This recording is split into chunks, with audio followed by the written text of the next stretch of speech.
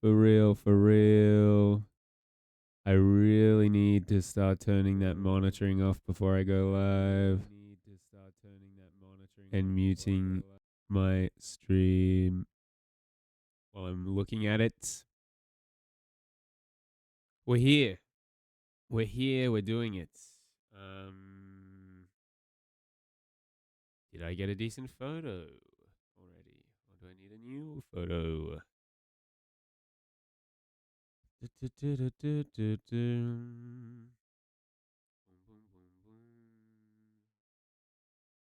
don't want you.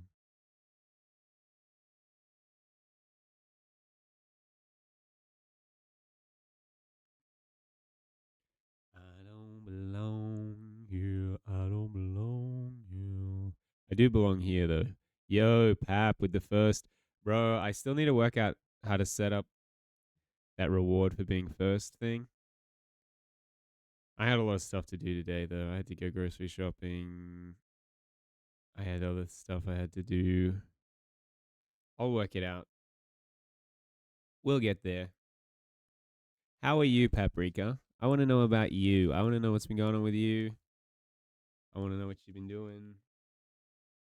I want to know where you live. I mean, I just want to know how you going. Doing some quests in RuneScape.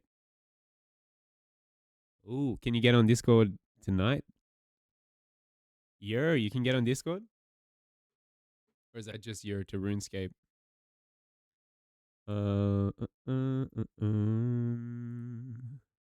I guess we'll get some RuneScape going.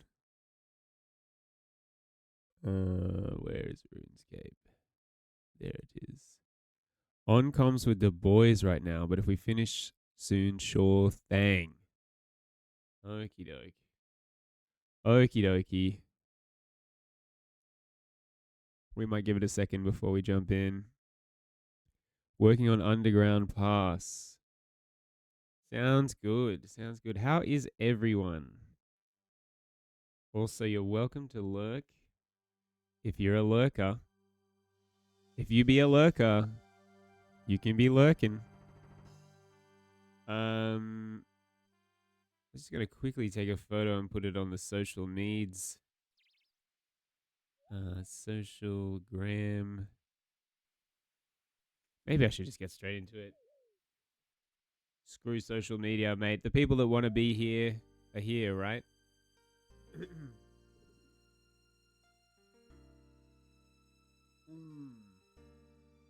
Boom, baby.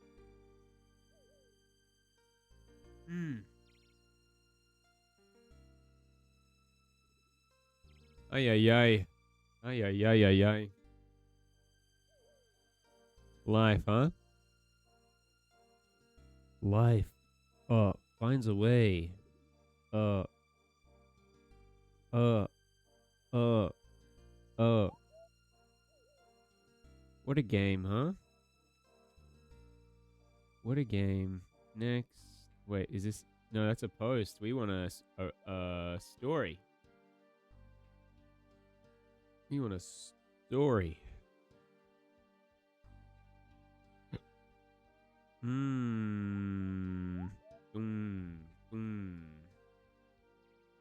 That's not done. It needs all the things. No, that's not a freaking story. What are you doing, Instagram? I'm going to blame Instagram. That wasn't my inability to use the social medias. Never. Never. This would never happen. Nothing would ever be my fault. No, sir. No, sorry, Bob. It's never happened. Live now is what we like to put on the old story. With the red, in a red box that says live now.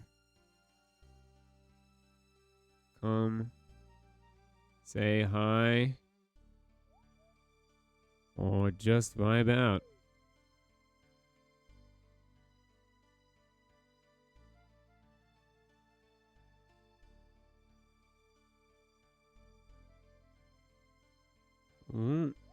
We got an ad in 58 seconds. Subscribe if you don't want an ad. There we go. Live now. Come say hi or just vibe out.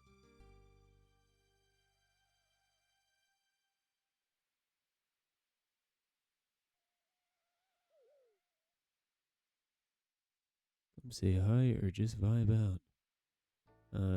With the link. You gotta have the link. If you don't have the link, no one's gonna come watch the stream. Twitch.tv/Peepcast. Teach. Let's try that again. Twitch.tv/Peepcast.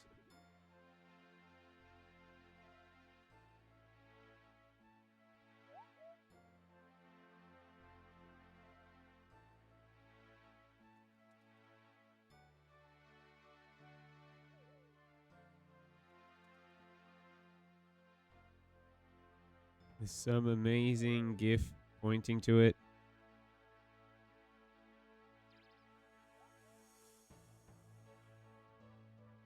The greatest GIF. The greatest GIF there is.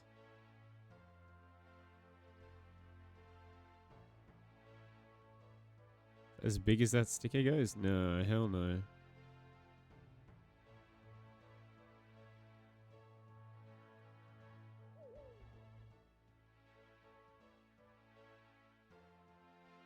Boom. Boom. Boom, baby. Bada boom, bada bing, bada boom, bada Bada really wanna, bada, yeah. Cause I tell you what it was. I tell you what it wasn't. It was chillin' with my cuz.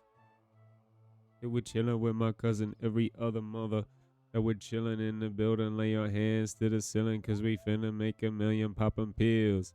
I ain't talking penicillin. I'm for real. I got ill will skills and abilities. And I'm finna put your willities easily. Like Willie D ain't be feezing me. For who I truly be. So who are you to be rude to me, cruel to me, breaking up the rules for me, making bad news for me? Heck yeah. We out here. We on the grind. We on the rise and grind. We on the rise and shine. Every time.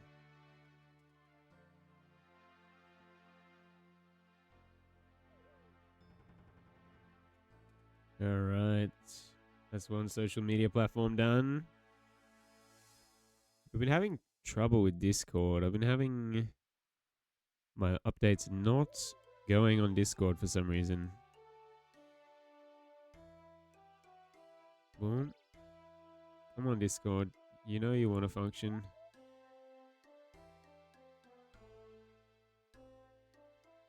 Boom, boom. At everyone. Live now.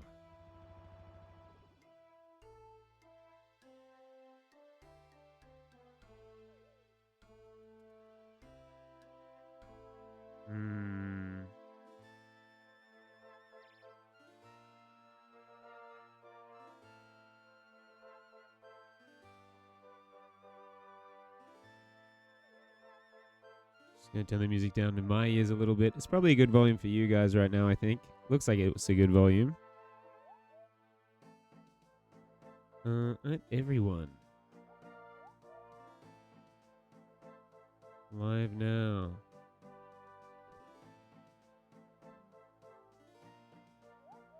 Twitch.tv/Peepcast. Boom, boom, boom. I don't know if anyone comes from Snapchat, and I say this every single time, but I like that I can put the link on there. Camera roll. Manage. Select more. Boom, boom. Boom. Send to my story. Boom. Alright, we're actually here. We're actually doing it. We're actually for real, for real.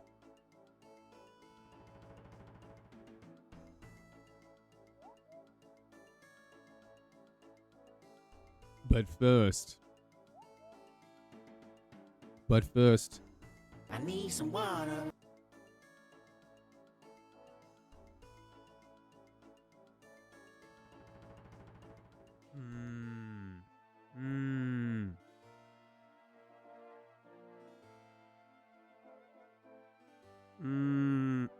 Yes.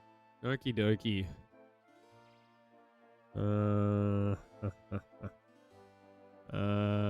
Yeah, I think I need to get one more rune thing, right? It looks like I have the one more.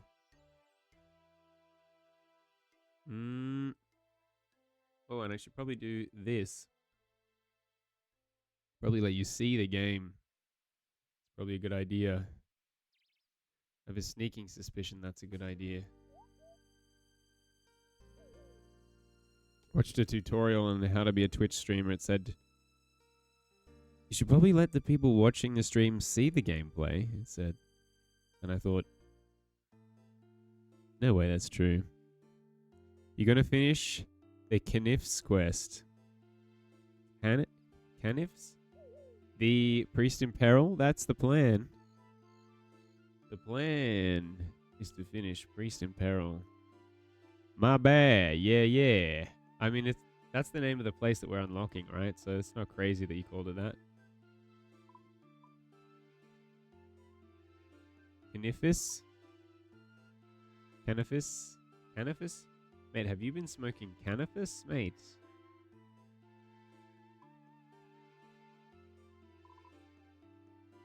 Canifis. What a great name. I find all the names of the places and the people groups in this game are just really easy to remember. Really easy to pronounce, really easy to read, pronounce, and remember. Which is very important while I... Open the gate!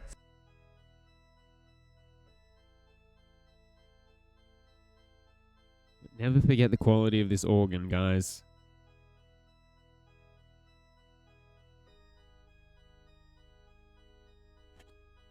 Open the gate! What is this? Pass through holy barrier. Wait on. Stop. Can I go through there? No, you cannot. It is taking all of my willpower to hold that barrier in place. You must restore the sanctity of the salve as soon as possible. Okay, bro. I brought you some more essence. I need some water. Quickly, give them to me. You give Drezel some essence. Excellent. That should do it. I will bless these stones and place them within the well, with the river safe. Misthalin should be protected from the vampires once more. Please take this dagger. It has been handed down within my family for generations, and is filled with the power of Saradomin. And as we all know, Saradomin's the good god in this game, right? You will find that it has the ability to prevent werewolves from adopting their wolf form in combat. Hopefully this comes in useful. Grammar moment. Congratulations, you have completed Priest in Peril. You are awarded 1 quest point, access to Mauritania, 1,406 prayer XP, the Wolf's Bane Dagger, total quest points, 28. So I can pass through the barrier now? Into Mauritania? Yes, you can. The barrier will prevent servants from Zormorak from entering Misthalin, but it is safe for those blessed by Saradomin. I must warn you, though. Mauritania is an evil land. The region is filled with creatures and monsters more terrifying than any you'll find on this side of the Salve. Worst of all are the vampires. The rulers of Mauritania, be very cautious of their kind. Many are completely immune to human weaponry. Those that aren't still very hard to kill. Those that aren't are still very hard to kill. I'll be careful.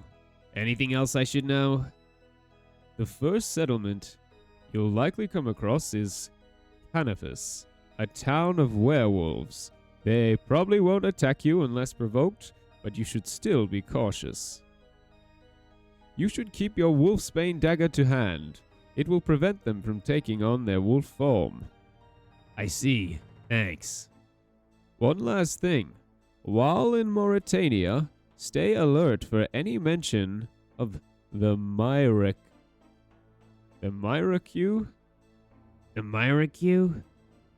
Yes, they're a band of freedom fighters. They fight to protect the humans trapped in Mauritania from the tyranny of the vampires. Their hope is to one day rid the region of all evil. The Leif, the leader of their Mort Maya group, is an old friend. I imagine they'd appreciate the help from someone like you, if you can find them. I'll keep an eye out for them. Right. I think that's everything. Just the blessing itself now. Hold still a moment.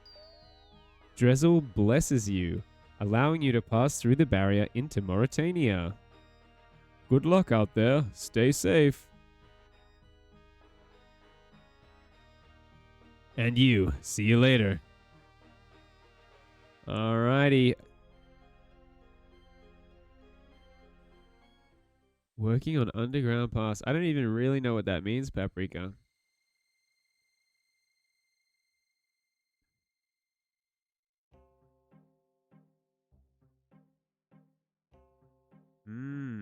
What to do, huh? Maybe should I just do my own thing until you get off comms with your mates? Climb tall tree. Is that... Oh, does this mean this is a really good agility course? This is the one you were doing last night.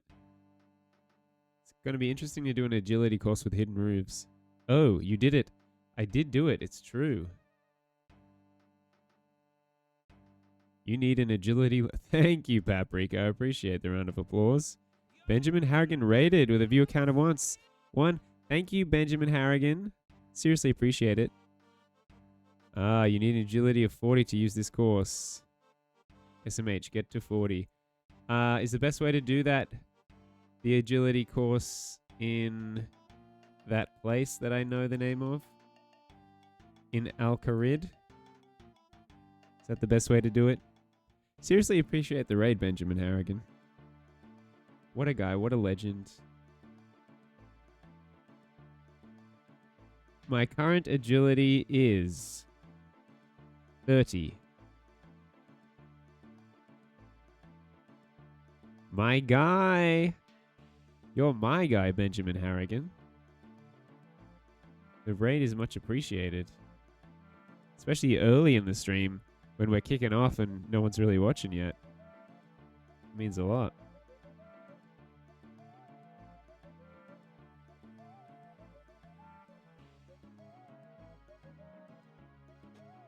See, the roof appears when you stand on it. There you go. The Rock Rooftop Course.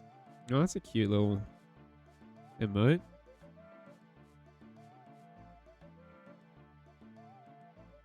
How are you, Benjamin? How do be life? Do life be well? How was your stream? Did you have a good stream? Were you playing OSRS?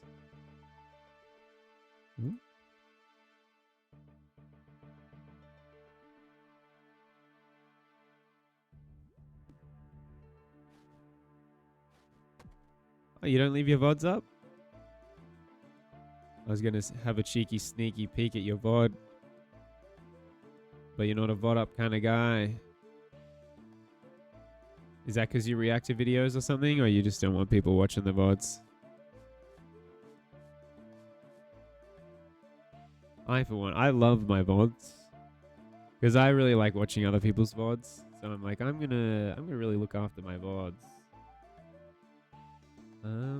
Although my last VOD, it gets to the end, I raid someone, and then I just sit here on my chair, watch Emilio's live stream on my phone for like an hour and pick my nose. So if you want to watch that, you can just look at my latest VOD. It's not interesting though, I'll warn you. It's not actually an interesting thing to watch.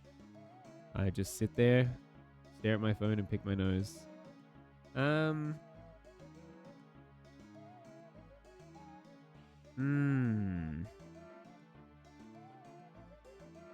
Baruch is really close to the GE from memory. GE. We love the GE in this house. Big fans of the GE. And I'm pretty sure Baruch is like here, right? I think I'm starting to actually remember this, how this game goes. And all it took was for me to play the game 11 hours a day every day for like 2 weeks? Has it been 2 weeks I've been a RuneScape streamer? Hey. Climb rough wall. Let's go. Let's go. Also, Benjamin, if you haven't already, feel free to raid and run if you need to. I, for one, often am raiding after an 11-hour stream at 6 a.m. and desperately need to just edit my clips for social media and go to sleep. So feel free to do whatever you need to do, my man. Ooh, the clothesline, the old clothesline. I'm on the old clothesline routine. I might just grab a pillow and put it behind my back. I'll be right back.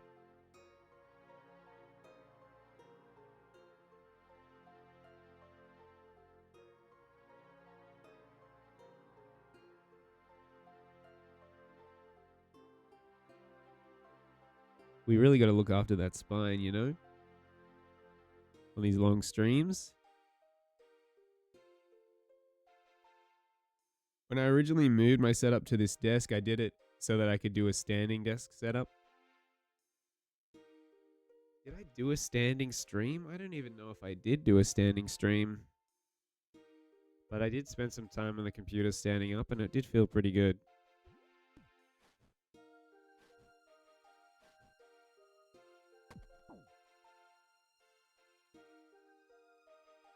Alright, this feels pretty good. Wait, that's the course done? That was pretty short, I feel like. That was pretty short. Now, Emilio tells me that if I'm just going to do an agility course, I should be like watching a video or something at the same time.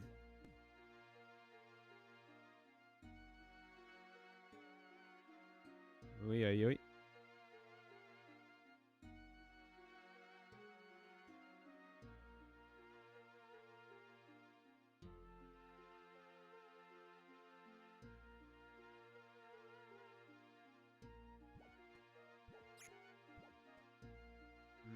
The project cancelled. Good.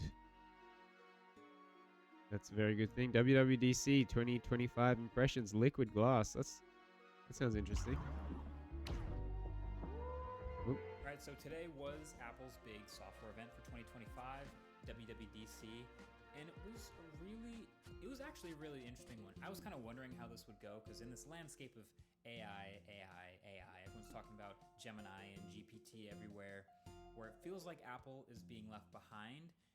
They could kind of go one of two ways. They could either double down on Apple Intelligence and just lean right in, like everything's fine, everything's going to plan, or they could shelf some of that stuff but show a whole bunch of other stuff and hope that that's good enough. So now we've seen the keynote, and I've gotten to try a lot of these software features and think about them weird a looking lot. dock. They definitely did the second thing, don't get me wrong. There's much more other stuff than AI. Oh, they gave up. Versus what like Google was doing earlier, but I do think that other stuff was actually kind of a lot. But this is everything you need to know about WWDC 2025. So first of all, they always talk about all of their OSs, all their platforms this year, and they are now all unified in their version number, just to keep it simple. So instead of having iOS 19, iPadOS 19, tvOS 19, macOS 16, watchOS 12, and visionOS 3, they're now just doing version 26 for everything. Kind of Heck the same yeah. thing Samsung I just think did that's a with their great phones idea. in 2020, how they match the year, even though it's a year ahead. Cool. Easy. And everything is getting this fresh, Whoop.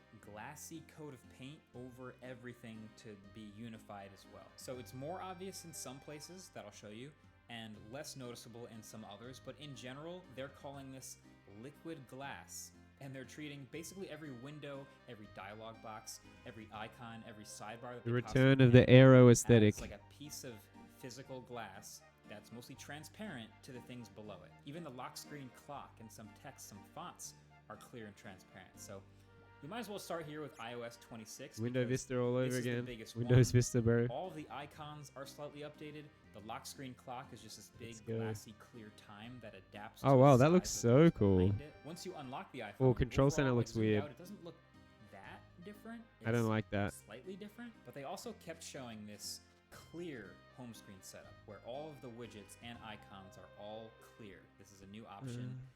I don't and like that. I don't know about this one. I mean, it is new, and you can do that if you want to, or never turn it on if you don't want to, but I'm never I just think turning that on. it's a little much, and readability might be kind of tough. But beyond the liquid glass thing, there are also some new features. Like they redesigned the camera app, really for the first time in a decade plus. It's now going to be super simplified to just photo and video buttons and the shutter. And then there's a whole bunch of hidden UI. So you have to swipe to reveal the additional Oh, this sounds modes. worse. And those still work the way they did before. No, it But looks then like it's also the essentially frames the per same second thing. And resolution settings are also super hidden. You have to know to hit that little button up there in the corner to change to 30 or 60 Okay. FPS, which is a really interesting choice. Seems like I it's mean, basically the especially same. on an iPhone where you kind of have to assume Apple knows which things people click most of the time. This kind of implies that nobody ever changes a lot of these things. The swipe up to reveal a lot of those settings, most people will never see that. But hey, you're watching this video, so now you know that the live photos setting toggle is there under that swipe. So good for you. There's also a new FaceTime app with a new landing page to quickly hit up your main contacts. And then also the phone app is updated to bring voicemail and missed calls and contacts all into one unified place. That's good. Kind of like that. And That's they've always also been weird. matched or copied, you could say it however you want, matched or copied, but they've matched two of my favorite Pixel features from the dialer, from the phone app, which is call screening and hold for me. Those are the Pixel feature names. So now in iOS 26, there's a feature that can automatically screen unknown numbers, and it'll answer the call for you and then transcribe whatever the person says before trying to ring you and showing you who's calling, which is interesting because the Pixel would let me choose that for every single call manually. But then also the hold assist feature is a no-brainer, just waits on hold for you while you do other things, and when it's time to come back, it rings you again. Both super useful. And there's also a couple iMessage features, like you can do native polls inside of iMessage now. Typing indicators in group chats will show you which person is typing, which is That's sweet. good. And you can add pictures as backgrounds for each of your iMessage chats. None of this is groundbreaking or unheard of, but it is nice that they're finally Can adding an it. Android And then person I'd be in say a the group most chat now, AI please? focused thing here is translate. In short, Apple added live translation to FaceTime, to messages, and the phone app, and it works That's pretty cool. basically as you'd expect with the on-device AI models. If you turn it on during a phone call, you can hear a person speak in their own language, and then it gets translated and read in your language. And then if you want to speak back, it gets translated again and read back in another voice to that person. It's a little laggy, but it gets the job done. There's also a little bit more stuff in Maps and in Apple Music and a new Games app. I plan on breaking all of this down in a dedicated Best New Features of iOS video. Definitely get subscribed if you want to see that right when it comes out. I always do this when the public beta rolls around, so that's coming soon. But my main concern from seeing Apple's demo videos and playing with it a little bit myself is readability. This glass aesthetic, it looks cool sometimes, I don't like but it. it also is a little hard to I think read the control sometimes. center looks Like, I get terrible. that the clear and glassy sheen is very modern, and it looks like Vision OS, and it's fresh. But also, there's a reason that we add backgrounds to things in the video world a lot, even if it's subtle, because it's to provide more contrast to make things easier to Yup. see. Just basic stuff. And there were so many bits of text, like notifications or menus or even UI elements, that just looked kind of harder to read. Now, the OS is supposed to adapt to it by giving light things dark backgrounds and dark things light backgrounds, but sometimes you'll have like a half light, half dark background, and that's where things get weird. So Weird. I'm curious it how looks this is weird. gonna play out. Looks Now, some of bad. the other Don't smaller like it. updates, WatchOS 26 also got a lot of these glassy UI elements, and it's noticeable. There's big touch areas and reflections and glassy buttons galore. And you can also definitely feel that fresh coat of paint. But beyond that, I really like the new wrist flick gesture, which is just that. So if you ever get a notification and you don't want to do anything with it, you know how it just kind of sits on the watch for a while? You can Bruh. just flip it and That's it goes good. away. So if you're getting a notification, you don't Hope my care, old flip it. You're getting a phone Series call, 5 you watch don't gets wanna that. accept the phone call, dismiss it. If you got an alarm that's starting to ring or anything else like that, you don't want to be on your screen, just flip your wrist and it goes away. I think I'll be doing this all the time. And the other big thing is this Workout Buddy, which feels, I'm going to describe it as Spotify DJ, but for Apple Watch workouts. Like, it's basically a new customizable high energy voice that talks to you at High various energy times that it voice? thinks you need some energy or motivation during your workout just by telling you stuff. Let's go. Like random stats like your heart rate or your mile splits, or hey, this is your third workout of the week. Great job. Keep it up. Stuff like that. Still no group fitness challenges though. I'm going to just keep saying that every year because every That year is weird not to have that. and every year they don't do it. Still no group Maybe fitness they're worried challenges. about But then people there was feeling shamed about tvOS not doing as well as 26. other people. That also got new liquid glass, and I'll be honest with this one, I barely notice it here, but apparently the icons are shimmering a little differently, Whoa. allegedly. But also just more content, obviously. Otherwise, not a huge upgrade there. But then there's macOS 26, which is also called Tahoe. Please don't be And ugly. this one you notice. This one's got way more Uh-oh. very clear elements to it. And some Uh-oh. of it kind of can look cool. Others I really Uh-oh. don't like as much personally. Ay, And ay, I ay. thought this again about some older versions of macOS. I'm sure Me we'll no get used like. to it, but like the control center with the super glassified No. feels a little more cartoony buttons. Don't like. I'm just not a huge fan of that. You can also do clear No, no, no, widgets, no. clear dock. No, no, no, And the no, menu no, bar is no, completely no, clear at no, the top, no, which is no. also sweet, makes your screen feel bigger. Don't And so do yeah, it. there's some stuff to get used to here. I think I like some of it. It's just not totally like winning me over yet. One really good feature now though is live activities, which is already a nice thing on the iPhone. If you have an iPhone and a Mac, it'll show up in the little menu bar in the Mac when something is like happening, a delivery or a flight information, whatever it is. You can click on it and that'll view that convenient information from the live That's activity. cool. And then if you want to click on it again, you can bring up the whole iPhone mirrored app to keep track of that live activity. Makes a lot of sense. Nice continuity feature. Anyway, the Mac also gets the new phone app, so you know your voicemail and everything in one place, and the hold for me, all those features. But Cool. the number one biggest update I'm interested in on the Mac is actually the new Spotlight. Now, some of you might not care about Spotlight, but some of you are productivity nerds like me because Hell yeah. Tech YouTube channel. And you might Hell already know yeah, about this, bro. but my favorite productivity app on the Mac, and it has been for years, every fresh new Mac I install it first, is called Raycast. And it's basically Spotlight on steroids. It lets you open apps, but also do shortcuts and do window management. Man, and homie's find actually failing files this and do agility even course. more useful things like viewing my clipboard history. So now Apple comes out and shows us the new Spotlight in macOS 26. It's got all and those it does features. almost all of that stuff. Almost. This is what we call in the industry getting Sherlocked. Basically, Apple Oh, showed yeah. a whole bunch of really cool stuff you can do now with the new Spotlight. It's got this sweet animation which separates out things like file searches or Siri shortcut searches. That's cool. You can do shortcuts from the keyboard to open actions inside of certain apps. and This sounds perform them. good. Straight up entire strings of commands without even opening an app or touching your mouse. Sounds very good. Real power user stuff. Productivity nerd stuff right here. It doesn't do fully every single thing that I've done with Raycast. Like in Raycast, I can tab over and start a new search or conversation with GPT or Gemini or a bunch of other stuff. That The sounds Spotlight good. doesn't do that yet, but who's to say if next year they might add that feature or might slowly start doing all the things that Raycast does. It's an interesting step. It's definitely better. But then, okay, Vision OS. This is where all the glass came from. This is technically only the third version of Vision OS, but now it's Vision OS 26. And there's some smaller updates to this one, but I think the new widgets, even though they're kind of silly and not really that functional, I think they're awesome. I think they're super cool. Basically, you can pin these things to persistent locations and customize the size and depth and color of them exactly how you want. So they showed things like clocks and weather widgets and picture frames, but then they have these like really convincing location pinning, plus all the reflectivity and depth that they always have. And I don't know, I thought it was super cool. I was sold. But really, this is also pinned with the fact that Vision OS or the Vision Pro will remember where you put your windows now all the time, like through a reboot and everything, which it didn't do before. It was one of my biggest complaints I talked about in the original Vision OS review. So yes, it will remember where you put your windows and where you put your widgets. The updated fidelity of the personas also, it's inevitable. Like, we just knew they were going to continue. Take note, that's personas with a P. So they showed another pretty big jump.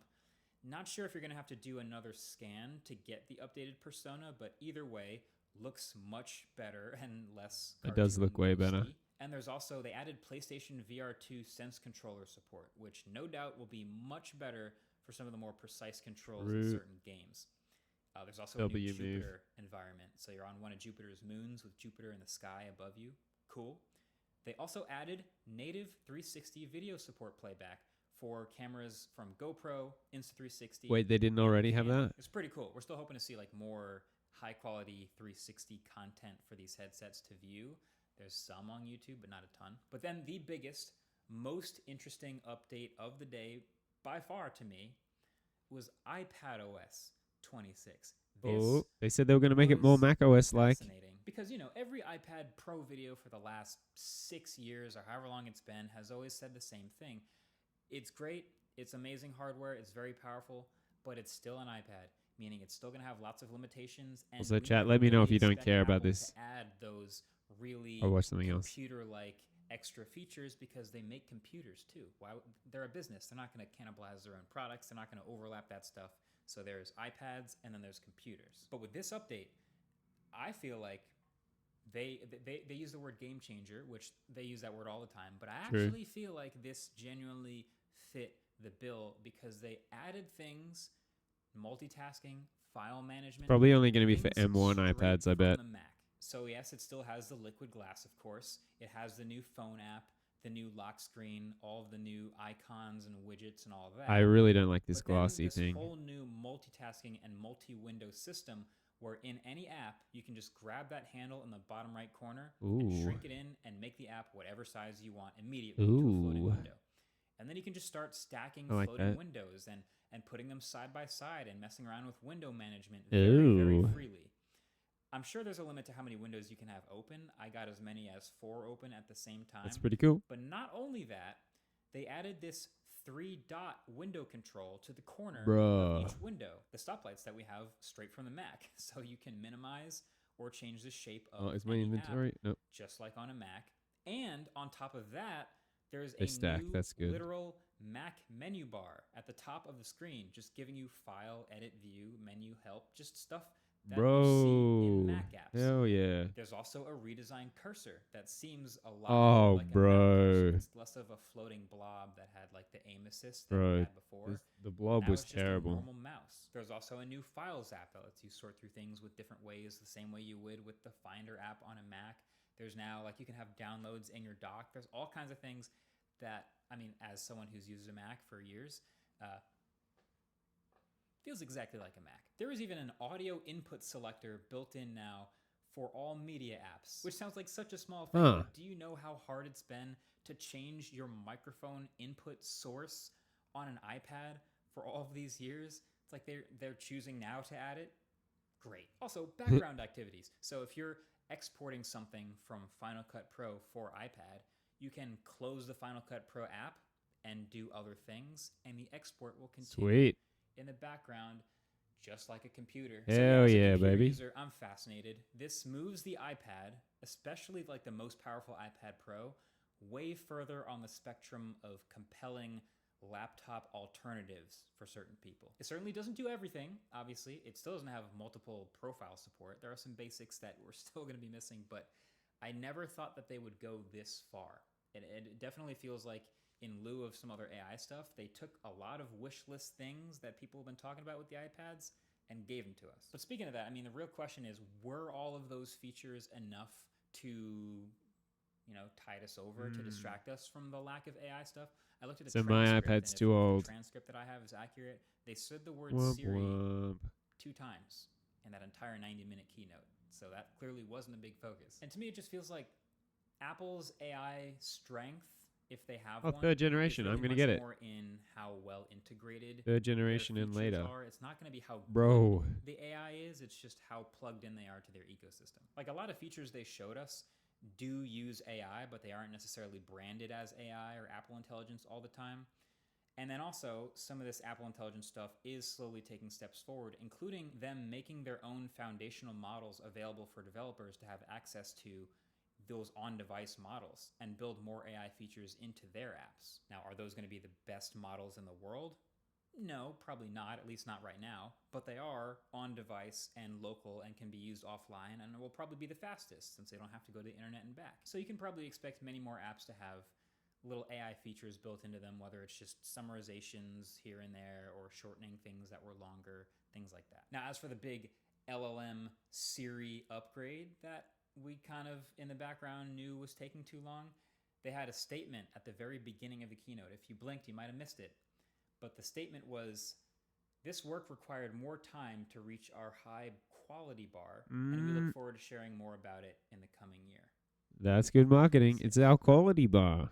We'll see. I just like that they Our added quality on-screen bar's just so high, capabilities guys. for visual intelligence. So it was just from the camera feed before, but now, you know how every Android phone has circle to search? Well, yeah, now with screenshots, the iPhone's going to get that too. This was a fascinating WWDC. I am very excited to dig into these betas and see what's actually good, what's new about them. Stay tuned for those videos. That wasn't crazy. I really don't like the everything being glassy now. I think that's pretty weird. I bet this Xbox handheld is just an Asus ROG Ally.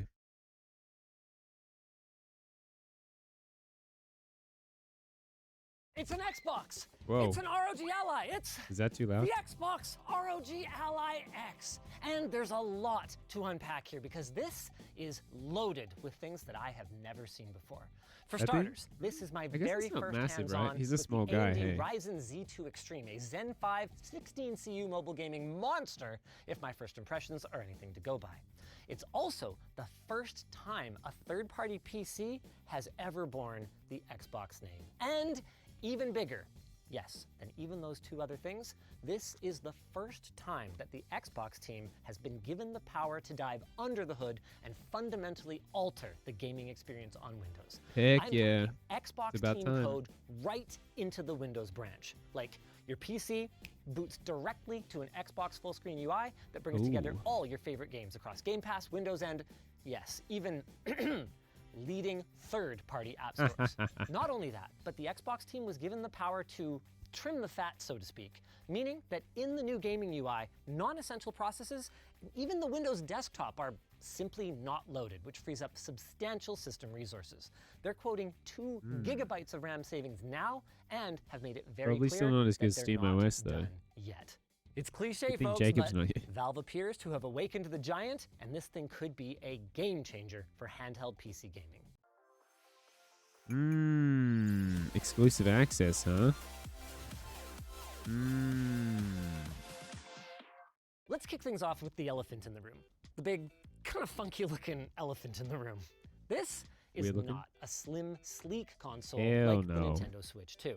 But that decision was made for a number of very good reasons. See, the goal from the Xbox team was to take the Xbox controller experience and translate that to a handheld PC. Whoop. That means large, contoured grips, full-sized analog sticks, a subtly angled screen to improve neck ergonomics, and, in the X version, impulse triggers like we first saw with the Xbox One. I assumed Ooh. Microsoft wouldn't provide competing devices at this first look, so I brought a whole backpack of them, and the most obvious one yeah. is, of course, the original Ally, and the interface is extremely similar, with only the rhombus-shaped Xbox button really being added by comparison. This is used to access the Game Bar overlay and Armory Crate, which raises an interesting question. What's the Armory Crate button here for then? I don't know. I've asked if maybe it could be a reconfigurable macro button going forward. I got a firm maybe on that. Realistically, Maybe. a lot of things are still up in the air on this. The back Maybe. is completely different and really shows how much Asus probably with some help from the Microsoft team, has learned about ergonomics over the last couple of years. Even though this is a heavy device, very much like the Ally X, which at least managed to lose the squared off corners, it feels lighter. And I was really unsure about the angled screen. Honestly, I kind of thought I'd hate it, but I completely forgot about it when I was using it, and it just feels natural. Of course, ASUS isn't the only ones who makes handheld PCs, and some makers figured out that ergonomics were important right from the get-go. So how's it compare to the Steam Deck? Obviously, the middle section is Same size way thicker, with and it's handles? noticeably heavier. Ooh. But from a packability standpoint, it's actually less wide, and you do get the benefit of larger face buttons, though you lose the touchpads that many Steam Deck users really love. As for the Switch 2, I'm still I had curious to intended try talk those more about this touchpads. comparison, but it's clear from looking at them that these are entirely different classes of device, and the customer for one is simply not going to be the customer for the other, I don't think.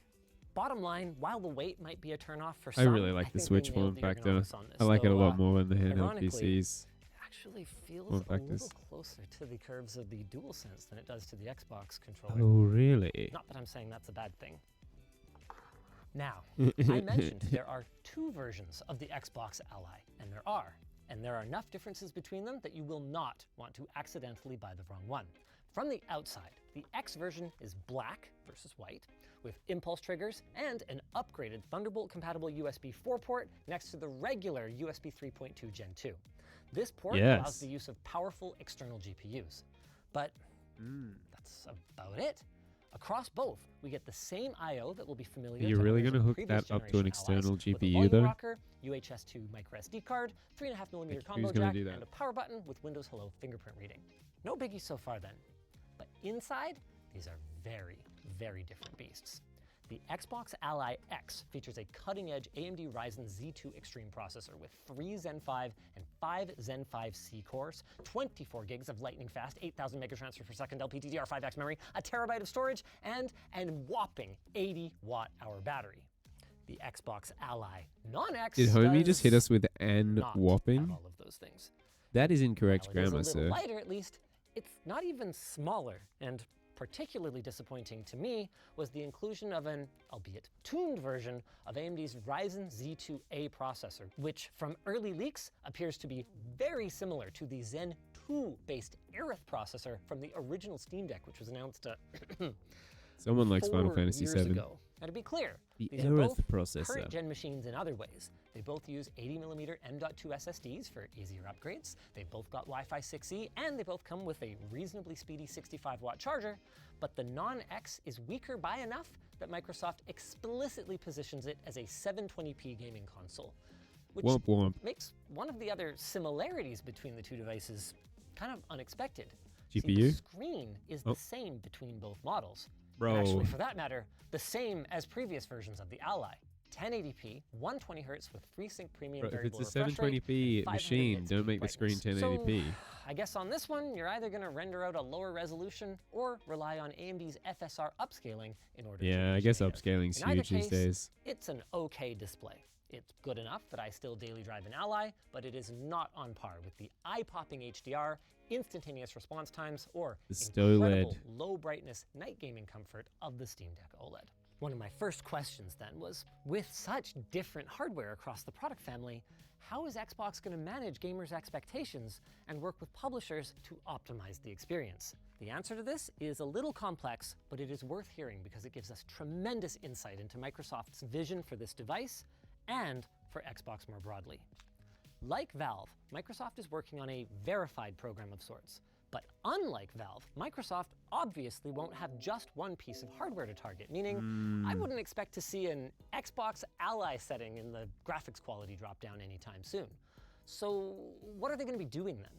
Well, for one thing, they're going to be validating the usability elements, just like Valve does. Does the game support a controller? Does text scale correctly on smaller, higher DPI displays? As for the performance side, well, the strategy is going to involve using Windows telemetry data, including specs of your machine, the game you're playing, and gaming frame rates, to group similar systems together to give gamers a rough idea of which titles will perform well. All of this is going to be presented in the game library of the Xbox full screen experience. And I'm going to come back to the game library in a second because first, I gotta say, the UI looks slick. And more importantly, it's the first thing you'll see when you boot up your handheld or wake it up from sleep. They've done so much here. On top of the resource optimization that I mentioned earlier, the Xbox team has a really cool multitasking interface that Should gives they you have quick not- access to a Hey, browser Wolf, or what's up? Discord, How you and doing? They claim they have already managed to We're just triple watching YouTube the videos efficiency while of I do this standby, agility with course. a ton more work coming to make this But let me know the if you're not most interested in console-like watching PC experience you've ever had. None of which is to say that this. you will lose out on any of the good things about gaming on Windows. Compatibility is expected to be Oh, on I left par behind with a mark regular of grace, Windows, but I can't go and back, I Should guess. you desire a more You're good. desktop-like experience, I'm you pretty can good. access that I'm pretty good, Mr. Wolf. I started much later this evening than usual, which is funny because I've been saying I want to start earlier. But I just had some things to do. I had to go grocery shopping, do some cooking. You know how it is, life stuff. So yes, I'm pretty good. using the joysticks as a mouse or with standard peripherals, either connected directly or through a dock. The system will just load up the necessary Windows processes and hopefully put them back to sleep when you go back to the Xbox full screen experience. They didn't have a firm answer on that. I think they should have ditched all the Asus stuff, right? Asus could manufacture it and you just call it an Xbox handheld. I think this dual branding's just weird and confusing. Nor did they have a firm answer on how Windows updates are going to be managed. Are they going to be more Windows-like with the constant interruptions and the background resource hogging and the flavin'? Or are they going to be more Xbox-like? TBD. Okay, let's come back to the game library now. The idea They'll be here is to Windows-like. bring all your games together in one place. And I know, I can already see the XKCD comic in my mind's eye. But this implementation looks like one that I might actually want to use, bringing together your Windows games, your Game Pass games, your cloud-streamed games, and even remote play from your Xbox console, allowing you to quickly and easily Gross. synchronize your progress and achievements and your recently played titles so you can just grab and go and game anywhere. The new game bar also, honestly, kind of sick. For the first time ever, I have wanted a hotkey to access the game bar. Who'd have thunk it? Instead of a big, cluttery, full-screen interface, Keep in mind he got early exclusive access to this thing. I feel like he's being overly positive. they used the shoulder buttons to flip through menus in a way that was, honestly, intuitive to me within seconds of my hands-on time. They also showed off gamepad support, by the way, for entering pins from the Windows lock screen. It was super cool. And all of this sounds great, at least for the privileged few who own an Xbox Ally X, but what about the rest of us? Well, coming back to the vision. This Hiding away at the bottom of one of the Gaming slides version was of a Windows is just going to come out for Windows, I reckon.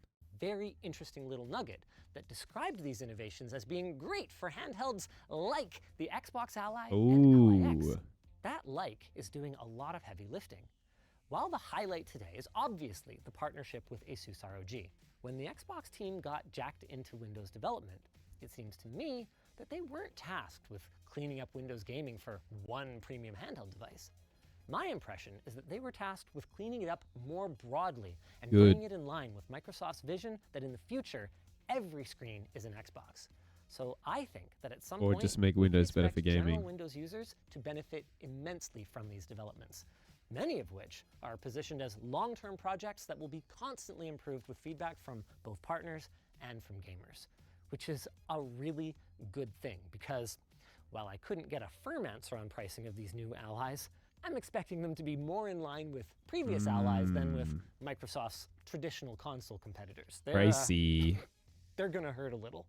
Hurt almost as much as I feel like the Xbox folks watching people like me lament the death of handheld gaming on Windows have hurt. First, they must have been hurt because they knew that what we were saying was true and they were powerless to fix it.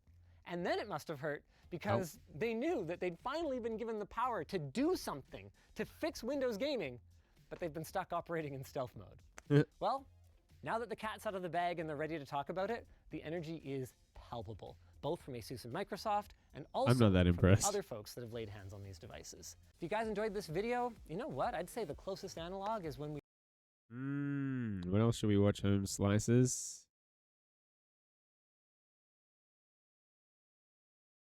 Switch to evolutionary, not revolutionary. Are we interested in that? I really do like Retro Game Core. He's pretty awesome. You don't already know this guy. He reviews all the retro handhelds that come out of China. Hey everybody, this is Russ from Metro Game Core. I got my hands on the Switch 2. I've had it for about a day at this point, so I want to do a quick impressions video. Now, believe it or not, this is the first time I've done a console launch video because my channel has not been around long enough to cover things like the PS5 or the Xbox Series consoles, so this is my first time really diving into one of the big first-party consoles. However, I do consider myself to be uniquely qualified to cover the Nintendo Switch 2 because my channel is dedicated to handhelds, and so I spent a lot of time thinking about screens and buttons and stuff like that, so that's what I want to cover in this video today. So from a hardware perspective, I'm going to treat this like any of the other hundreds of handhelds that I've tried out before to see how it's a good looking console. Other things I've seen on the market.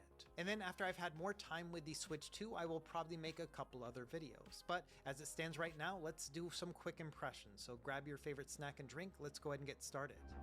Well, I've got these freaking muesli bars.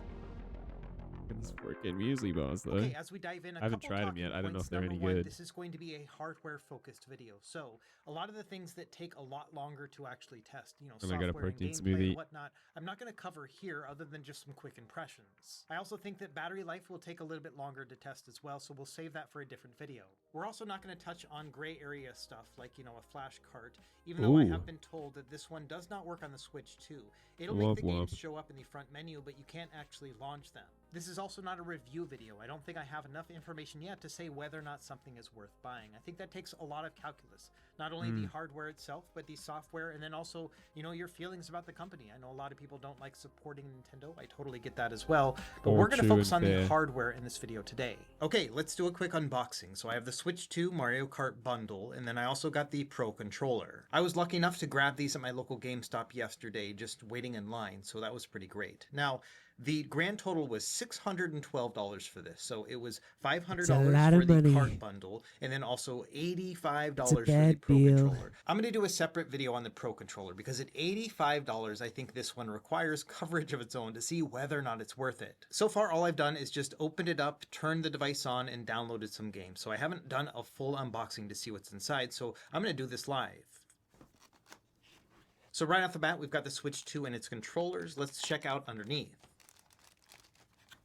Now, the Mario Kart is just a game download, so it's just a little cart here. You'll scratch off the code, which I'm covering up, and that will allow you to download the game from their online store. We've also got a health and safety card and then the HDMI cable. So this looks to be certified for HDMI ultra high speed. Hell yeah. It kind of looks like the old HDMI cable, but I feel like this is a little bit different. So maybe that's a way of separating it out, is the connector right here is just a little bit more robust. We've also got a couple Joy-Con adapters. We will check this out in a moment. It also does come with a controller grip, which I'm happy to see. I liked the older one as well, so we'll compare these later. I hate the Okay, in terms of power supply, I like that it's Switch. nice and compact, and also it detaches from the USB cable, which means that if something happens to the cable, it's easy to replace. And this is a 60-watt power supply. Now, last night I tested with a variety of different charging bricks and cables, and all of them charged my Switch 2 no problem. Now, I bet Nintendo's going to say that you have to use their own products, but it does seem like it's universally compatible. And then finally, we've got the dock, which looks pretty thick and kind of robust. You can see that it obviously has some sort of cooling here on the back, but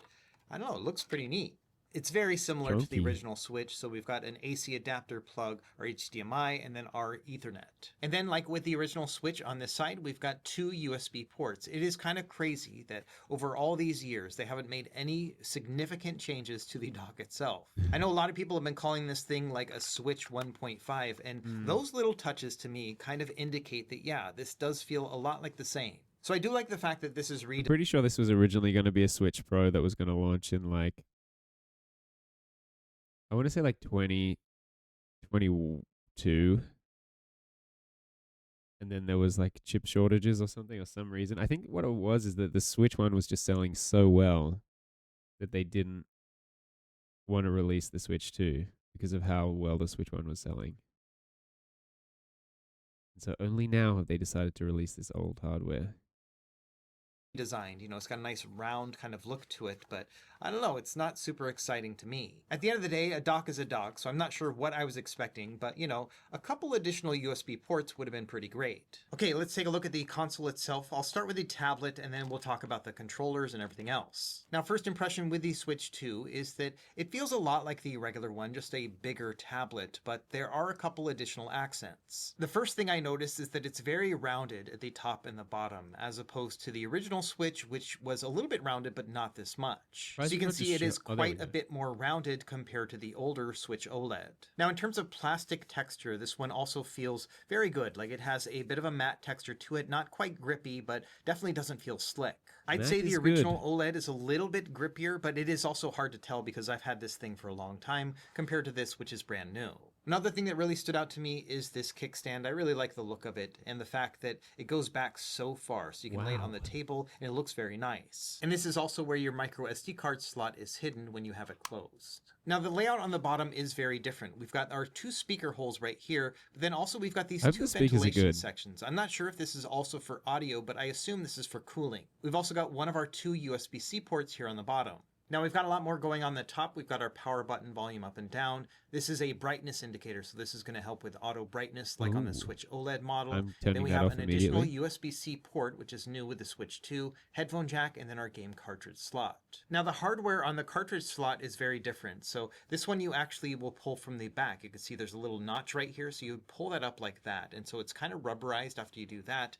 Then you'll put the cartridge inside and then clamp it down. It looks like there's a little bit of a holder here for the cartridge as well. Let's test it out. We're going to use some sort of indie game right here. So I'm going to just put this in here, and yeah, it clicks down into place, and then this will just go right on top of it. So yeah, it does feel a little bit more secure in putting it in place, but really it's just kind of this lid thing that does the work. Either way, the experience does seem to be almost identical to the old one other than this additional cap. Now each side is going to be color-coded with the corresponding controller, and then also this is now magnetically attached, so there is no more sliding into place, you just plop it in. It almost feels like a really... You can pull these Joy-Cons off just by using brute strength, which is interesting. Big magnetic USB-C port, and this is the connector right here. I know a lot of people are worried that this might break, but I haven't really seen that in my own testing over the past day. So it's a very simple process and a lot easier than the original Switch. You just literally just plop it in and it's in there, nice and secure as well. And if you want to detach it, there's a little lock mechanism. So you're just going to push this and it's going to unlock it. You can just pull it free from there. So let's move on and talk about the controllers. This is probably going to be one of the primary focuses of this video just because I want to know how these things feel, both detached and attached to the Switch itself. Let's do a quick walkthrough of each Switch Joy-Con just to see what we're working with here, and we'll start with the left one. In terms of overall design, it is very similar to the original Switch, but obviously a lot bigger. Also, like with the tablet, it is a lot more rounded along the back of it as well. It does have a bit of a cutoff right here, not necessarily a 90-degree angle, but you can definitely feel that there's a bit of a lip on the side. By contrast, the Switch Joy-Con was almost equally rounded on each edge. The back was a little bit more rounded, but not by much. But in the case of the Switch 2, I can definitely feel that there is a sort of lip here Game Boy from the front to the back. I wouldn't strength test it either with the price. This guy makes money on YouTube. This has 190,000 views.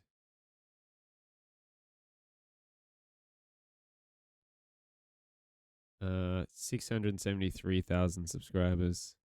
I mean, maybe you're right. Let's talk about the analog sticks, which is kind of interesting. So they are larger in size. I don't think you have to damage it, though. Are you trying to buy one of these? I don't think so, man. I don't think I want one. Well, at least not now. At least not while the only game is Mario Kart.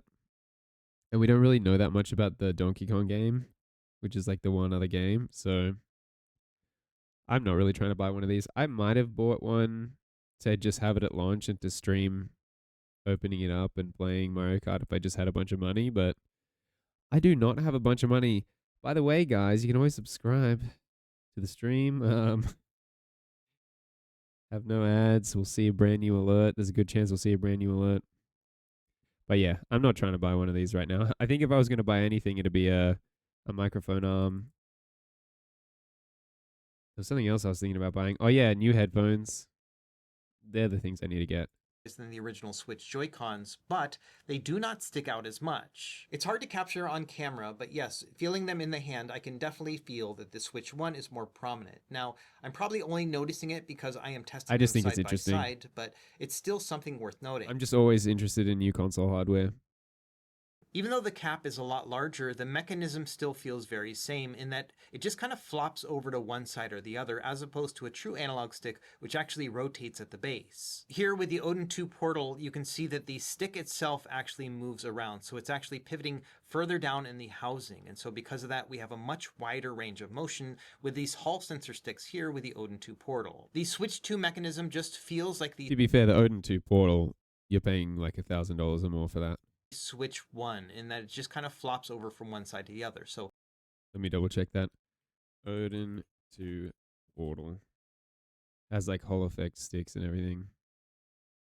Oh, 329 USD. Okay, my bad. I must be thinking of a different device.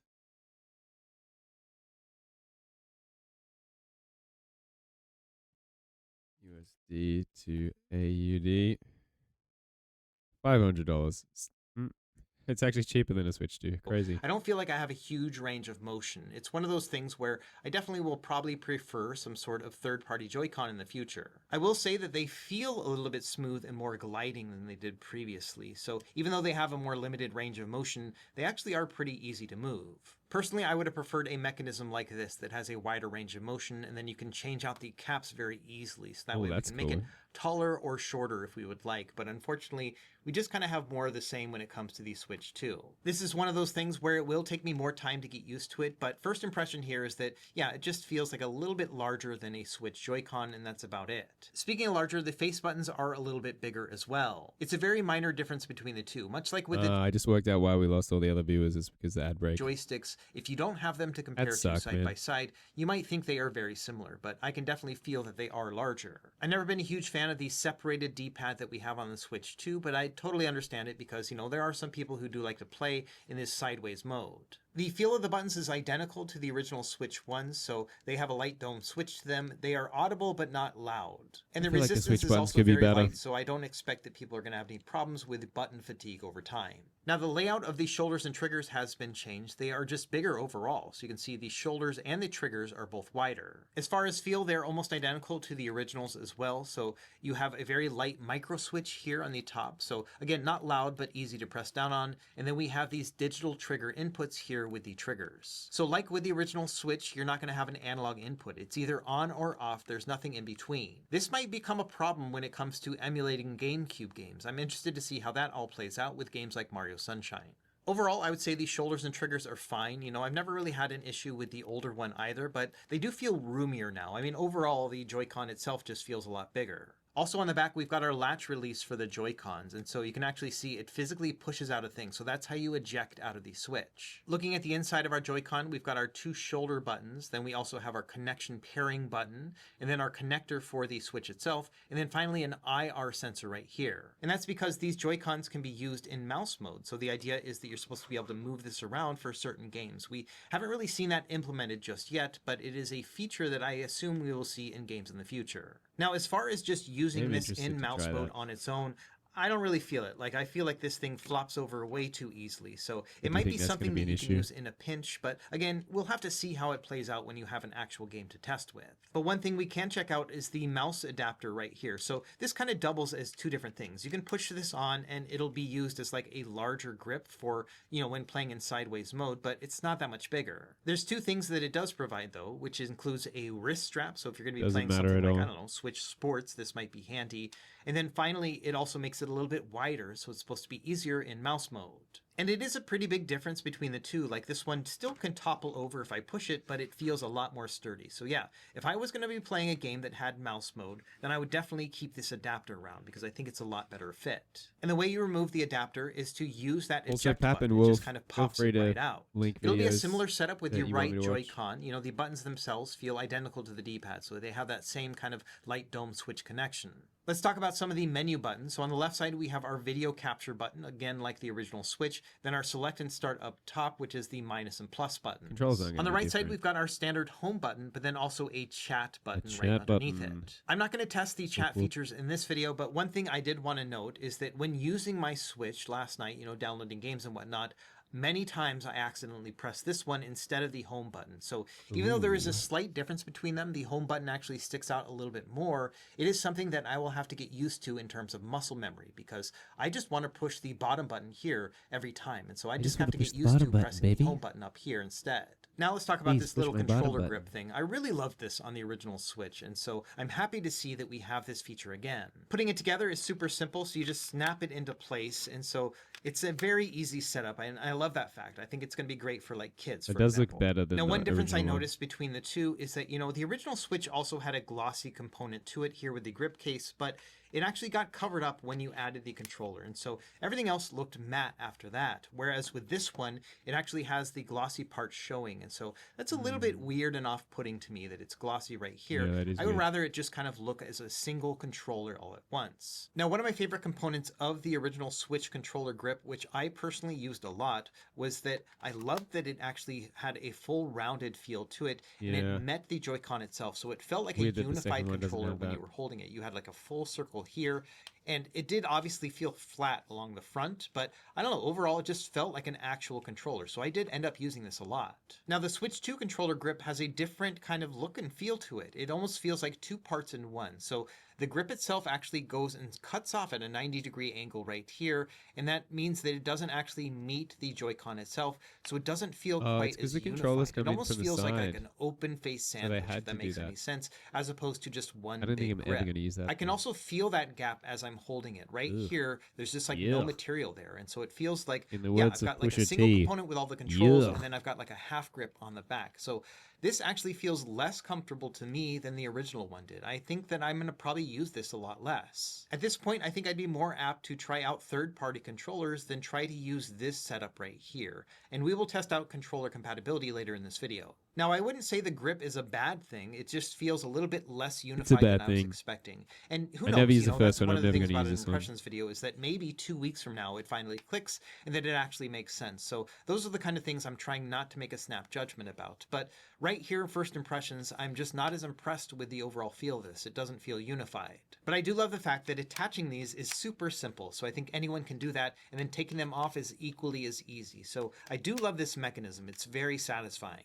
So now let's talk about actually using this in handheld mode and when it comes to, things like ergonomics, weight, and overall size. And first impression here in handheld mode, yeah, this thing is large and very flat. Again, that was probably my first takeaway with the original Switch, but this thing is just that much bigger. And so here's a size comparison against the Switch OLED, which is not a See, I don't feel like the Switch needed to be bigger at all. I was hoping they'd make it smaller, to be honest. small handheld. You can see that just how big it is altogether. I had my wife and kids try this one out as well, and they were all just completely surprised at how big the Switch 2 is. I'm not sure if the whole world is ready for a handheld that's this size. Now, when the first Switch came out, I thought it was massive as well. So maybe it's one of those things we're going to get used to. But man, even after using, It's a hundreds boiling frog thing, man. The handhelds keep getting bigger and bigger, and I feel like if someone brought out a small handheld that was really good, people would go nuts for it. A small handheld can actually fit in your pocket, and then you can actually use it regularly. This is why I think the DS Lite was the pinnacle, and it's been all downhill from there. of different handhelds, I was still very surprised Nintendo went with such a large handheld console with the Switch 2. Here's another example with the Switch Lite, and this is not a tiny handheld, it's 5.5-inch screen, but man, look, it almost fits inside of the tablet itself in the Switch 2. There is a huge difference between these older consoles and the new one today. It is surprisingly close to the Steam Deck in size. That's Now, you can see the crazy. tablet itself is about the same size as the screen on the Steam Deck. It's Too really just big, coming down bro. to the fact that the Steam Deck has a lot more roomy controls, but really that's the major difference between the two. So once we see third-party controllers that will latch onto the sides of the Switch 2, I bet it's going to be about the same size as the Steam Deck at the end of the day. And one more size comparison here with the Odin 2 Portal, one of the largest Android-based handhelds we have on the market, and Oh, this it's an thing Android handheld. That's why it's cheaper. The Odin. Oh no, Odin does Android stuff. They also do Windows ones that are pretty expensive though.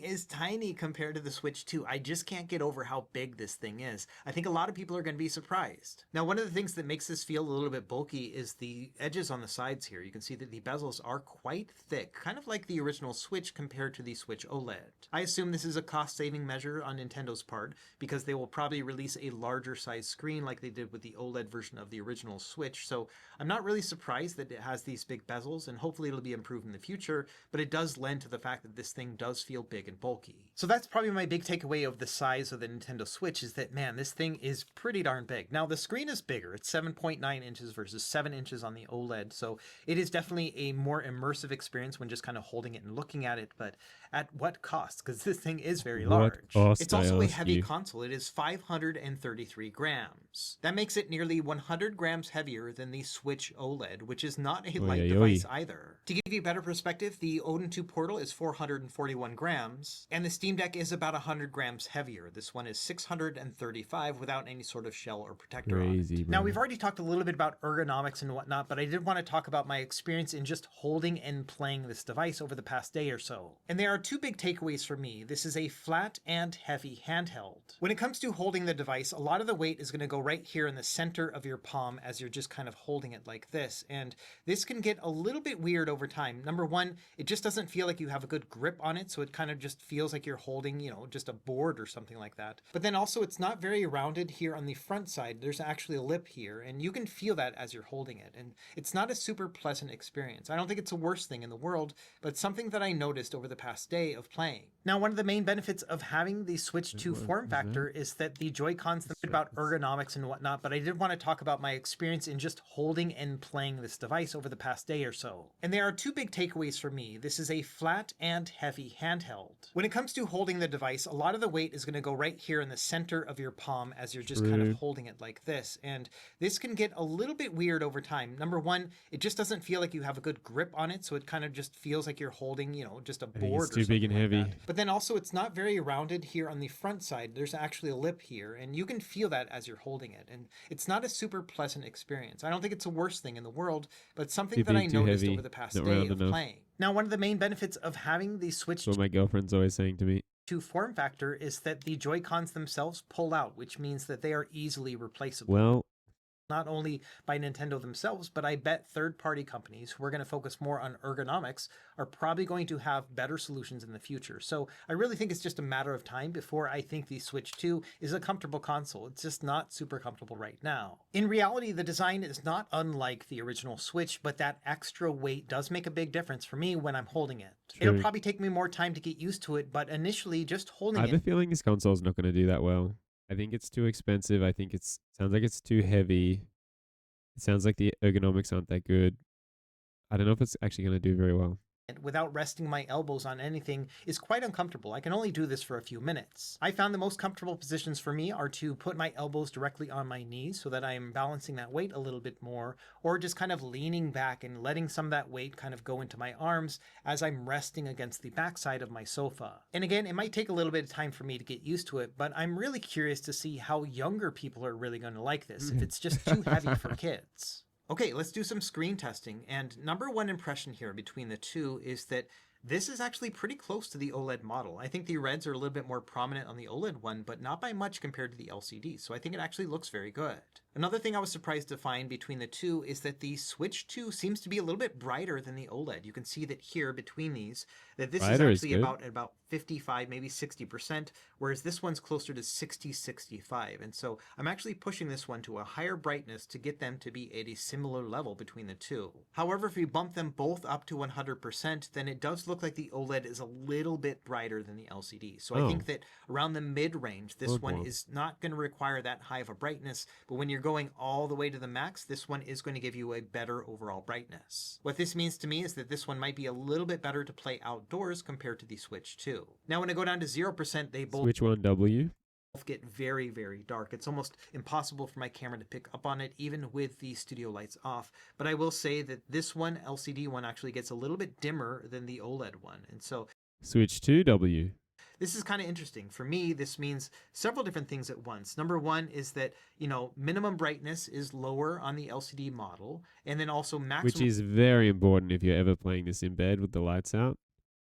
brightness is a little bit lower on this one as well, but when it comes to the mid-range, this one seems to just do a better job in getting you a nice brightness without having to max it out too much. So first impressions here, I am actually very impressed with the output of this display in that it actually can kind of go toe-to-toe with the OLED one. It gets a little bit darker, so it's going to be better to play at night, but it doesn't get quite as bright on the high-end side, but everything else looks pretty good. And again, like I mentioned, the colors really pop on this. Not quite to the point of OLED, but very close. Now, I also did some audio testing and comparisons with the Switch 1 OLED as well as the Steam Deck. Let's take a quick listen and then I'll share my thoughts. This will be interesting. It's pretty tinny. That sounds better. Sounds more full-bodied. More lows, more mids. Well, Steam Deck doesn't sound that good. That's pretty tinny for such a huge device. So I think overall the bass is more distinct on the Switch 2 than it was on the Switch 1, but it still has a bit of a muffled quality, especially compared to front-firing speakers like on the Steam Deck. So in the end, I would say they are slightly improved over the Switch 1, but definitely not best in class, especially at this price point. Now, while I have both of these set up, I do want to do a quick software comparison between the two. You can see there are a couple additional options here in the bottom row of the Switch software compared to the Switch 1. So we've got a Switch Online button like before, but now we have a Game Chat button. This wasn't here before. Again, I will test this one later. I don't think it's worth testing in an impressions video.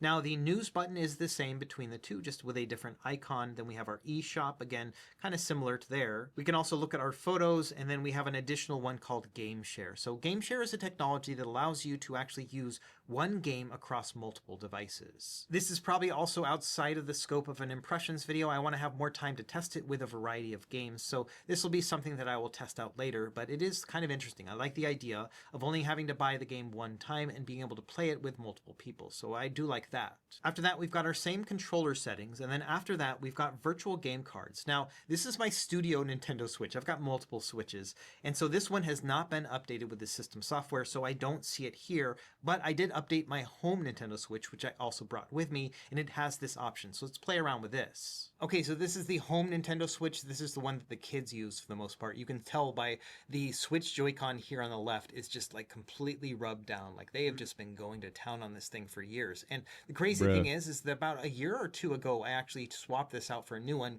because they were getting stick drift. But you can see that, man, Homie's kids they are addicted really to put a playing lot of hours onto this thing.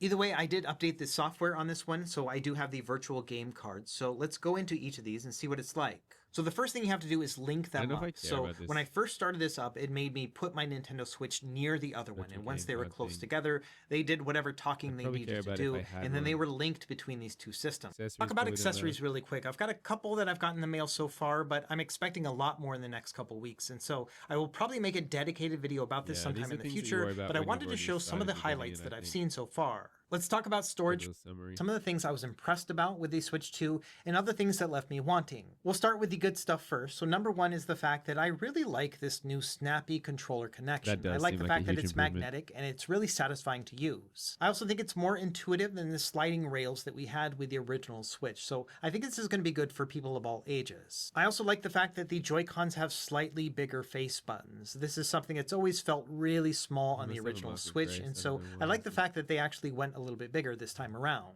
I also think that the screen is very impressive. Yes, it's LCD, it's not OLED, but man, the colors really pop to the point where it's almost as close as the OLED. I also like that it's a 7.9-inch display. It's really impressive. I like that it's a lot bigger and more immersive. I still want to test a couple other things like the actual refresh rate and things like motion clarity, but as it stands right now, at least in my first day impressions, I think that the screen is very good.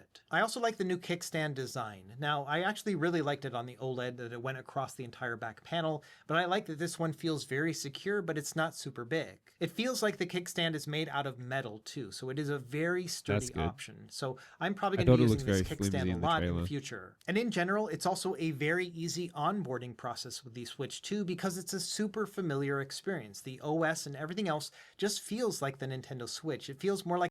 I don't like when the operating systems are the same as the previous console. I think that's boring. I think it takes away a lot of the fun and excitement of a new console.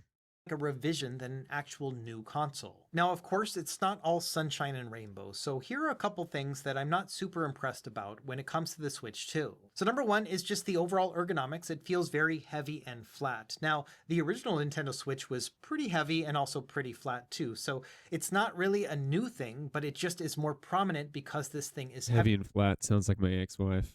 heavier. And to be fair, it's also a temporary problem that will have solutions coming in the future when third-party controllers and cases and other grips will come into play. Another thing that I was hoping Nintendo would improve over the last 8 years since the first Nintendo Switch launch is the Joy-Cons, specifically with the analog sticks. The caps on the sticks are larger, and the sticks themselves feel a little bit smoother, but that's about it. There have been a lot of updates to joystick technology, even with smaller sticks over the past 8 years, and I was really hoping Nintendo would make use of that, but unfortunately, it's just more of the same. Another technology that has greatly improved since the first Switch has been DisplayPort video out. I was hoping that either one of the USB-C ports would provide a standard USB video out, but unfortunately, it does not appear that they do. Now, it's not a huge deal because the Switch 2 is dockable, and obviously they want to keep it within their proprietary system, but having standards that fit with everything else would have been great. And overall, I think my biggest takeaway in terms of dislikes here is the fact that the Nintendo Switch 2 kind of feels like a... Heavy and flat, bad analog sticks, all the same as the old one. Non-standard video out, that sucks. Lacks innovation. That's all true and fair. Lacks some innovation. To put it another way, the Nintendo Switch 2 kind of feels like an evolution from the Switch 1 as opposed to a revolution, and often we think of Nintendo's products as being revolutionary. And I've been here since the beginning. We got the NES back in 1985, and it revolutionized our home console experience, just like it did for almost everyone else in the world at the time. And we've seen a ton of revolutions since then, including like the analog stick era that was ushered in with the help of the Nintendo 64, and then of course all of the motion stuff that we got with the Nintendo Wii. And the Switch itself was kind of revolutionary in that it got away from the idea of having either a handheld or a home console system. You could have them all in one. But when it comes to the Switch 2, I really have not seen a lot change here. A lot of people are making the joke that it's a Switch 1.5, and honestly, after my first day with the device, I can't argue with that. It may be that the mouse mode on the Joy-Cons are a really neat feature, but it didn't come with any launch games, so they're not putting a lot of stock into that. And everything else from a hardware perspective just seems like a slight upgrade. We've got a better chip on here that needs a lot more testing, but everything else, again, feels like more of the same. To put this into context, yesterday I spent about half of my day waiting in line to get the Nintendo Switch 2 at our local GameStop. It was a fun experience. I love being there for like the midnight launch of things. I brought one of my sons with me, and so he experienced that as well. So that was a really fun experience for the both of us. And I've done a lot of those launches over the years. I remember going to that exact same GameStop back in 2005 for the PSP. I remember going to a different GameStop the following year for the Nintendo Wii, and all those were really fun experiences to kind of wait in line with other people who are like-minded to get their hands on a new console. It's all very exciting. But I would say that among all of the launches that I've been to, this one was probably the least exciting, because as soon as I got it home and I turned it on, I was like, oh, yeah, it's a Nintendo Switch 2. It looks like the Nintendo Switch 1. And some of this is not really Nintendo's fault, but a reflection of the gaming industry. I mean, the Xbox Series and the PS5 were not revolutionary on their own either. So if anything, it feels like we're getting a little bit more entrenched into our various different lanes, and the Nintendo Switch 2 knows exactly what it wants to be, which is going to be a handheld and home console gaming hybrid that is more family and multiplayer focused. And they've had a lot of practice with the original Nintendo Switch getting to this point, and so it does make sense that they're just iterating on the successes that they've had before. So that's really going to be about it for this video. Let me know what you want to see in future videos. I got a couple ideas. I'll bounce them off you right now.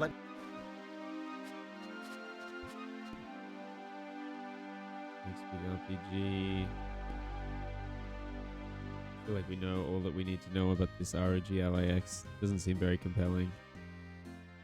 Crocodile and Cube. Cusack creatures.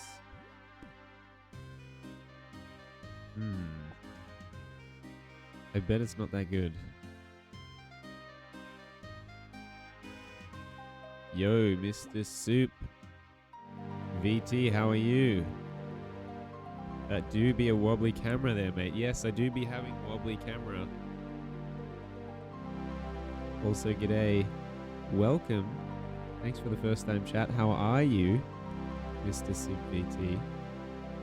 What's been going on? Have you been streaming? What's new? What's good?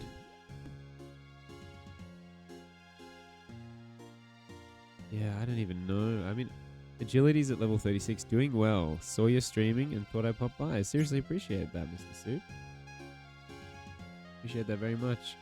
I'm just, yeah, trying to level up my agility in RuneScape, old school RuneScape, which is maybe a little bit of a boring thing to do gameplay-wise. This will be lovely background noise while I do some drawing too. Oh, you do some drawing. That does make a lot of sense.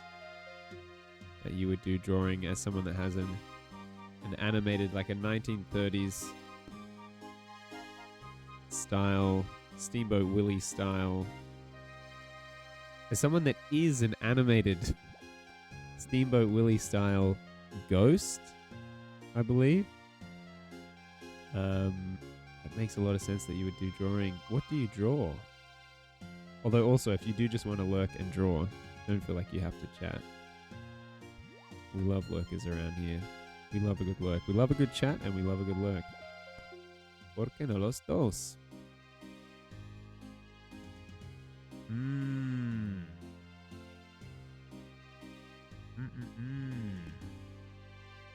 All new RuneScape members should watch this?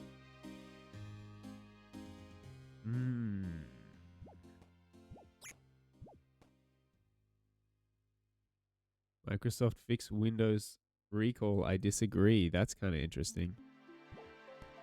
I'm interested in this. Let me know if you guys This are not time interested last in year, this. Microsoft rushed Windows Recall into public testing, allowing AI PCs, This is whatever true. those are, to record, catalog, and even revisit all user interactions. If you don't know about this, this is freaking terrible.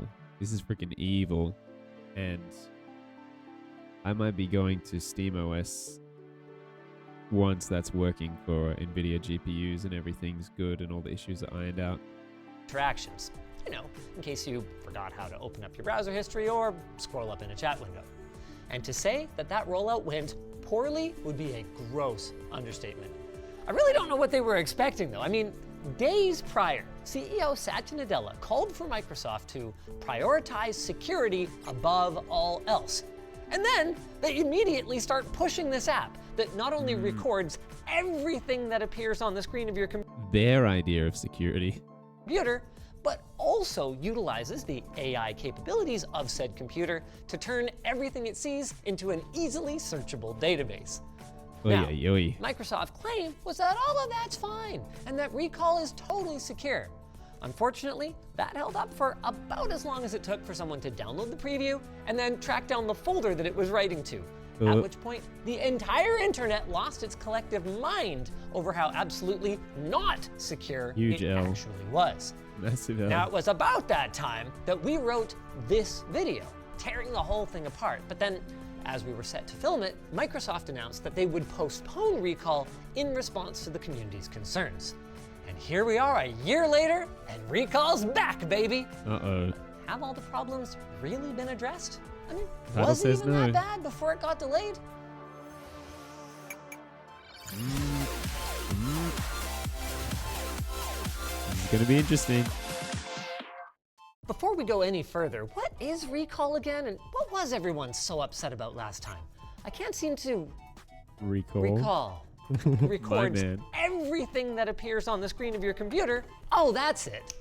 Windows Recall takes screenshots, they call them snapshots, of whatever it is that you're doing on your PC every few seconds, and then feeds them through AI-assisted vey. optical text recognition and image analysis, then stores it all in a local database for your convenience. And they only need 10% of your hard drive space to do it? Outstanding. The idea then is that you can fire up Recall and ask it things like, hey, what was that Korean restaurant that Alice mentioned the other day? And then without you needing to remember whether it was an email, a Teams message, or a random calendar This feature could be good if literally no one had access to it except you. invite, Recall will crap out a snapshot that has the result for you. You can even copy and paste text and images from within those saved snapshots to easily search or share them, which I have to admit, does sound kinda nifty. And supposedly it is a lot more secure now, but I am not gonna take Microsoft's word for it. Not when Nope. I can compare them both side by Don't side. take Microsoft's word for anything. Don't take a corporation's word for anything. You see, this machine is running New Recall. You don't need anything super special to use it, just a Copilot Plus ready PC that meets the secured core standard. Also, a couple of other things that any such machine would likely have. But that wasn't always the case. See, the original Windows Recall was only officially available on laptops with Snapdragon X Elite and X Plus processors, which unfortunately we didn't have access to at the time. But thanks to a legend by the name of Albacore, we were able to get it up and Albacore. running on this old HP Should have taken that Folio, left turn which at Albuquerque. conveniently has been powered down with its radios off, going la la la la la la, I can't hear your Windows update, since before Microsoft delayed the launch, allowing us to compare old Recall to new Recall. Let's see exactly what's different. Well, for starters, Recall is now opt-in instead of being on by default. Good, that's very good. That's is huge. a very big improvement. But with that said, Microsoft has a long, proud history of using dark patterns to trick you into changing default system settings, don't or say. even just changing them on their own. So I'm going to believe that this is permanent when I see it. What else has changed? Well, Microsoft now says that Recall is secure, with the data encrypted, protected by BitLocker, and requiring Windows Hello authentication. These are good Of course, they things. said it was secure a year ago too, though, so let's make our way through this helpful FAQ from 2024 and compare what they said then and how it behaves on both of our machines. Let's see. Recall snapshots are kept on the local hard disk. I Okay. might have made a mistake in assuming that people on Twitch use Windows. I wouldn't be surprised. Actually, I think most of my viewers are on phones. I'm curious. Streamers use Windows, right? The people watching might not. Okay. That was true before. In fact, they're right here in this Core AI platform folder under the user's local app data. And okay, yep, that looks like it's still true. How about data is protected using disk encryption and BitLocker? Well, that was at least partly true back in 2024, but it was also pretty misleading. See, BitLocker would protect your data, including your Recall snapshots, if somebody stole your device. But if you were logged in and you just stepped away for a moment, then those snapshots would be protected only by Windows permissions. And I don't know this for sure, but I think most elite hacksaws are pretty good at clicking continue. Got Let's see what him. else we got here. We've got show file extensions on, by the way. So I'm gonna go out on a limb and guess that this .db file here is the database. And if we look at the file header in a hex editor, it looks like it's just a SQLite database. So we can use any of the dozens of free tools out there to interact with that, and there it is. Look at all that plain text. Oy, oy, oy. Oh my God. I read about this back then, but I didn't actually look at it for myself. It's just plain text. Oy, Yep. oy, oy. That's wild. And if I stretch my detective skills just a little bit further, I would guess that that image store folder is full of images. Oh no, they're not images. They're unknown files. I can't surely do anything about Right this. click, open with. With hex editor. And would you look at that? JFIF, which means Dot JPEG. boop. Oh no. Watch this. I accidentally figured this out. Oh no. If I click and drag, Oh no. it previews it. Now all I need to do is Dude. open it and Ooh, wow. are these clowns over I at hacked Microsoft? it. Oh man, that's a yikes. So that's it. That's what Jordan was doing on his computer at some time. All the metadata is just in there. Okay, timestamp 2023, December 4th, because this computer is set to 2024. So that's, yeah, that probably Yeah, that's is about right when there. we were looking at it. Pathetic. Let's look at the new one. This database file, right there, Ugh. AES encrypted. Also, Good. where we had plain text before, now we have not so plain text. Scrambledy scrambled. That's what we want to see. Okay, what about the image store folder though? It's empty. It's a different folder now. Asym store. Okay, all right. Cleverly hid them. Yeah. This, probably a JPEG. Let's try the same trick, okay? Dude, this still works. Thumbnail okay. preview. That's good. And if we try to open it, no Good. dice. Okay. everything seems to be actually encrypted this time. So I got to give Microsoft a point on our scoreboard for fixing that. But then I've also got to take a point away for lying about it in the first place. So then, okay, old recall, -1 point. New recall. Do they ever lodge a product or a game when it's actually finished these days? Does that happen anymore? 0 points. Let's have a look at our next claim here.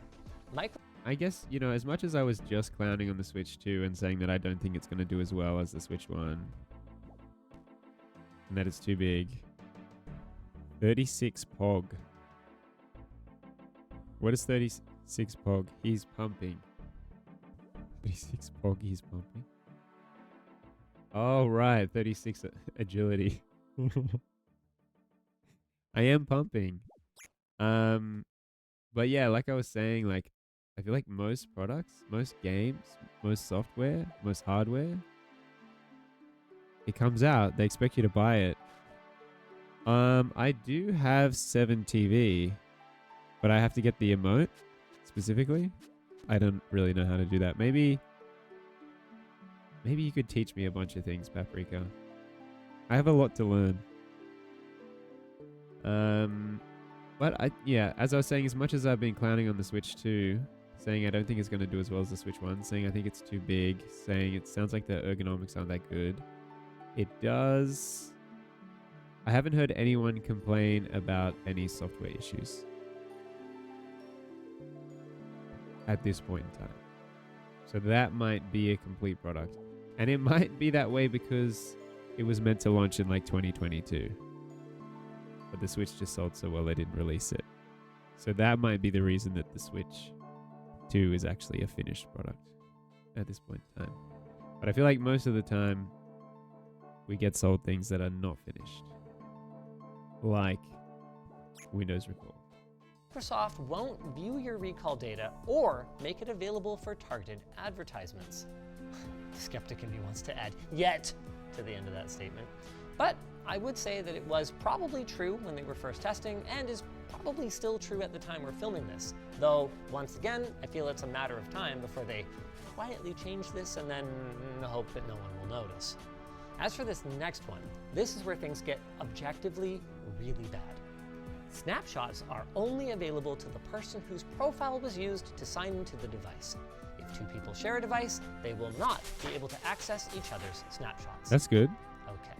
When we tested this back in 2024, that was a straight up lie and potentially a really dangerous one. By simply creating an administrator account on the same machine, I could easily navigate to any other user's app data folder and then check out anything that they had ever done on the computer. Now, I hate to even have to bring up such horrible scenarios, but guys, imagine this in the case of a journalist in an oppressive regime whose device was seized by force, or for a victim of domestic abuse who was trying to find help online.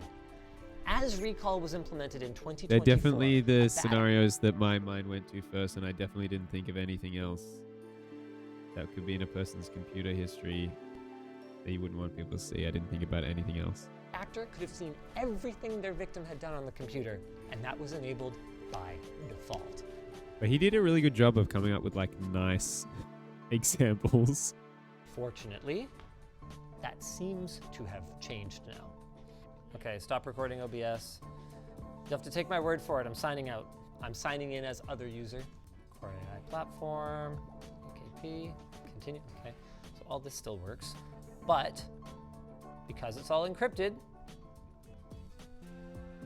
we can't view it. Heck yeah, that's so, good. With the shift to opt-in, the addition of Windows Hello authentication, and things seemingly actually being encrypted this time, it is a little less horrifying, but I still don't think Microsoft has gone far enough to educate users on the dangers of this feature. See, people do still share. I'm still assuming that Microsoft has access to everything you're doing with Recall, and that they're going to sell that data and they're going to try and sell you products and advertise to you based on what you do on your computer. And I haven't been provided any information that suggests anything otherwise. Accounts in 2025, and I guarantee you that most of your normie friends are not going to pay attention to all the little icons that are down in their system tray. So saying, oh yeah, that little blue squiggle, that means you're getting surveilled. That doesn't really cut it for me. Also, the old FAQ claimed that Recall couldn't be accessed by other applications or services. But while it is possible that other Microsoft apps didn't access this stuff back in 24, within days of the preview launch, there were multiple tools that could extract Recall data both locally and remotely. So that particular claim feels, at the very least, like a lie by omission. Take a look at Total Recall. That's a lie. For That's a example. straight up lie. The media called this a hacker tool. But what it really is a few dozen lines of Python that an AI assistant could probably crap out for you in about 30 seconds. Total Recall copied the images and the database folder, made a handy little report of all your window titles, and if you scrolled through it, led to the discovery of yet another lie from our pals at Microsoft. Dude. Microsoft claimed back then that Recall didn't record incognito windows in most common browsers, Oh, like bro. Firefox, Opera, and Google Chrome. But plain as day, here's a window title from Fark.com, which we only visited in a brief incognito session. Oy, Anyway, oy, oy. back to other apps being blocked from Recall data. At least on the new one, because they're encrypted, something like Total Recall couldn't be just randomly created by a third party. But it's also clear that Microsoft isn't even pretending that their own apps can't access the data anymore. On our new machine, the new Click to Do Copilot feature requires Recall to be enabled and is, by all appearances, a other app or service. So lie then, and I guess it's gone from the FAQ now, so no longer a lie, but certainly a change. Anywho, the 2025 flavor of Recall adds a toggle that will filter sensitive information automatically, which seems to be enabled by default, which is something, but it relies on the AI recognizing that any information that you have on screen is sensitive. And Bruh. I really don't know if I would trust this guy to determine if my on-screen data is sensitive or not. But not only that, right? Not only will the AI be wrong about determining what's sensitive, why the heck is an AI looking at what's on anyone's screen and determining what's sensitive? At least, not yet. So what's the bottom line here? Well, I gotta give Microsoft some credit. They could have just powered forward and released Recall in its primitive state, but instead, they listened to the outrage of the tech community and are making what looks like a serious effort to address many of the issues with their original Recall launch. But with that said, I still oppose the existence of this feature because of what it means for our collective privacy.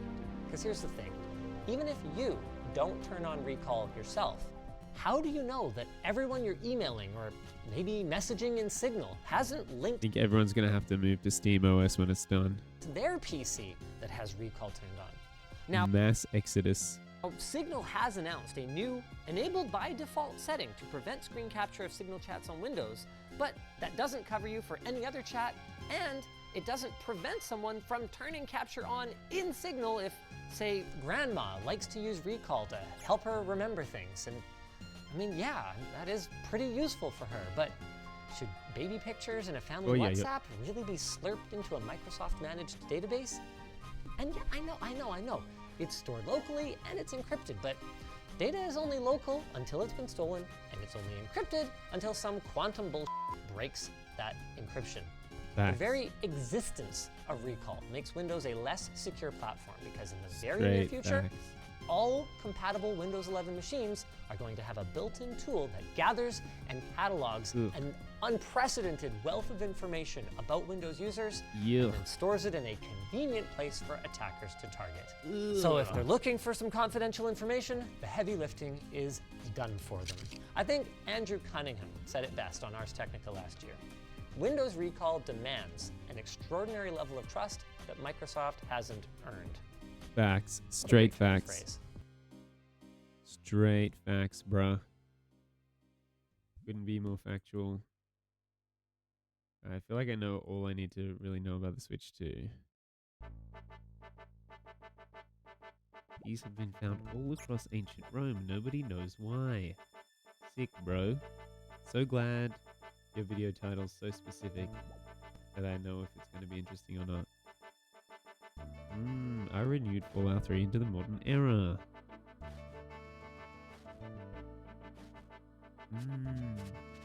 Guys, if anyone wants to link any videos for me to react to.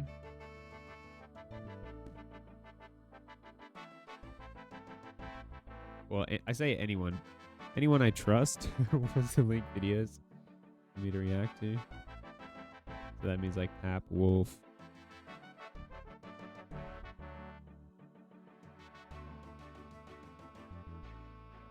I'd probably trust Mr. Soup. Mr. Soup seems like a cool 1930s animated ghost. Wait. Mr. Soup. You don't have to respond if you are enjoying the lurk. But are you a ghost or are you just in a haunted location? When Bioshock was my only friend. That's a bit of a sad video title. These don't work anymore. Closed captions don't work anymore. Closed captions on DVDs? That's crazy. That's just crazy.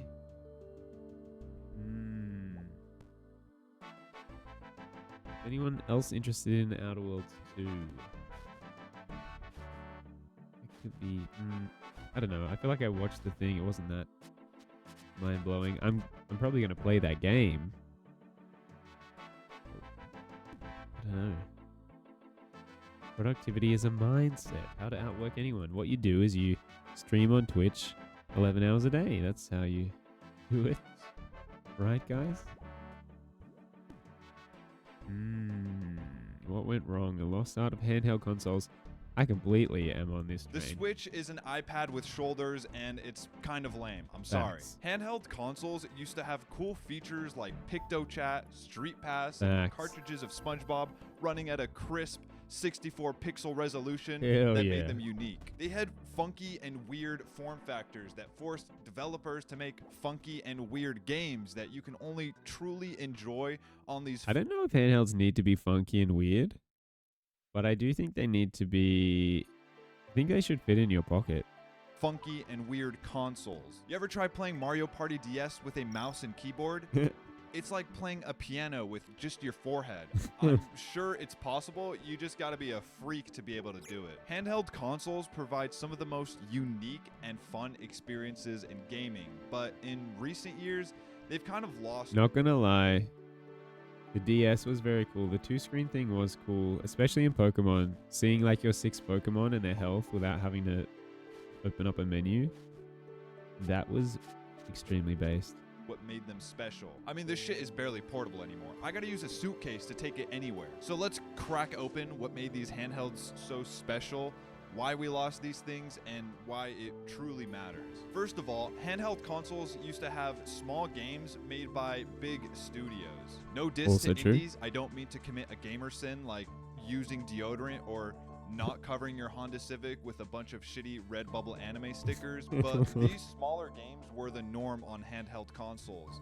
In fact, they were the only thing on handheld consoles. Major studios created these fully fledged games that were focused on gameplay, since putting cutscenes and interactive fluff onto a DS cartridge is a little challenging. Straight facts. This is what the DS thought babies looked like. First-party studios as well as third-party studios and I guess second-party studios too, pushed the envelope of what was possible on these consoles. And we ended up getting some really interesting games like iCarly 2, I Joined the Click. The beauty of handheld consoles is much bigger than these small games. It's the small size, which scientists have proved women like more. Don't double check. This is what I'm saying about this consoles. Small form factor gave these consoles portability. Sorry, my mind is just somewhere else right now. This shit can actually fit in your pocket. I strictly wear skinny jeans and get them 2 sizes too small, so... Bro, he's a 2000s homie. He's an early 2000s homie like me. Bro, the first time someone told me that skinny jeans are not in fashion anymore, I think I basically died inside. I was like, bro, skinny jeans have been the thing my whole life. Then they can't take this away from me. Although I gotta say, they're not the most comfortable. Can't even begin to think about bringing a Nintendo Switch anywhere near my pockets. I used to bring my 3DS to school, and in fact, one time in PE, some kid was all like, "Why do you have a DS in your pocket, bro?" And I was like, It's a 3DS. Welcome to the 21st century, jackass. Hell Unless yeah. you're rocking Jinkos or something, you are not fitting your Switch in your pocket. Portability Facts. helped the social emphasis of these consoles flourish. PictoChat, Facts. Pokemon, Street Facts. Pass, Download Play, and more made multiplayer a key feature of these older consoles. Wouldn't it be cool if Instagram had like a Street Pass feature? Like at the end of the day, I'd let you know, hey, when you're at the mall today, you I walk. feel like if it was Instagram, it would be creepy and it would be bad because it's Mark Zuckerberg and it's Meta. But I get what he's trying to say. By that one chick that went to high school with you that's super into astrology now. Although the Switch does have multiplayer games, it doesn't have all the cool shit that made owning a DS or 3DS special. Download Play allowed you and your friends True. to mooch off of Download Play is coming back with the Switch 2, to be fair, one person's copy of a game and all play it together in the same room. which is a massive W. I remember playing Mario Party and the Kirby Squeak Squad minigames with some of my goons outside. Hell yeah. And you know, when I pulled up with the only copy of Mario Party, I suddenly wasn't a reject, loser, waste of space anymore. So all these things made handheld consoles special, but I think the true art of the handheld lies in the unique form factor. Each handheld had I love this guy, but I'm not going to lie, this haircut is crazy. This middle part mullet, that's crazy, bro. something that made it distinct, even to a fault. Just like us humans. This unique quirk bled into every facet of the game design and user experience, reminding you, oh shit, I'm still playing my 3DS, you know, just in case you forgot. We got such unique user interfaces that made each console feel like so much more than an iPad with shoulders. It's Apps true. like PictoChat, Flipnote Hatena, and all the weird 3DS software gave you fun experiences without ever having to Level pop in a 38. game. These programs, coupled with Are you the ready, Pap, for me futuristic to do UI, 2 more levels made and then these we consoles chillin', bro? unforgettable. You But ready we to can't hop on forget disc, about bro? the actual games. I know these are game consoles. What made these games so special is that they really leaned into the unconventional design of their Pumpin'. consoles. The DS, 3DS, PSP, and all those consoles knew what they were. They didn't have to compromise for the sake of backwards compatibility, hybrid design, or not embarrassing their girlfriend at a party. You can't play Kirby Squeak Squad on modern hardware.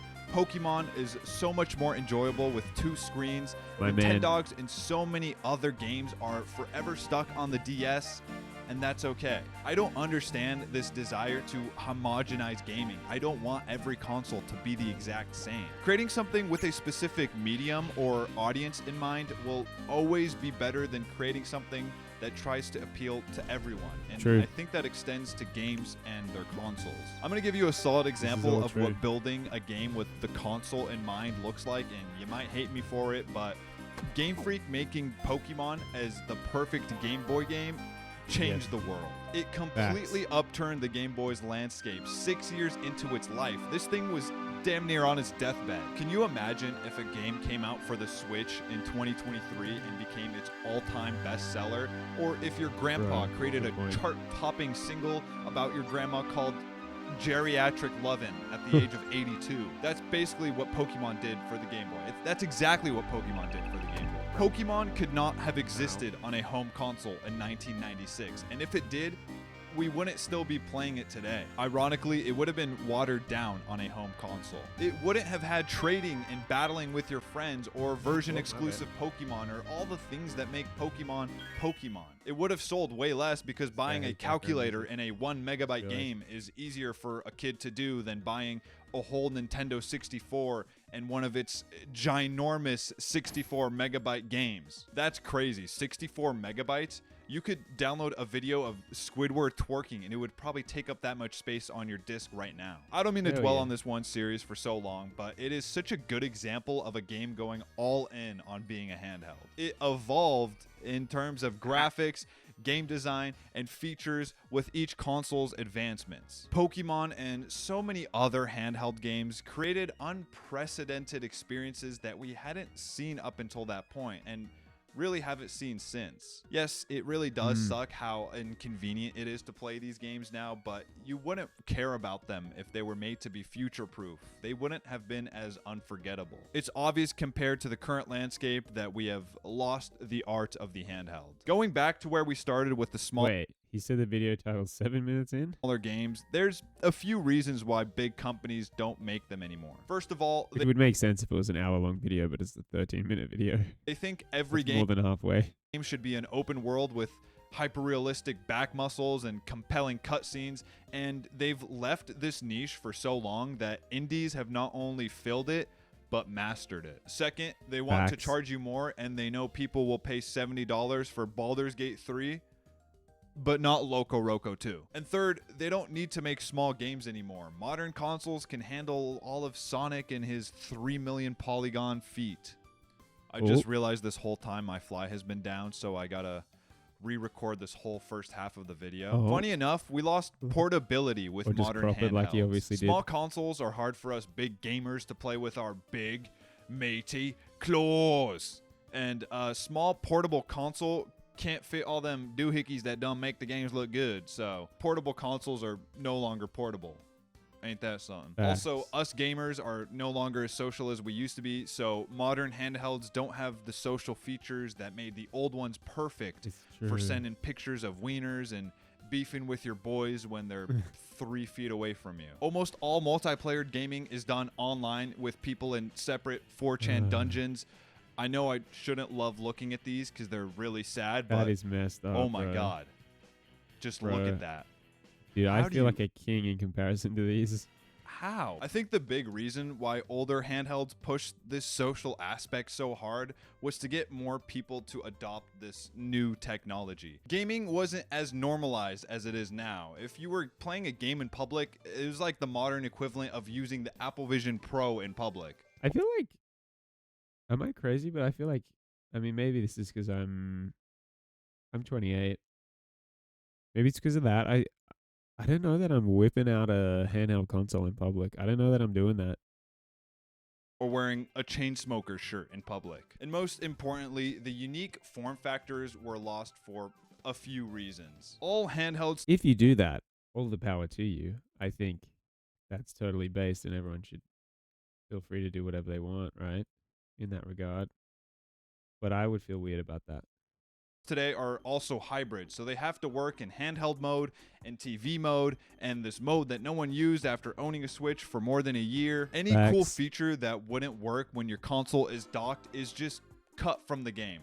This is why the Facts. Switch and the Steam Deck don't have a sucking mechanism, because I Sucking can't think of mechanism. any other reason why it wouldn't have one. It's crazy that the Switch has a touchscreen because I have never seen a game use it, not even to just press a freaking menu item. Speaking of facts. touchscreens, technology is just very homogenized now. People are used to the iPhone. It's technology's equivalent of everything evolving into a crab. Every device is a black rectangle. People seem to be over all the quirks of Nintendo consoles, and the weird drawbacks of the PSP lines kept it from really hitting massive. It's true. I was literally, because I was just saying, like, I don't know, half an hour ago that the PSP was dope.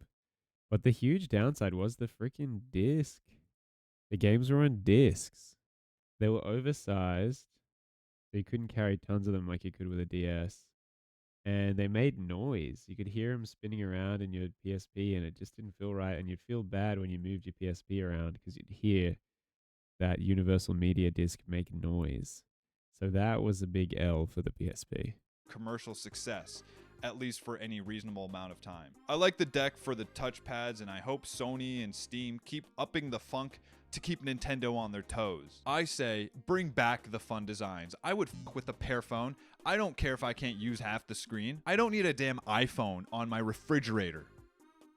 Actually, I do. Let's run up some GTA San Andreas on this bitch. Oh yeah. I don't really get the refrigerator screen thing. I don't get that. Now this is gaming. So why does any of this matter? It doesn't really. That's why it's fun to talk about. I'm sorry, Jaden Smith, but I'm not going to talk about the Straight facts, things that don't matter are fun to talk about. political and economic state of the world right now because it sucks. Not all of us get to be the heir to the Prince of Bel-Air. I think small, big games are important. They're fun and affordable, and they usually tried out funky new things because we got 2 screens.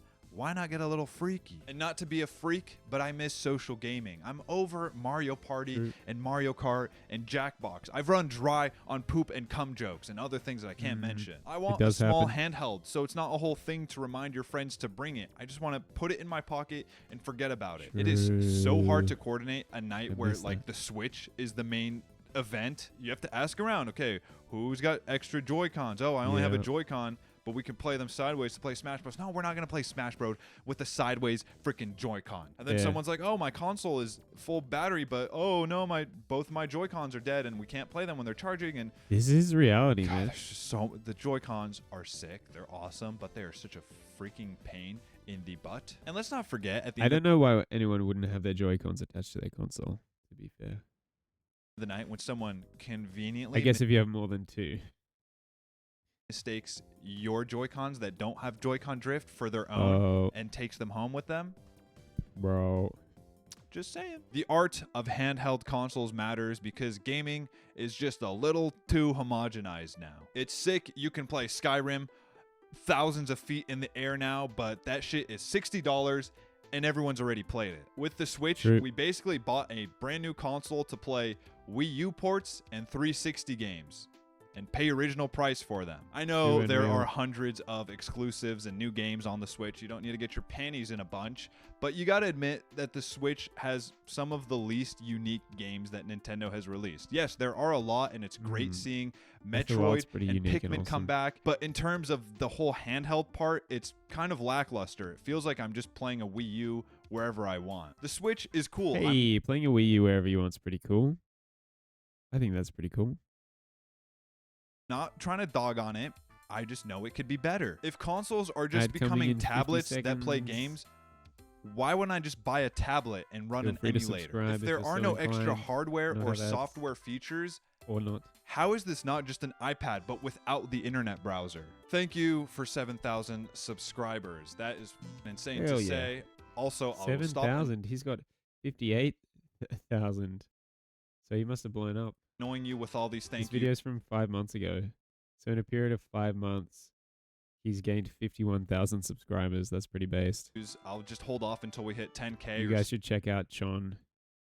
He makes good videos. Something bigger. By the time this video comes out, it will be 2025. This year is going to be freaking nuts. Thank you for sticking around, boys. Check out the clothing I made. Check out the music I make. I know it's been a while since I posted anything on there, but I promise you we will be back soon. And thank you for watching.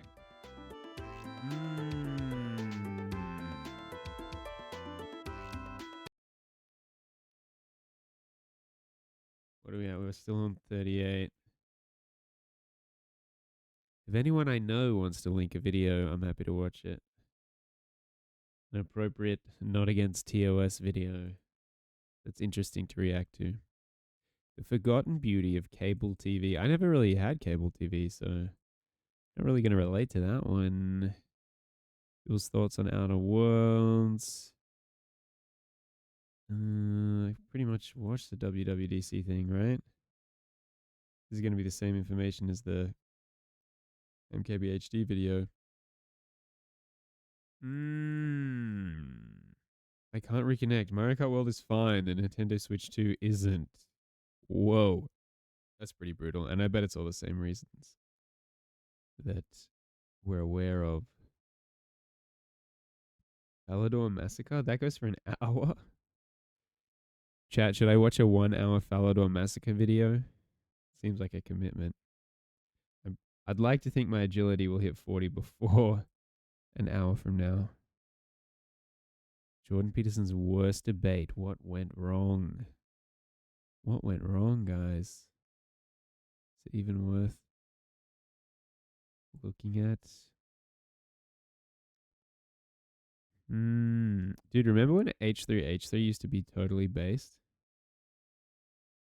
Those were the days. Those were the days. Is the internet dying? AI slop. Dead internet theories. Google's broken. Google is broken. I think, isn't the internet dying is hyperbole, though. Hyperbole. A brief history of graphics. 44 minutes is probably too long. Yeah, what's Channel 5 been up to? I haven't been watching Channel 5. Bro, go the right way, please. Yeah, I don't know. LA's What's up? How y'all? What's your opinion anti-ice on riots. what's going on? What's your opinion on Pride Month? Is there a reason why y'all ice raids is coming during Pride Month? Y'all look like some Halo troopers. Anybody They with look an like undocumented ODST. family? Dude, homie's trying to be funny. Do you plan on shooting people What he's doing right now takes gigantic balls. today? How lethal or non-lethal are these rounds? Would you rather shoot somebody or hit them with your stick? Oh yeah, how did you end up becoming ICE? Is this like a legacy career? Are you happy that Young Thug is free? What's the probability that we're gonna get tear gas tonight? What's your favorite thing to do? Shoot people with non-lethals or hit them with See, the... if I was one of these guys, I would be cool and I would chat to the guy. But they probably get told not to talk in a situation like this. baton? It's just so awkward, right? These homies have their guns and their batons and their freaking armor, and they're just not responding to what he's saying. That's something uncomfortable about that. They don't really want to talk. Cats got their tongue. Are you in the JROTC? Oh, yeah, that nigga gonna shoot me later for sure. This guy's funny though. Well, we got a man there with a dress coat, I didn't tennis even know shoes. about this. I didn't have. I really like not consuming any news. I realize that I'm doing the opposite right now. And let me know if you all don't want me to watch this or you want me to watch something else. But I didn't even know about this until I just woke up this morning. I looked at someone's story on Instagram. I saw videos from this and I was like, bruh, we got another one of these things happening. Out of control. Shoes, tie, and a black hood over his head, Yeah. right in front of the federal officers here on Temple. Yeah. All I right, mean, so yeah. I gotta say, wearing the balaclava. This guy always wears a balaclava in the videos because I'm assuming he wants to keep his identity private, which, you know, there's nothing wrong with that. But wearing a balaclava in this situation, I feel like, is a bad idea. I would not want to be talking to like riot police in a balaclava. Yeah, we right here. We're in front of the federal building downtown LA. You know, this is a building where a lot of people get People wear balaclavas in order to do crimes. held when apprehended by ICE, federal criminals. So far, like the whole city's kind of just been swarmed by ICE. So we have ICE coming in Compton, Paramount, Linwood, the fashion district here. The head of ICE just deployed the National Guard. So tomorrow we should see around 2,000 active duty. This is crazy. I had no idea about this. The head of ICE just deployed the National Guard to these LA riots. That's freaking crazy, dude. Fucking military niggas pulling up. The main reason why people are here is to protest these ICE raids by coming to where all the people are being held at. It's The cops so are wild. lined up. They're pointing their Did you guns already at know me. about They're this stuff, flashing Rico? lights I at me. really I think they're getting ready to disperse to the crowd. Maybe I can ask them something. I don't know. Let's see what some of these is. It's not exactly swamp fest out here, huh?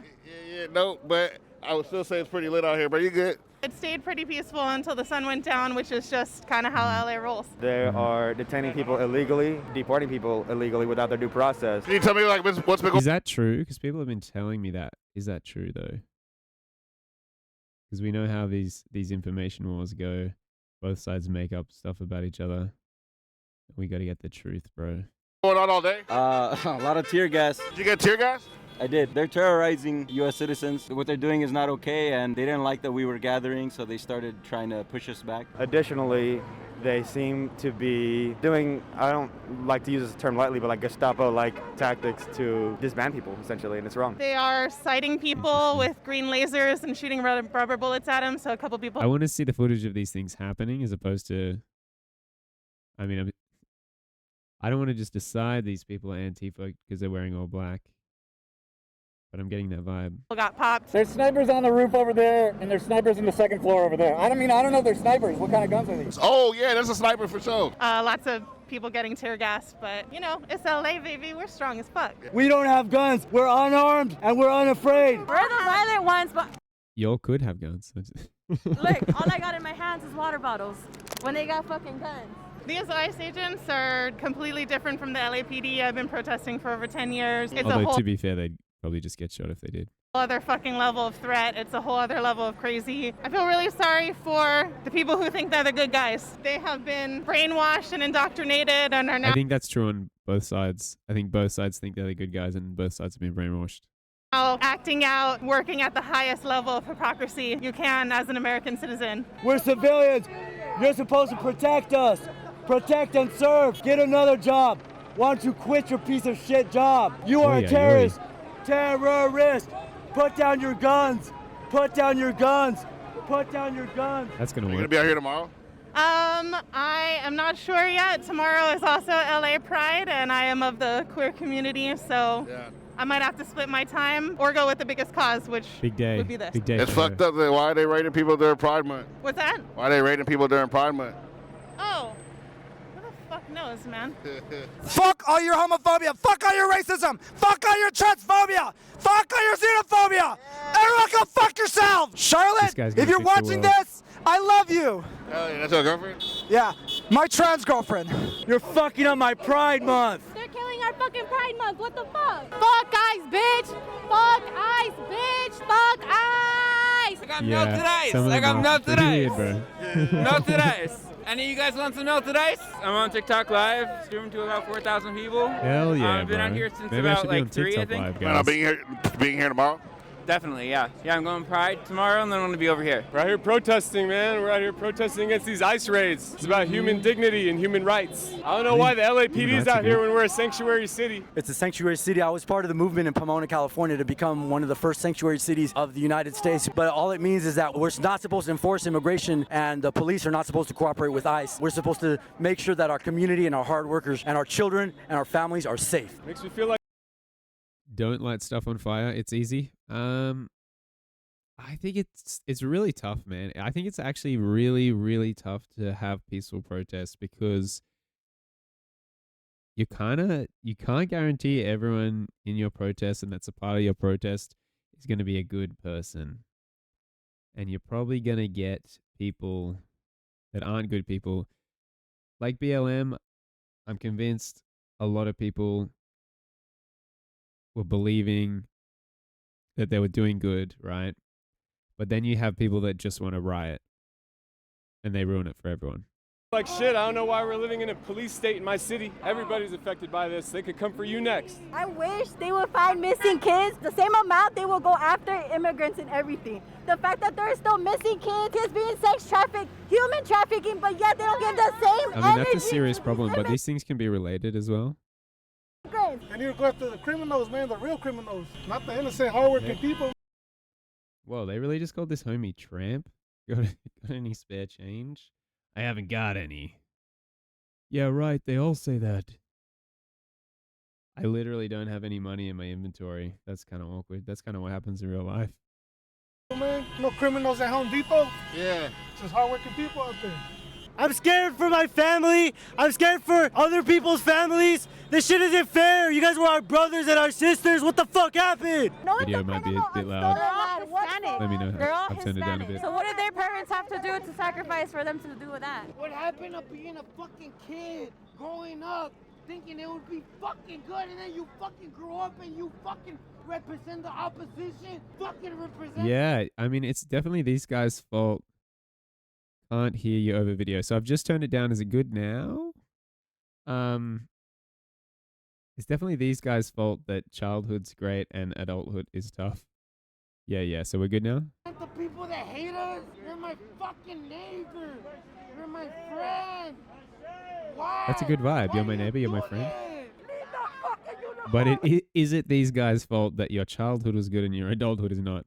But like lighting electric cars on fire. Oh, bro, the attacking cyber trucks and like just Teslas in general and Tesla dealerships, that's insane.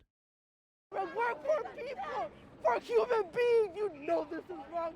And I do actually think it's fair to call that terrorism. That's like inciting violence and vandalism for a political agenda, whether it's right or wrong, whether you think what Elon Musk does is right or wrong. I don't think you should destroy property to create political fear. You know this is wrong. Get another job, please. Waymo's on fire. What's Waymo's? Literally giving people cancer. That's terrible. From the fumes? From the fire? Yeah, I don't know what Waymo's is. I implore you. Mayor Karen Bass, we need you here. You said you would be with your people. We are your people. I'm a native Angelino, and they are threatening us. They are terrorizing our community. This feels like a performance. Like if you look at how big his eyes are open and he's like kind of smiling while he's saying this stuff, I think he's a performer that wants attention. Electric, autonomous Ubers, basically. Interesting. I've never heard of that. Where is our mayor? Where is our mayor? Where is our mayor? You go to cover, nigga. Where is our mayor is a fair question. Mayor should be out speaking, addressing everything, I think. Big, nigga. I know you do, dog. I'll spit on your plate. I'll put my dick on your plate, nigga. That's not cool. That's not cool. And N-word too? That's not cool at all. Fuck your family, fuck your kids, nigga. That is not okay. This guy's terrible. I saw this. I can't sleep comfortably because of you. He be fucking getting a whole fucking plate. He be fucking expecting us to give us a whole fucking shit. That nigga right there. Do you go to Kava? Yeah, you do, nigga. Stop playing. Yeah, you do. Does he get a what? Act like I don't know your fucking face. Stop fucking playing. Fucking talking about, can I get a fucking discount? Can I get a fucking this? Can I get a fucking that? That nigga right there. Point that shit at him right there. Point that shit at there right there. He doesn't look like he go to Kava though. That's the what? To know shit. Hell nah. Is that like a supermarket? Ain't going to that Kava. What's your favorite thing to order at Kava? Everything. Is it a restaurant called Kava? And they're giving this officer guff for going to the restaurant? Asking for a discount? I think it's like Chipotle. True. Also, people might hate me for this. Chipotle's not that good. Galar, we went to high school together. Remember? Algebra? We had algebra together. Is that So you true gonna or be is he my trying to be ass? funny? We had algebra together, and that nigga failed twice. Why is that guy on his phone? To be fair, I went to Chipotle once, but I don't know if you guys have Guzman and Gomez. Similar vibe. I think they're not quality ingredients and they're bland ingredients, and so you don't get a quality, tasty burrito if the ingredients are bland. Shame on you, pigs! Shame on you, pigs! Whoa, usually like Channel 5 and these guys are pretty impartial, I would say. But this is not impartial journalism. Shame on you, pigs! Looks like the cooking something up back there. Channel 5 is incredibly impartial. Oh, now they behind us. Video was super All weird. right, we this getting video. surrounded. Yeah. Kick rocks. Yeah, I'm often very impressed by how impartial they are, right? I think whenever there is any leaning, I get the impression that leaning is a bit left. But I've never seen them just choose a side like this. Kick rocks. Get out of here, bitch ass cops. I'm not entirely sure what's going on. The Halo looking dudes are moving to the back, and the LAPD has moved to the front, safeguarding. Paprika says, yeah, this video rubbed me the wrong way. That's fair. This is weird for these guys. ICE. So LAPD has positioned themselves in front of ICE. LA is a sanctuary city, so LAPD shouldn't be here enforcing these policies. I think they're getting scared. I'm a little. LAPD might not have a choice. You know, Trump's very serious about all of this stuff, and so's Tom Holman. They're super serious about this stuff, and I think they've said they're not respecting the sanctuary city thing. So I don't know that the LAPD has much of a choice in this.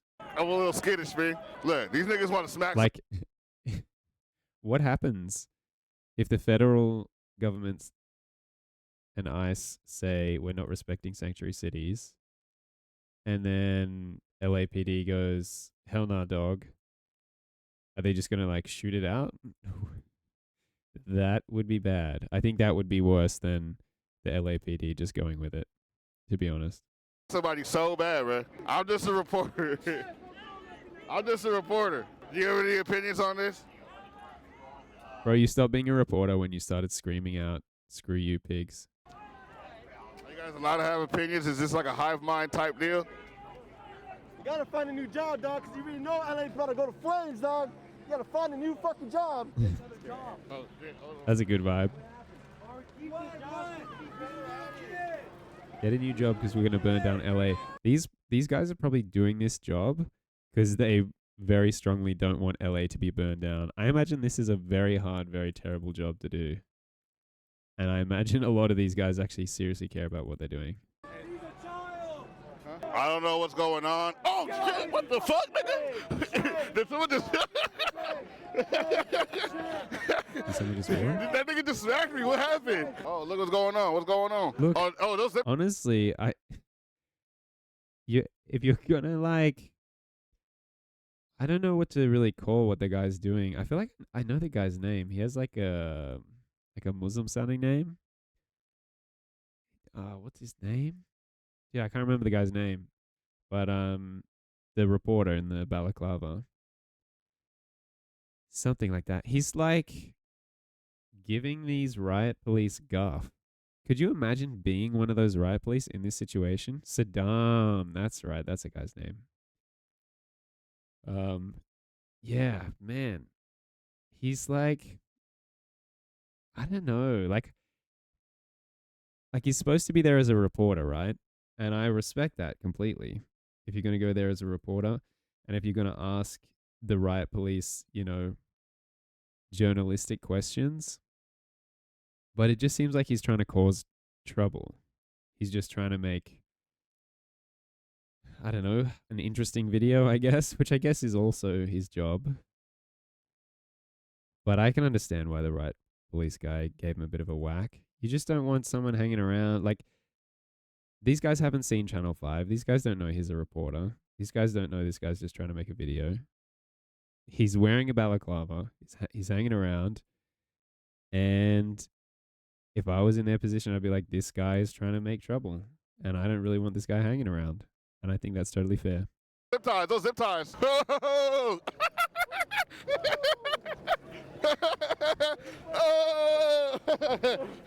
And treating this like it's all just fun and games, that's not a vibe. Uh-oh.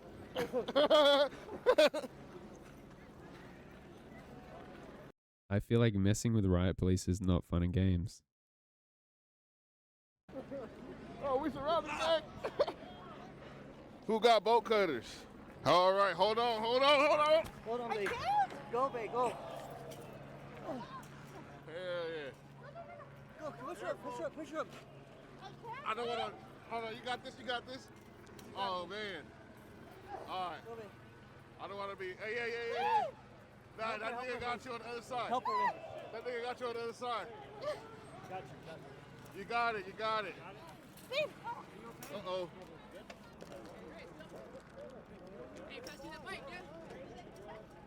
This is unfortunate, man.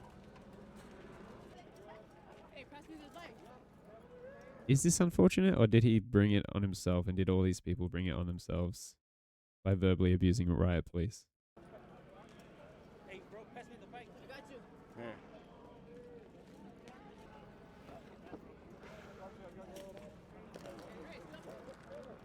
Hey, pass me that bike, yeah? All right. Right here in front of the fence, yeah. Yo.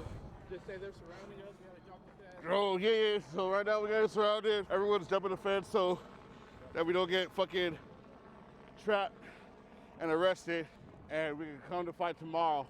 I do think leaving, that's a great idea. Undocumented brothers and sisters. I'm fucking tired. That was fucking bitch. It's very loose at the top. Barely got away. And yeah, the shit's not over. Fight's not over.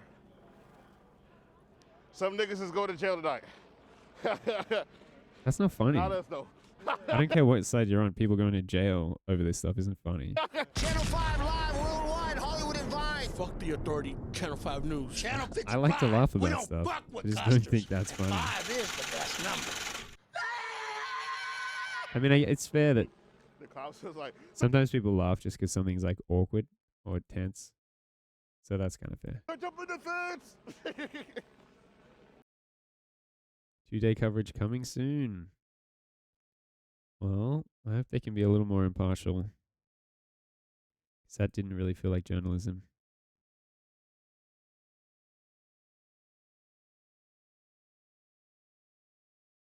Oh, yeah. Oh, wow. We're just about to hit 40. So, Pap, you should probably tell me what world you're in. I mean, I think I'm in the same one as last night. Yeah, I haven't changed world. What world am I in? That's not what I want. I want that. World switcher. Please finish what you're doing before using world switcher. Kind of just tell me what world I'm in, though.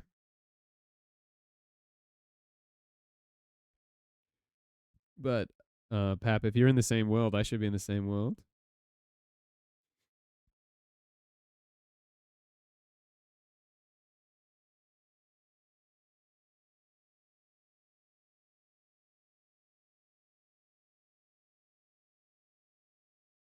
I think it's good that the project got cancelled. That's just a terrible fake news show.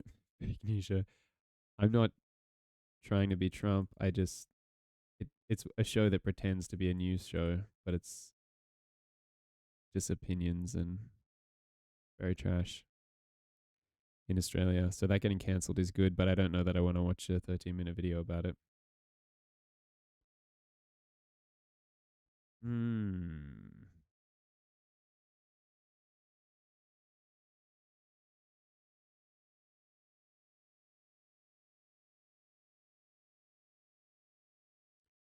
Also, Pap, where do you want me to meet you once I'm level 40 agility? Are we doing that agility course over in Rim or whatever the weird name of that place is? You just do the thing.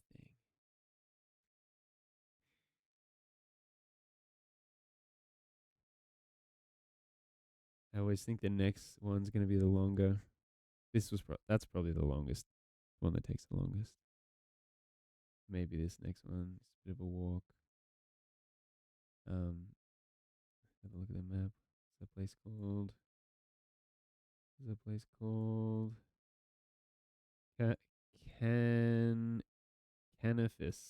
Canifis. You want me to meet you in Canifis? Secret areas. Ooh. Internet Pit Stop's really good. That's a good YouTube channel I think you should subscribe to. Particularly goes off when I really like whatever he's talking about. Wait. Channel 5's been pumping stuff out? Yeah, I can come to Canifis and say what up. Are you still talking to the boys? All good if you are. Living Walter White's house. That's pretty interesting. Bought the house in 1973, my parents did. So it's a family-owned home since 1973. So you were a teenager when you first moved into the house? 12. You're my friend is about to file for divorce, lol. What? Yeah, your friend is about to file for divorce. Why is your friend filing for divorce, bro? What's happening there? Oh, so this is pretty much your childhood home. Mm-hmm. It is our childhood home. My father's Spanish, so he's from New Mexico, not Albuquerque. So we moved here, bought the house, and been ever since. The house itself was a lot of... Basically, his wife got diagnosed with bipolar and became a furry, lol. That's crazy. And refuses to get a job but keeps spending money. That's crazy, bro. So is your point that you need to stay on Discord with him? Because if that's what you need to do, you do that, bro. You do what you got to do. Sounds like you need to be there for your friend right now. Yeah. Bro, you do that.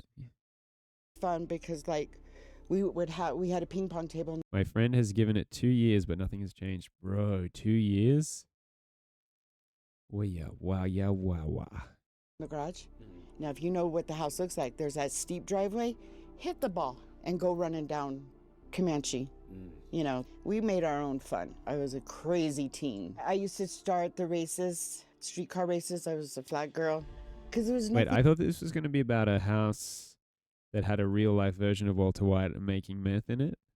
But it seems like this is about the actual house used in the show, and it's the Walter White house used in the show is her childhood house, and maybe they're like using it for tours or something weird. Thing to do. You were too young to go to the bars. There was nothing to do but street racing and hanging out in shopping center parking lots and getting drunk. That sounds awesome. I mean, that does sound like what people do in their teenage years, because other than like, I feel like indoor rock climbing is the only community I've really found where young people seem to really thrive and be there for each other and be really social. Other than drinking, doing drugs, and it's street racing and stuff like that.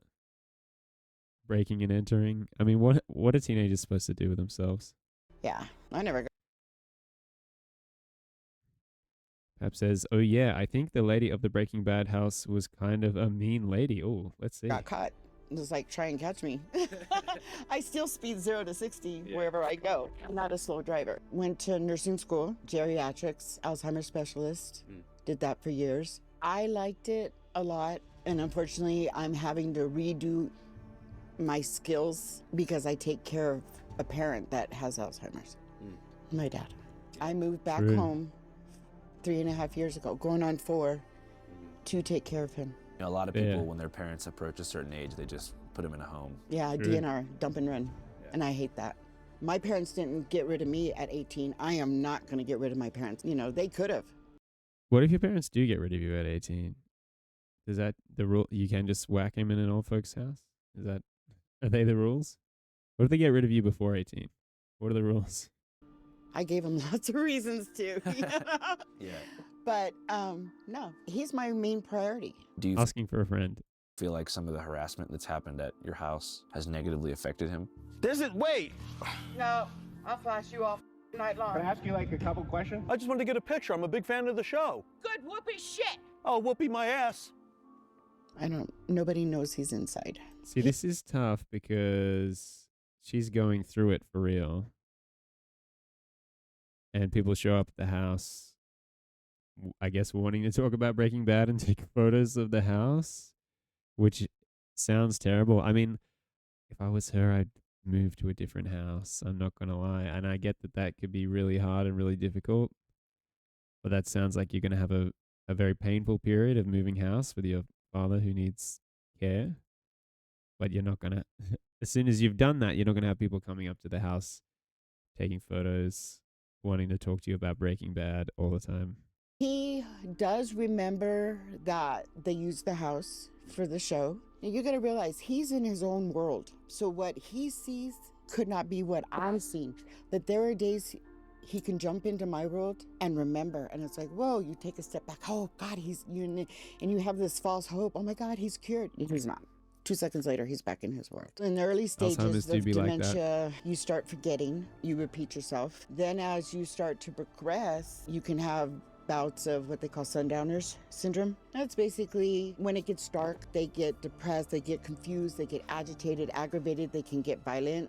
Thank God that's not happening now. And you just have to reassure them, hey, it's okay. You know, you just got to be there, help them. Because you cannot die from Alzheimer's. People think I died of Alzheimer's. No, you died of complications where you forget to eat, forget to swallow, normal daily living to exist. That's what you die from. Complications due to Alzheimer's. You can't die from losing your memory. Wow. It must be really fascinating, you having studied that for so long and now having to deal with it on a family level. Yeah. You know, it's almost like full circle. Yeah. So let's go back to 1973.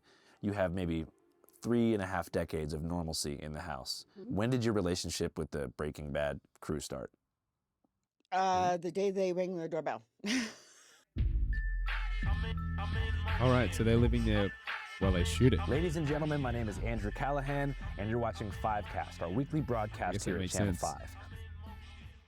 Here in the United States, it's estimated that 1 in every 2.5 million people live inside of a famous house. Technically, it should be more. There's 99,000 properties on the National Historic Register. But most of these homes, like Elvis Graceland or MLK's birthplace, are now museums for tourists to come peruse, typically for an admission fee that's kicked up to the federal government. However, a small fraction of these homes are still occupied by tenants or owners who have normal lives despite being in the crosshairs of history or mystery. Take Sonia Sanders and her husband. I think they should all just become museums and tourist locations, because obviously that's what everyone wants them to be. But I also understand if that's your childhood home and you don't want to give that up, but just seems like you're giving yourself a real rough time if you don't do that.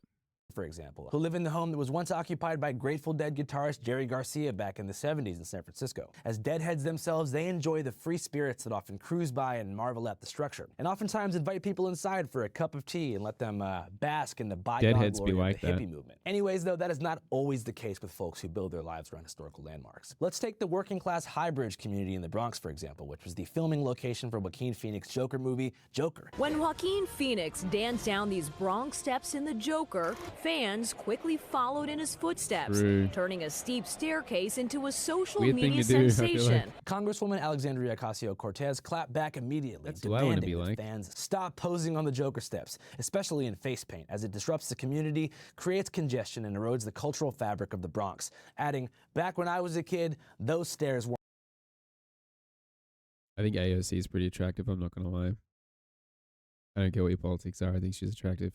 Weren't safe, and people been doing that dance for a long time is all I gotta say. We come up and down these steps every day, and every day when I come down the stairs, I have to go through a barrage of people. My man, but I'm gonna reserve judgment on the Joker steps for a real Bronx legend like the Kid Mero. Yeah, you motherfucker, I always do. And speaking of the Kid Mero, many of y'all probably know that around a year and a half ago, we opened up Channel 5 for submission. Kid Mero, a real Bronx legend like the Kid Mero. Yeah, you motherfucker, I always do. And speaking of the Kid Mero, many of y'all probably know that around a year and a half ago, we opened up Channel 5 for submissions to hire new correspondents. We said if you want to be a correspondent, submit a 5-minute and 55-second documentary to our team and we'll look it over. Well, it's taken us about a year and a half to finally break down the 1,000 submissions that we got, and we finally picked our favorite 10 submissions, and we had an American Idol-style panel to break down our favorites and explain why. But if you want to wait, it'll probably be on YouTube in like 2 or 3 weeks. It's been a pleasure. Channel 5, salute. Thank you, dog. All right, though, back to the Joker steps and the Bronx controversy. That little back and forth spat between people who fuck with the Joker steps and the Bronx defenders probably lasted about 2 days in the media at best, but it coined an interesting term called meme tourism, which I see as a bit of a bastardization of the word meme. But the point is that, you know, franchise fandoms descending upon an IRL physical location of fictional significance is a recipe for disaster. And that is especially true for a woman named Joanna Quintana, widely referred to as the Breaking Bad house lady. My sidewalk is closed. My sign says stay across the street. Nah, don't get close to my house. You stay right there. Get away from my house. I'm looking for Skylar. I'm not gonna lie, I think she's into this. I think she likes being in the position where people are showing up to her house and she can put up a big fence and she can tell them to get off the sidewalk. I think she's into it. Otherwise, I think she would move house. She's not dead. For you North Sentinelese out there, Breaking Bad was a fictional TV series that first aired on AMC in 2008. The show's protagonist, Walter White, was a chemistry teacher who, after receiving a terminal lung cancer diagnosis, decided— Imagine if you just made Breaking Bad merch and sold it along with house tours. Yeah, right? Move into a different house and do exactly what you said. To break bad and sell methamphetamine on a large scale to make as much money as he could for his family, you know, because he's gonna pass away soon. Location-wise, Breaking Bad takes place in the troubled southwestern city of Albuquerque, New Mexico, where Walter has a house with his wife Skylar and their disabled son Walter Jr., who loves breakfast. Now, unlike some Absolutely, bro. Absolutely, 100%. Western productions that are actually filmed in the California desert, Breaking Bad was filmed 100% in the real motherfucking ABQ, biatch. And the one-story home that's used as the White residency belongs to a real-life woman human being named Joanna Quintana, who grew up in that home and has been there since 1973. When the show first aired back in 2008, Joanna got a few visitors coming by to see the Walter White house, but she thought it was kind of cool, even when a company called Breaking Bad Tours put her house— You could sell blue ice candy, absolutely, for like $25 a bag. And people would take selfies with it. Dude, that's straight facts. Exactly what she should be doing. If she doesn't want to do that, she should sell that house for a ridiculously inflated price to someone that does want to do that. on their route. But then everything changed a couple years later.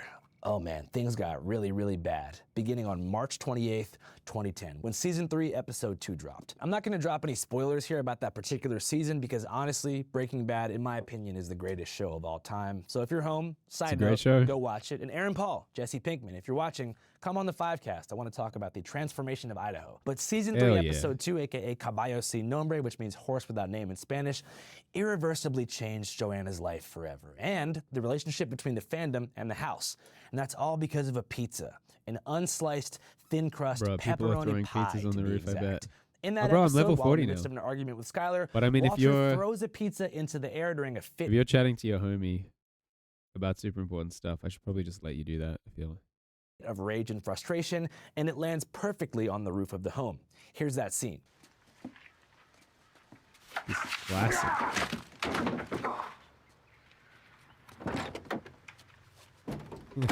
Apparently, actor Bryan Cranston pulled this scene off in one take, despite the crew ordering 20 pies. And that particular scene took off in the meme sphere, which is great news for director Vince Gilligan, but not such great news for Joanna. It looks like a normal home, but for fans of the hit show Breaking Bad, this is a sort of mecca. Almost overnight, armies of fans began arriving in droves to Joanna's home. But this time, not to take pictures or relish in the spirit of movie magic, but to throw pizzas in an effort to recreate the scene.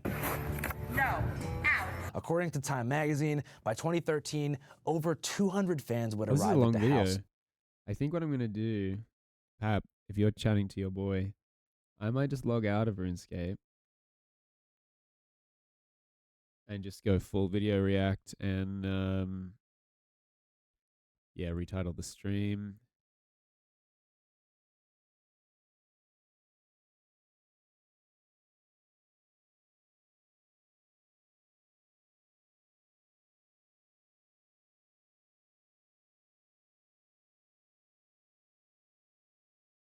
Reacting to Breaking Bad House Woman Channel.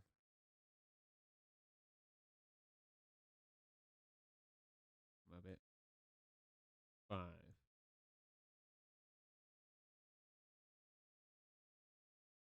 And we go just chatting.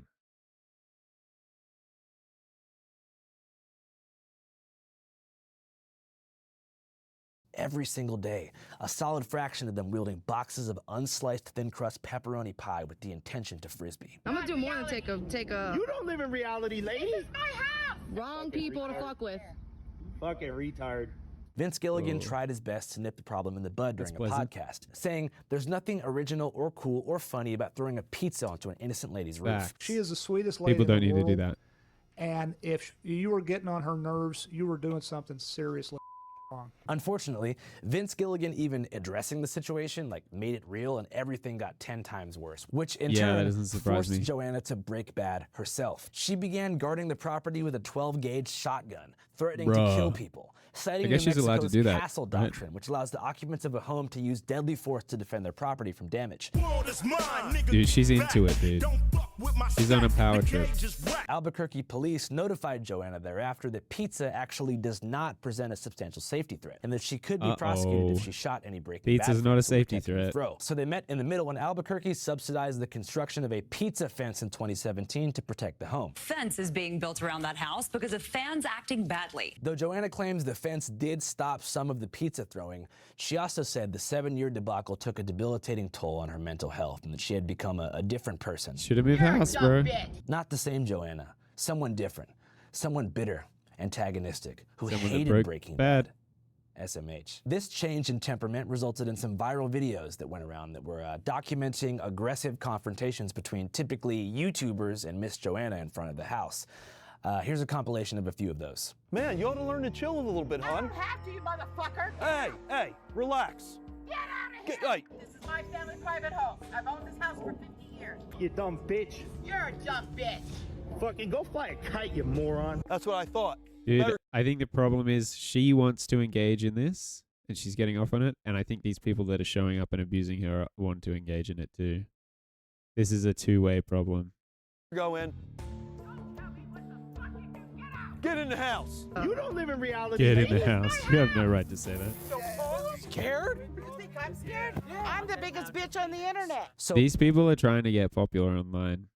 personally, after seeing a lot of these negative interactions between YouTubers and Joanna, I noticed that most people ended up siding with the content creators against her, which was easy to do, especially after the Mexican racial slur incident, which is confusing to me because she's half Mexican herself, but that's a whole can of worms that I'm going to leave closed for this particular. Wait, but don't you get the S pass if you are half Mexican? Is that not how that works?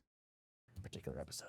But that incident aside, I actually did feel very bad for Joanna watching a lot of this stuff. I mean, she probably was really stoked when it first happened, and she thought that her whole life would be super cool, getting to be a part of this, Hollywood production, and then everything just changed, and, the fans didn't really see her as a person. They kind of saw her as like an obstacle that prevented them from connecting with the property because the property means something to them that it doesn't mean to her. It's a very strange thing, so I felt like I wanted to sit her down for a calm, honest interview to discuss her unique position, and I hope it went well. Most importantly, explore the idea of a code of conduct for fandoms in the future who want to pay tribute to iconic locations of their favorite TV shows or movies without, destroying the livelihood of people who call those places home. It took some finessing and maneuvering to make this interview happen, and a couple failed attempts along the way, but ultimately I got the interview secured thanks to a content creator named Danny Duncan, who Joanna claims is the only YouTuber that she's had a positive, though brief experience with. So Danny facilitated the link up via Facebook Messenger, and shout out to you, bro, because it happened. Well, I'm all over social media as a bitch. Yeah, no, but you know what?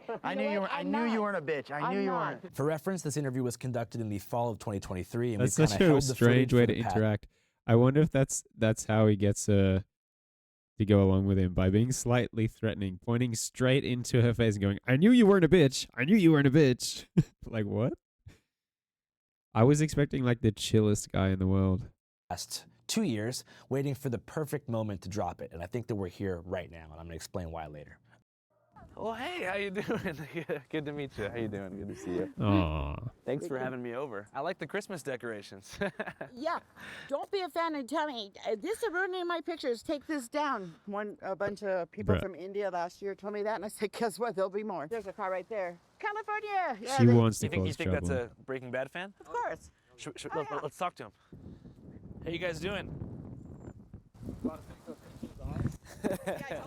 I know they pull up from here. I don't know you from Adam, right? No. But you know me, or you've heard of me. I think so. Yeah, he has. Yeah. So Okay. she actually lives in the house. Oh, okay. Okay, so we get busy at checkout time at 11 at a hotel. You can't check in to hotels between 3 and 4. We get busy between 3 and 4 because people have nowhere to go. Here. Right? Can you tell us your name and where you guys are coming from? What is she talking Well, about? my name's Carson. I'm coming from Louisiana, but I'm going back home to California. Dude, we my love brother Louisiana. and then I'm Eric. Who's your guys' favorite Breaking Bad character? for me, oh Jesse? man, I want to say Mike. Who's Well, the Mike's most pretty hated badass. character you hate? Skyler. Oh, How does it feel true. being here, looking at Walter White's alleged house? Yeah, it's cool. It's a little not what I expected, but with all the decoration. But I mean, I think it has a good twist to it. You know what I mean? So this would be an example of Trying to be very nice. friendly visitors, right? Yeah. If they were to come, get out of the car, stand on the sidewalk like my sign says, take a picture, and automatically leave. There's no reason to sit here for more than 5 minutes. Even my local police say, that's loitering, that's stalking, Yeah. For sure. I think For that's sure. fair. When Move did your on after 5 relationship minutes. with the Breaking Bad crew start? The day they rang the doorbell. Sony Productions came up and rang the doorbell and handed my mother a business card. They basically told her, we want to use your house for a pilot. That's all it was going to be. That's pilot. how TV shows the get next made. day, They she all called start with a pilot. Santa Fe Film Commission, and they told her 2 words: do it. And then here comes 100 semis. Here comes the set crew, the design crew, the costume people. I mean, the street got bombarded. Wait, you The mean they house made a was TV over. show in your house? You mean the people that asked you if you wanted people to make a pilot for a TV show in your house, they made a TV show in your house? That's crazy. For the streets, the neighborhoods, cables running all over the place, thousands of people around. It was like a crime scene. They destroyed my home. When we said you can film a TV show in our house, They brought cameras and microphones and lights and actors. Ridiculous. And you're just like, whoa, what's this? You know? When the scouts came out to the house, they said, okay, everything's fine. They went in the backyard and they said, no, we can't use this house. And everybody's like, why? Because of the pool. This storyline Safety is regulations. he's a struggling school teacher. Why would a school teacher have a pool? So the scouts True. said, no, Fair. we can't. So they go back to Vince Gilligan. I never even thought about that. It's like, can you be that struggling if there's a pool? Never thought about that. He comes the next day and goes He to the loves it. backyard and he says 2 words, write it in, 3 words, sorry. Because the pool became a pretty significant part of the story. Like, Sure you remember did. that part where airplane parts are flying from the ceiling, and there's also, I don't know what the scene is, but Walter Jr. is like drinking alcohol or something Yeah, like throwing up in the pool, that was cool. Yeah, so that was your pool. Yeah, the whole scene of the backyard is real. They later duplicated it to the set. See, that's where all the fans get confused. They think they use the house. Yeah, they use the exterior, the front of the house and the backyard. We did not So move that's out, even better for you. rent out the house. They just, at first, took all the furniture out of the house and took it to storage. Well, 2 or 3 times doing that, let's find another place. So they moved everything over. So the inside was basically where all their cameras and films and director chairs and wardrobe was and all that. Not 1 square inch of the house is true to the show, but the majority of it was filmed in the backyard. All the pool scenes, the skateboard scene, Anna walking in and down she goes. I got stories on those. I got lots of stories. To you, what's like the craziest story you can think of that time? I'm not gonna lie. I think this woman wants to be special. I mean, I got lots of stories. I got stories about Breaking Bad. I think she likes that she's special as a result of this, and I think she likes the fame that comes from abusing the people that come to the house. Them filming in your house. Probably when Walt Jr. had to learn how to throw up in the tube coming out and he was standing next to me, I thought he was really puking guts. Yeah, he made it sound so real. So you're actually watching these scenes go down. Oh yeah, we're outside with them. One time Dean Norris and everybody, they came in and kind of partied a little too much, and he went and laid in one of our beds and gave him an Afghan and he loves Afghans. He crashed out, kind of hungover. What was that like, kind of witnessing Hollywood in action? It was awesome. Yeah. It was the magic of Hollywood. You have no idea unless you live it. Right over my light sensor is where they threw the pizza. If you remember in the last season, Jesse had Saul Goodman's Cadillac, and he comes 0 to 80 and crashes right up here into our rocks. Jesse and I were standing across the street. That was a stuntman. My mother and everybody, all the people were inside. I'm texting her, move away, they're gonna make a drive-through window. So they drove the Cadillac all the way up there. When they went on hiatus, they had to keep up with the season, filming of the seasons. So when they came back, it was fall. Well, when they went, it was spring. There's flowers, there's leaves. They hand-strung in 2,000 leaves in that tree to make it look like they never went on break.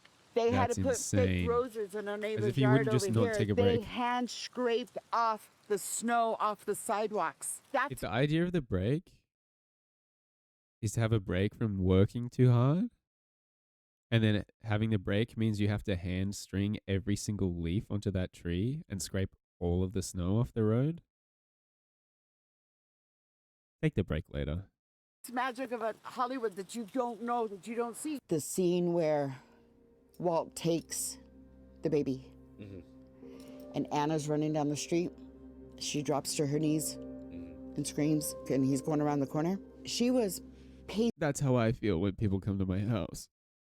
pacing back and forth. She was smoking like a train at the house, trying to prepare for this hardcore, over emotional scene.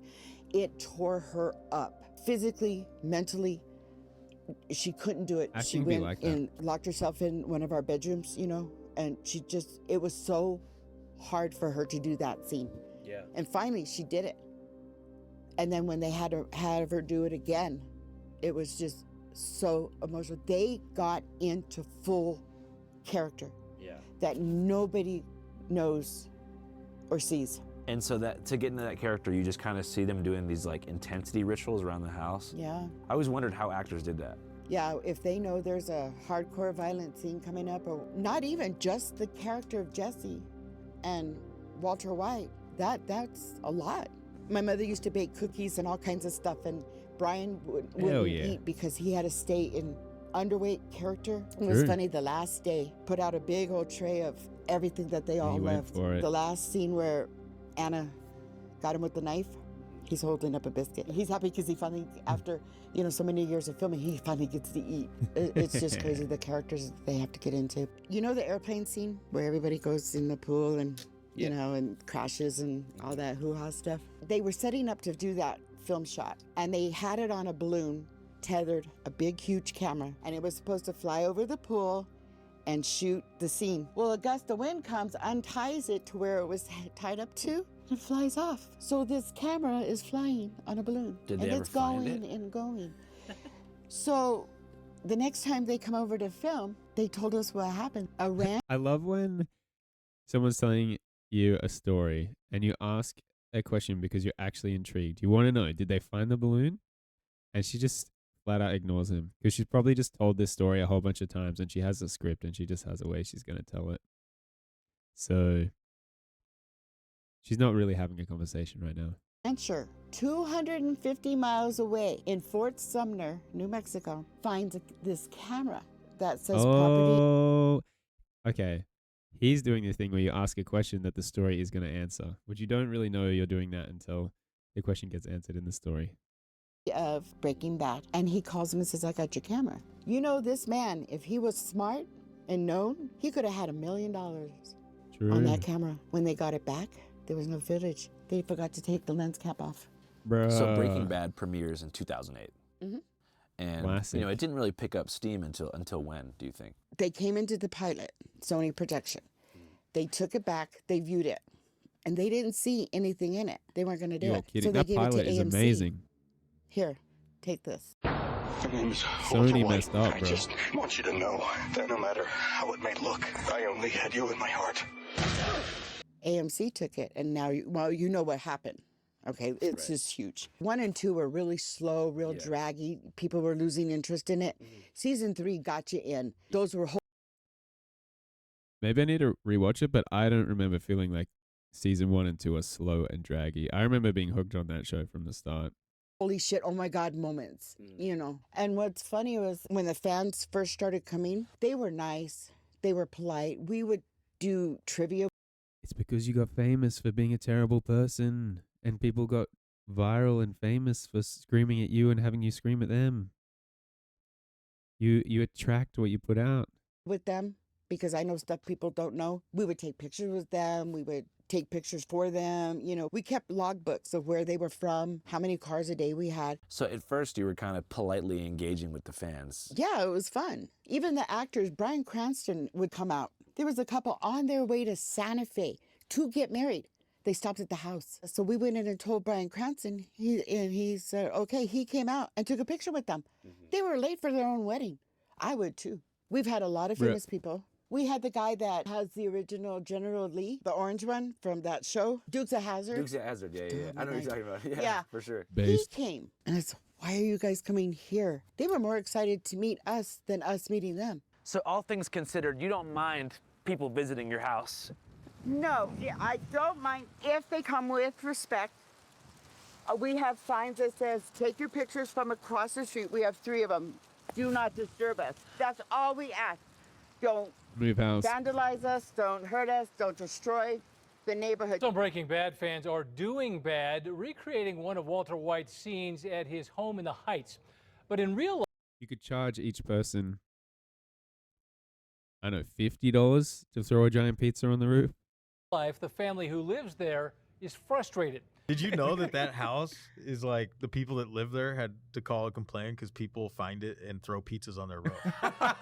Since that scene was shown on the show, people go to the house in Albuquerque with a pizza.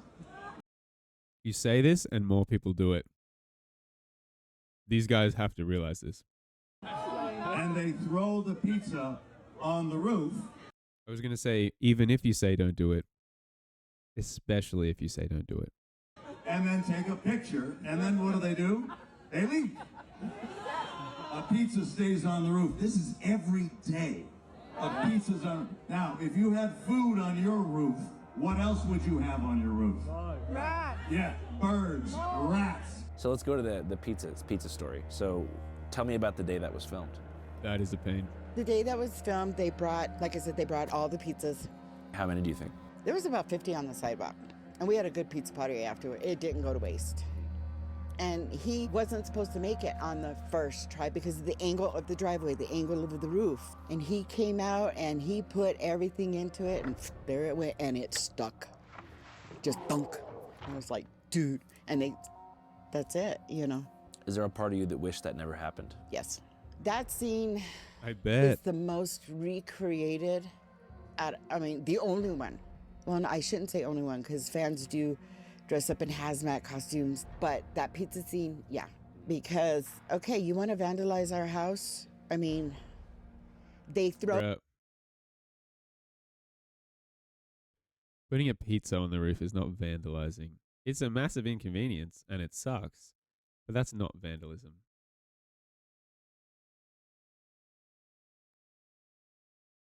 Action involving deliberate destruction or damage to public or private property. There's no destruction or damage happening. She's speaking in hyperbole and misrepresenting the situation. Oh, and run. So what picture proof do you have? How many pizzas in total do you think have been thrown on your house? Over the last 10 years? Yeah. Probably a couple hundred pizzas. When do you think the first pizza was thrown? Probably the day after that scene. It was that quick. People are quick to respond to That doesn't surprise me at all. everything. What was your reaction when you saw the first pizza? What the hell? This is what we said. So it was instant. What the heck? Pissed off. Yeah, instant. And then it kept coming and coming and coming. Then the egging of the house and the tagging of the house. We're just like, I mentioned something to the lady a minute ago about throwing a pizza up Maybe on the roof. I don't think she appreciated that. Some people have tried and missed. Some people have gotten them on there. But what they don't understand is this is a private residence, and it's really frustrating. In the beginning, we were averaging over 300 cars a day. Really? A day. And then on the weekends, God forbid, holidays. I mean, come for Christmas. Balloon fiestas are worst because 100,000 people hit the city. I have to get traffic control. I have to get police. Fans were tagging our house. We had This is two why it should people be a on profitable camera operation. sit on our lawn and stab 100 forks in our grass. It's like, what are you doing? That's not part of the show. That's vandalizing now. And writing your name on our house? What for? That's so vandalism. It gets That's pretty graffiti. bad. You know, people assume we put that fence up for the pizza. Oh my God. You know, no. The fence went up because at 4:30 in the morning, somebody rings the doorbell. And you're like, okay. That is not okay. What is this crap? You open the door, nobody's there. You look down and there's a package. There's a strange Not okay. package. Not so okay you at call all. the police. The police call bomb squad because you made a report of a strange package at your door. So now they're getting too That's when you close to move our house. personal space. Our safety is now intact. What was in the package? Did the cops tell you? Nope, they just destroyed it. Have you ever thought about how unique your situation is before? Like there's probably maybe a maximum like 50 people in America or maybe the world who live in a house that is like central piece of lore for a giant TV fandom. Like that's so, it's got, you might be the only one right now. You're like pretty much like patient zero. Yeah. For this strange phenomenon. Don't do it. It'll be studied later in time. I'm sure it will. How this show drew in everybody. Because when the show first started, the fan base wasn't that big. So the people that watched it are talking to the people that, I'm not gonna watch it, it's about drugs. But they kept talking and talking, so then they got them interested. Now we're like on the 4th or 5th generation of people that refuse to watch it. I have people worldwide. It's a great show. It's probably my favorite show. Part of the reason I wanted to live in an RV in the first place was probably season 1. Just seeing the shots of like Walt and Jesse's RV in the desert out here, like out in the boonies, I was like, man, that sounds like a cool way to live. But then also I feel just like his like RV watching is Breaking Bad inspired. character development of Walter White from like a happy-go-lucky science teacher dabbling in crime to this full-blown like arch nemesis villain archetype. That was crazy to watch. And I haven't seen any TV show show such an evolution of character. Because by the end, he was so. It's true. It's like the best,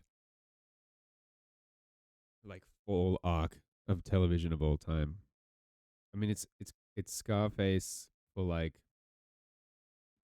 4 to 5 seasons. Unlikable. Right. Everyone hated him. And it's almost like that little part of you that wanted to root for Walt was almost gone. Do you know who's the most hated character? Anna Gunn. Skylar. Really? Skylar? Skylar. They cannot stand Skylar. They hate Skylar. In fact, that they call me Skylar. I was like, Skylar is terrible.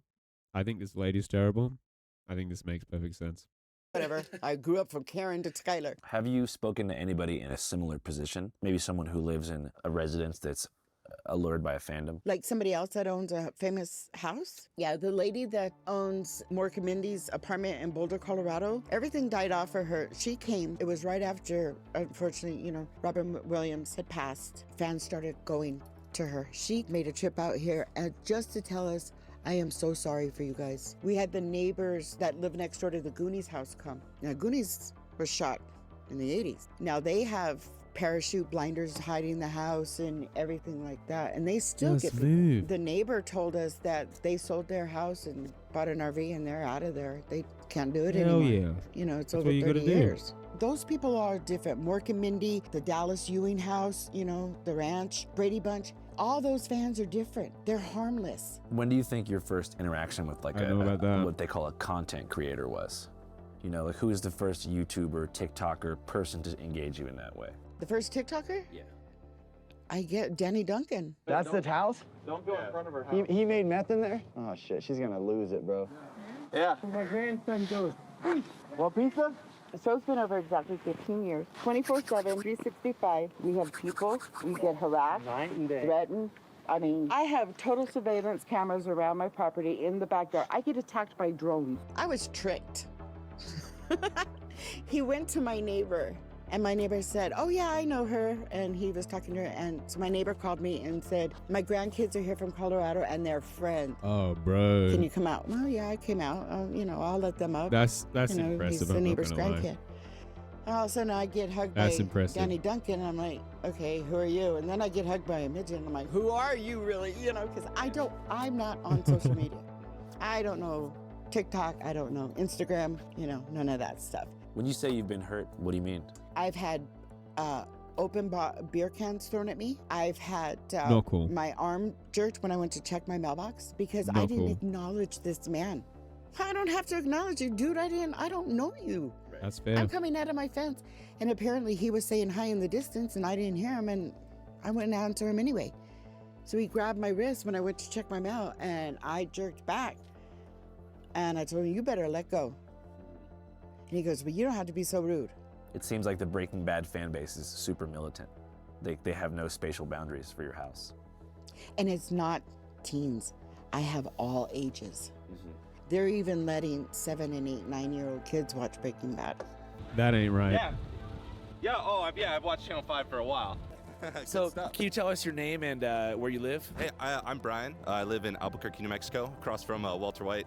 And you guys have a good neighbor relationship? Yeah, she's a great neighbor. Yeah, she's always got my back, always looking out, there's all kinds of crazy stuff going on. So one time, some people stole a van and crashed it and then ended up on her roof. So there was cops everywhere from that. It was pretty wild. Yeah, that was pretty wild. Most people are pretty cool and stay out of the way. Some people kind of forget that this is a neighborhood, and they kind of do whatever they want. It's not quite, I a bet they do. tourist stop. But yeah, most people are pretty cool. A lot of enthusiasts, a lot of people who are just driving across the U.S., Yeah. Are you stoked to live right here? Yeah, it's pretty cool. Yeah. It can have its I was own- going to say, I think if you don't like that that's what's happening there, you live somewhere else. So he's stoked to live there. And I think if you're there, you're stoked to live there. But it's been pretty cool. It's a cult following now. So now they've gotten rude, violent. You dumb bitch. You're a dumb It's because they're trying to get viral online, bro. It's not hard to figure that out. bitch. Wrong people to fuck with. Fucking retard harassing me. He's my house. My mail gets filtered every day. My mailman let this go by. This came yesterday. So I want you to see this. Saul called. Look. Free Saul Goodman. What does that have to do, Walter White, who's dead, have to do with me? I get this constantly. I get threatening mail.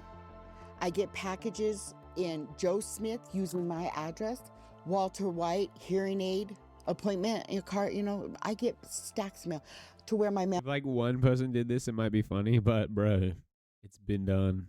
Someone doesn't even give it to me anymore, but he gave this to me because I knew I was going to talk to you. I mean, this makes no sense because Saul Goodman doesn't even live at your house. Right. None of them are real. Right. But even in the context of Breaking Bad, we actually don't know where he lives.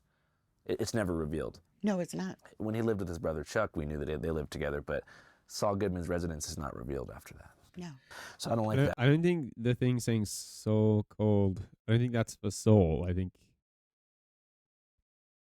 they just, I mean, I don't think they thought about it that deeply. They just wanted to write something on a piece of paper and put it in their letterbox. That one bit. Gosh, if I owned this house, I would be giving tours all the time. Right? Super cool. Why? It's a family fucking private house. Ain't no fucking tours, stupid. Oh, I didn't say you gave tours. I said I would give tours. This is cool. Stupid, because it's a family home. Well, you rented it to them. I didn't rent nothing out to them. Go to the fucking studio. That's where they filmed it. Get your fucking facts straight. Wow. What a lovely lady. Well, I guess this is going on YouTube. They start with the intent to fight with me because they I want to think make you themselves start with that 30 intent second too, love. TikTok famous. Okay, so they only show me going off. They don't show what started it. You are that fucking stupid. Get out with that thing right now. Get out. It's a private house. She got me wet. Get back from the gate. Scared? You think I'm scared? I'm the biggest bitch on the internet. I'm a famous bitch, that's why. Do you think that the young generation She's is into cursed by a chronic desire for social media fame?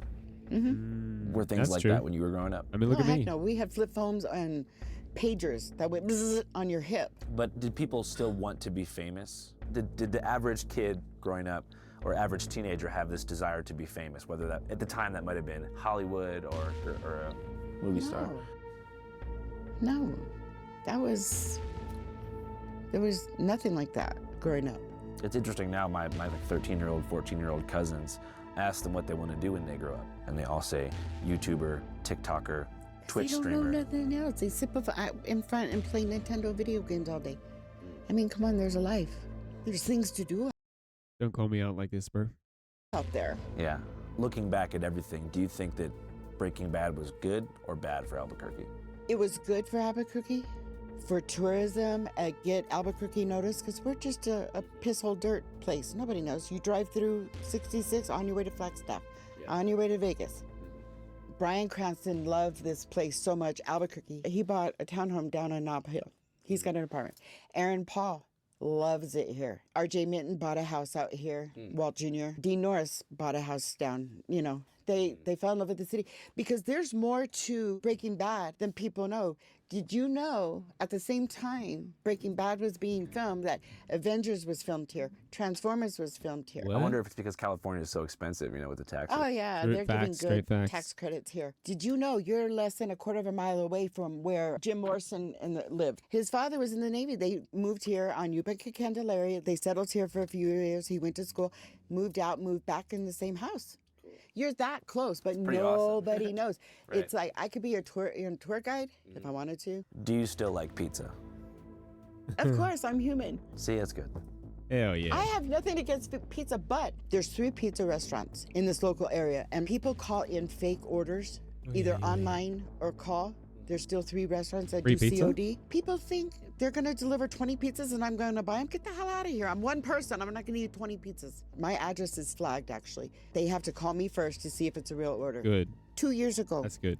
June 25th, a friend of mine let me know that there's an internet threat on Instagram to the house. The title of this person's Instagram said, "Let's bombard the Breaking Bad house on June 25th at 5 o'clock." This so-called person had 2 million followers. Good thing she found out about that. 700 of them responded, "Okay, I'll be there. We'll do it." So I get on the phone and I contact This has Let's Naruto run into Area 51 vibes. the studio. They look into it. They come to me and says, we got you. We'll take care of it. June 25th, they got the state police. I had 3 state police officers 24/7, 3 days, the day before and the day after, 2 days after the event, this thing was going to happen. I had 2 undercover cops in civilian vehicles. It didn't happen. We had a lot of people that day, but nothing happened. Right. That's good. It has become a cult following because these fans do not accept the end that he died. They refuse. You're talking about Walter White? Yes, they refuse the ending, and they let me know. They'll come scream. I think that was a good ending. I accept that ending, but I can see the kind of person that shows up at the house where this show was filmed for the exteriors. I can see that kind of person being mad that he died. Reaching down the street screaming, Walter White, come out, I'm here to buy meth. I'm like, dude's dead. They're trying to get TikTok famous. They don't actually think Walter White lives in that house. There's no way. You want to go where his headstone is? I'll give you the location. There's a fake Walter White headstone. You don't know the story on that? No. Dude. Okay, so the character dies. She is nuts, Nowhere for sure. in history has a local newspaper ever put an obituary for a character in our local paper. That That's newspaper impressive. sold out within an hour. They had to rerun it the next day. So here's a fake character in our local newspaper. They go and have a real service at a local cemetery. Wow. Fans show up like, dude, no, they've never been. So now the fans are going to the cemetery, spending the night, having parties. So now they're just respecting our local cemetery with our loved ones. Mourners paid for dirt to toss across an empty coffin, which was laid in a real gravesite with a headstone, and it will stay there for now. So they moved the headstone. It was a fitting end for loyal fans, but for families with loved ones laid to rest here, it hits too close to home. My son is buried about 15 yards away from where the makeshift gravesite is. That sucks. Yeah, it was real. Is there a part of you that feels like, man, I should just move out of here? No, because it's our family home. That's our first and only family home because we traveled all over the country as little kids. My father was in the military. This is She's very our attached to family the home. house. All of us grew up. Now the grandkids are growing up. So you have like a deep connection to the home. Yeah. Fans come and tell me, well, if you don't like it, you should move. Well, why don't you move? Don't tell me what to do in my home. You don't pay my bills. Is there anything you want to say to the people out there? But I do think she's better off moving. I understand she doesn't want everyone to tell her to move house, and no one has any right to tell her to move house. But if she really hates it that much, that solution is always there. Who are thinking of maybe visiting / harassing you? Well, they can come and visit with respect. They can come and take their pictures. Don't stay and stalk me for 16 hours because I will call, I get scared. You would too. Yep. If somebody's Fair. staring at your house for 16 hours, Great reason to move. that vehicle hasn't moved. They're watching. They're up to something. Yeah. And I'm 911's on speed dial. Well, there's that. I hope you guys enjoyed it and felt like you learned Is it? something along the way about, Breaking Bad, way, that's it. Albuquerque, Joanna, me. I don't know. As I mentioned, though, I've been sitting on the footage for a couple years waiting for the right time, and now is the right time because Joanna caved. Maybe that's a negative way to put She it. Joanna moved. changed her mind about living there for the rest of her life. She Right actually move. just listed the house for sale. Despite Hell being yeah. valued as a property at $350,000, the house is now listed for $3.995 This is what I'm talking Walter about. White's home in Breaking Bad is Hell yeah. officially up for sale. Yeah, but it could be outside your budget. You see, the homeowners are asking for almost $4 million.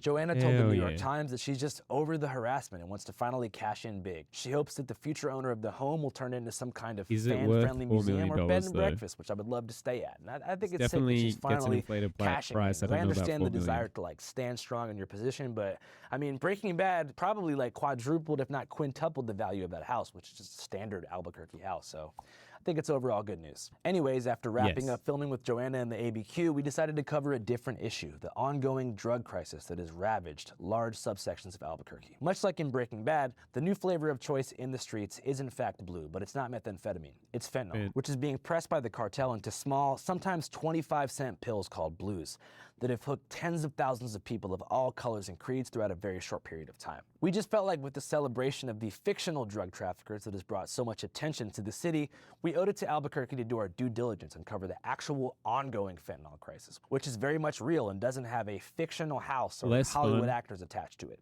Here's a preview of that. I'm not really looking for that. Pap, I'm guessing you're still going with your boy. You probably need to still be going with your boy. I think that's pretty important. We did not get a lot of viewers being in Just Chatting. I'm not going to lie. People do not just randomly show up in Just Chatting streams, I guess. So I think we're going to go back to RuneScape, where people actually join the stream.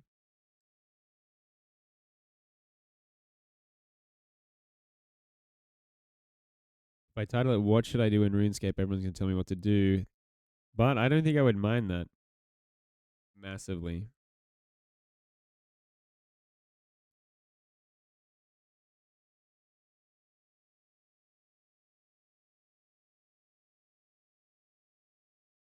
RuneScape. Oh.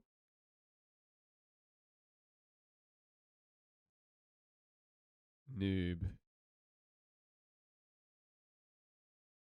What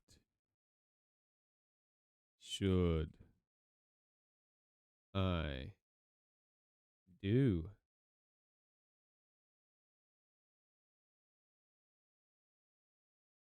Control C, Control V. Switch to RuneScape. RuneScape. Oh, it's gotta be old school. Old school, baby. We on that old school.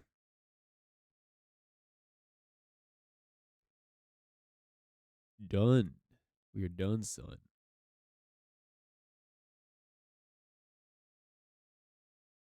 Ooh. And oh. Okali dokali malokali. Okai dilly, dokai dilly, malokai dilly.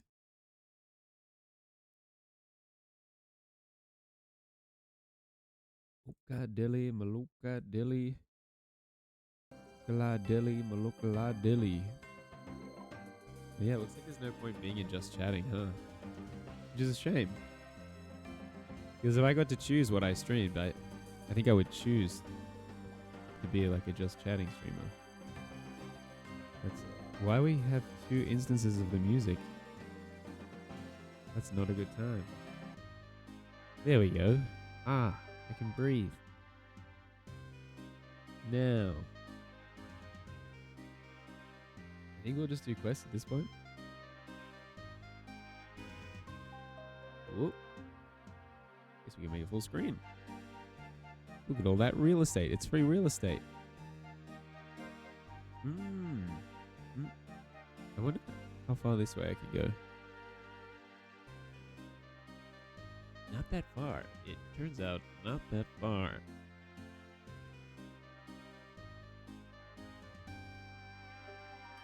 That's like the full range. Full range of motion. What do we do? West, Knight's Sword. Optimal ordering. 1 red berry pie. Have I already had a crack at this? I gave the guy the red berry pie, right?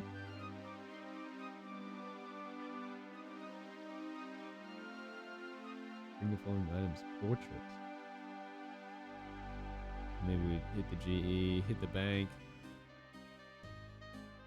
Is this the bank? We just hit the GE. GE. I'm finna hit the GE. GE.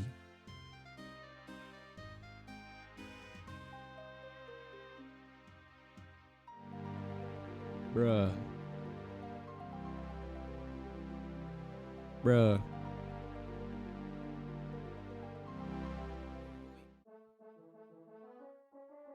I did post to social media, right? Moses said the fruit bowl is his now.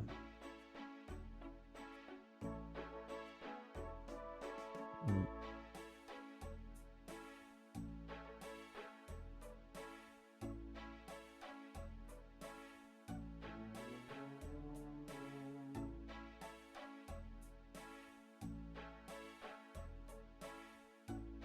Posted to social media. I'm just like,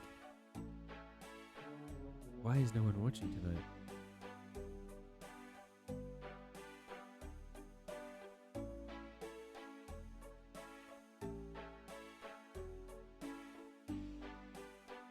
People saw the story. Yeah, I think I don't know. I feel like not that many people watch at 5 p.m. though.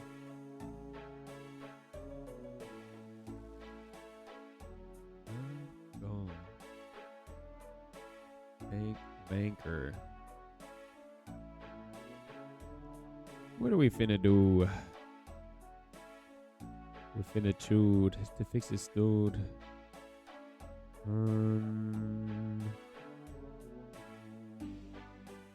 What's a Falador, huh?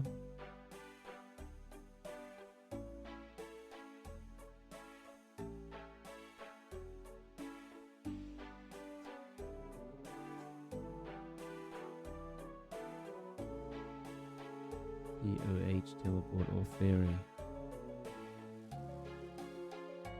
Ring to AIQ. EOH? We can just find out what these things are.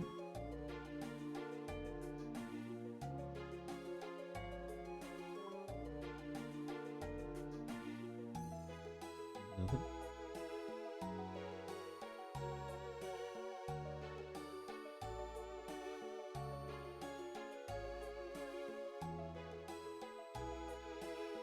You gonna get a fairy ring, bro?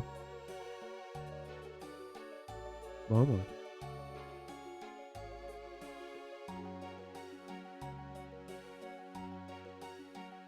Look at this bad boy.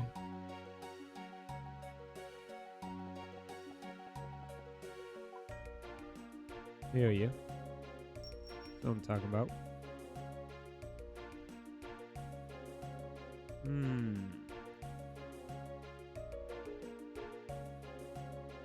Able to survive attacks from Ice Warriors. Level 57. Nice Giants 53. I guess we better find out. Wait. Oh, Wolfsbane.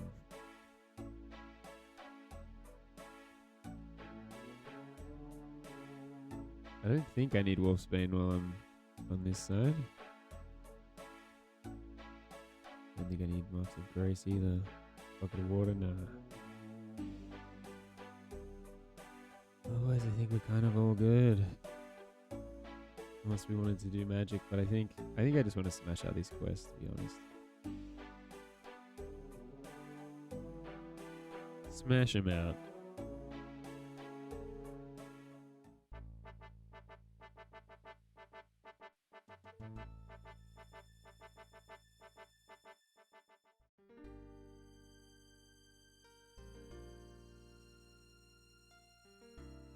We out here. We vibing. For real, for real. What you gonna do, baby? Yarg. Yarg. Yarg. Yarg. We out here, baby.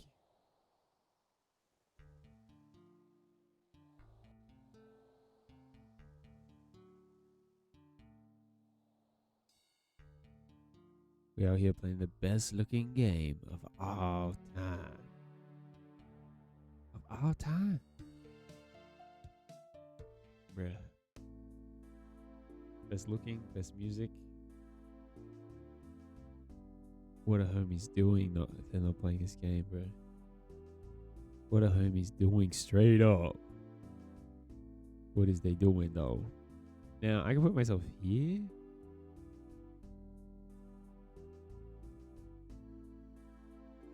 I think that's out of the way. I think that feels too small.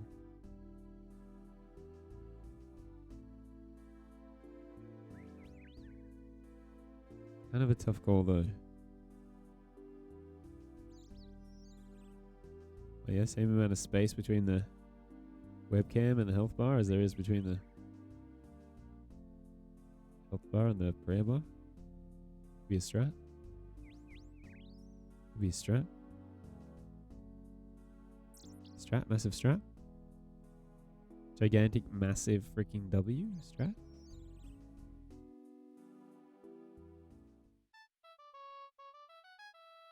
My peepers, it's Mr. Bean 96. My man. How are you, Mr. Bean? How you been? What you been up to? You should have all your streaming gear. I'm very well, Mr. Bean. Life is good. Did just have gone from just chatting to coming to RuneScape. And I gotta tell you, no one joined the stream for just chatting. I mean, we had Paprika here the whole time because he's a real one. Paprika's a real one. He's here for whatever. But we didn't have any growth while we were in just chatting. I guess there's a lot of streamers doing just chatting. So we're hitting the RuneScape. But yeah, I want to know, like, your monitors should have arrived. Your Mac should have arrived, right? You should have all the stuff now, right?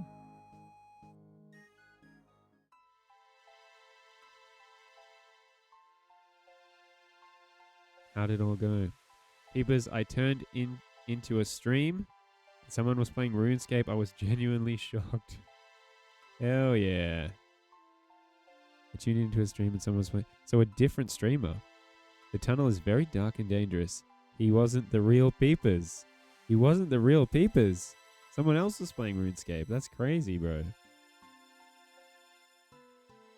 The tunnel is very dark and dangerous. The agility of 60. Whoa, whoa. We'll go this way. Fraud. Absolute fraud, bro. Absolute fraud. But man, you really got to tell me about these monitors, this computer. Oh, these pirates want to fight. Okay. We can kill some pirates. I want to know about these monitors. I want to know about this Mac Mini. I want to know about everything. The mouse, the keyboard. Is it set up? Are you streaming with a webcam now? What webcam did you get? I want to know what's happening with my boy, Mr. Bean, setting it all up today. Hell yeah, brother. That's awesome. That's so good. Bro, we could co-stream that. Do you want to stream yourself setting up? I have to get a bigger desk. True. I didn't think about that. Of course you need a bigger desk for those two very big monitors. But you're going to be balling once you got that set up though. Man, I've been thinking, I kind of wish I was gaming on a monitor. Sometimes this, I think I mentioned it to you before. I'm gaming on a 55-inch TV. And sometimes I literally just don't see things because they're like way off in my peripheral vision. So I think monitor is the way to go. Monitor's like 34 inches. 34-inch monitor I think is good. I think it's a good thing. I think you're going to love it. I think once you're set up and you have OBS on one side and you have your stream and your chat on the other side, I think you're going to be a happy man. I think you're going to be glad that you went for that. Kind of ideal setup. Not going to lie.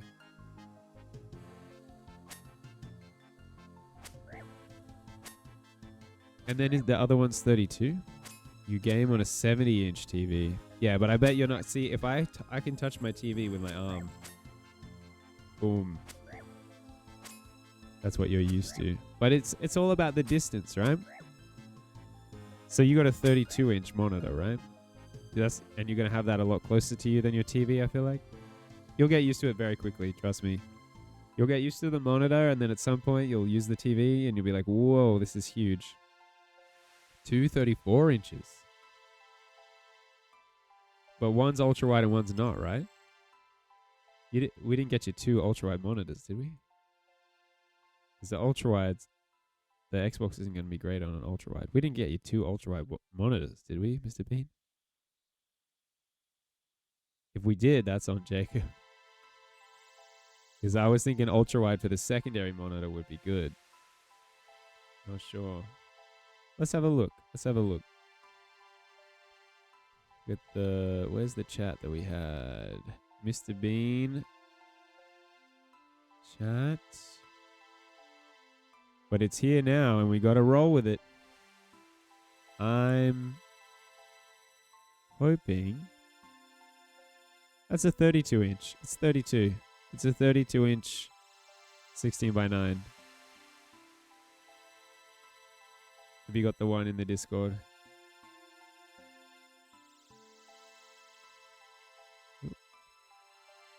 What is going on?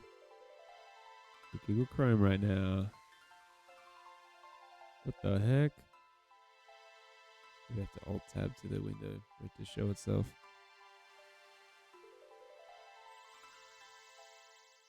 So that, hang on. You changed one of the monitors so it'll be here sooner. Oh, bro, I think you're going to have black bars, bro. You're going to have black bars on either side of your Xbox. But it is what it is, bro. Should have hit me up, bro. Should have laid out the options.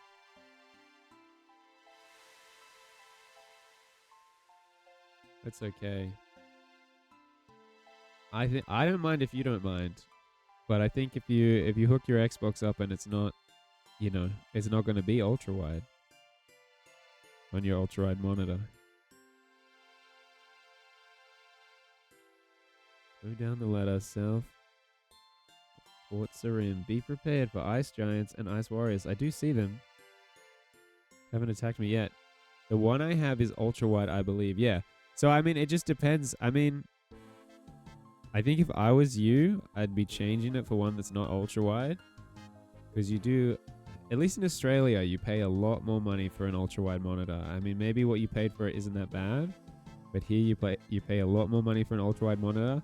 And you are just going to have 2 black bars on the side of that monitor when you play your Xbox on it. But I guess it's up to you if that bothers you.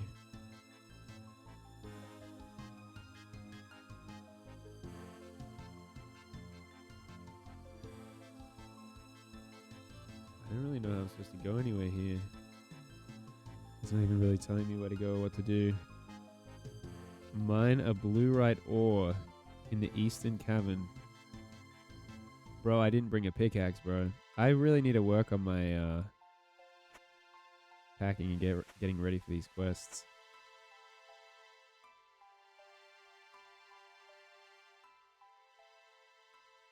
So I don't know, Mr. Bean. I don't know if it's going to matter to you.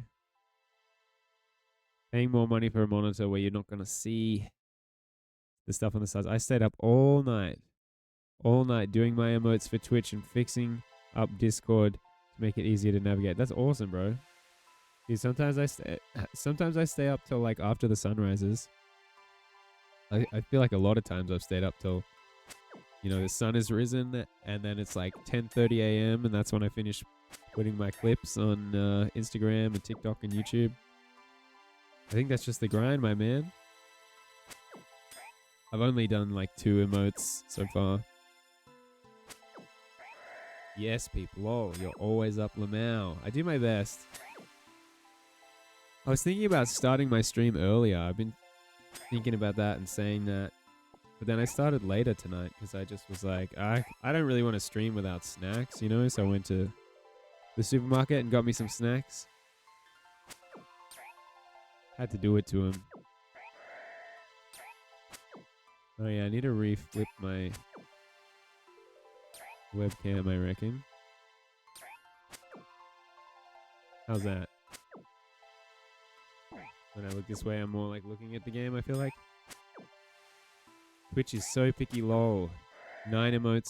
Oh, because of the, yeah, there's a few things going on there. They have to be perfectly square. They have to be like exactly the right resolution.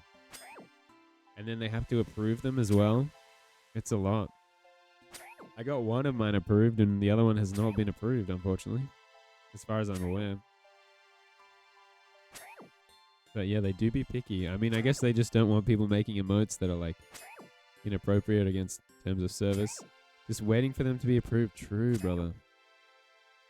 Gotta wait for them to be approved. Do be like that. How long till you stream? I mean, I guess you have to do your whole setup, right? So it's gonna be a while, and you got to get a desk. I'm really lucky. I moved into a house and inherited the furniture, and it had a massive, amazing desk in it. So that's my desk. I feel like if I was gonna buy a desk, I would get a standing desk. Because, I mean, when I do my like 11-hour streams, I get a sore back. May stream either Wednesday or Thursday. So for me, that would be Thursday or Friday. True. Man, how'd your friend's birthday stream go? I was there for some of it. I popped up, but as usual, I had just sort of edited my Twitch clips, and it was about 10:30 a.m. after an all-nighter. It was time to go to sleep for me. But it seemed like he was having a good time.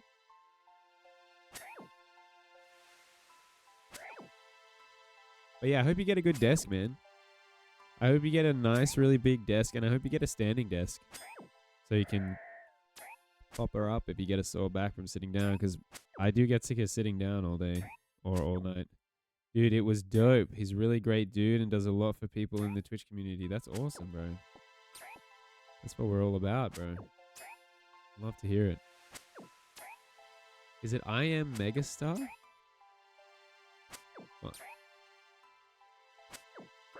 His first Twitch stream as an affiliate. Heck yeah, bro.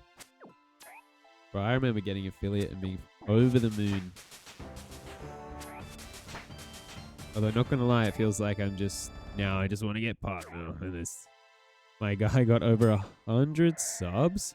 Bro, how did he do that? How did he get over 100 subs, bro? How doth the one get over 100 subs? What did he do? What kind of black magic... Oh, my bad. What kind of magic was this guy using? Community showed up. Heck yeah, bro. Like his own community or what? Oh, bro, I don't have food. My homie gonna die. Yeah, dude, that's my bad. I just... You know what? I wasn't about race at all. It was just... Yeah. You know what I mean? Ay.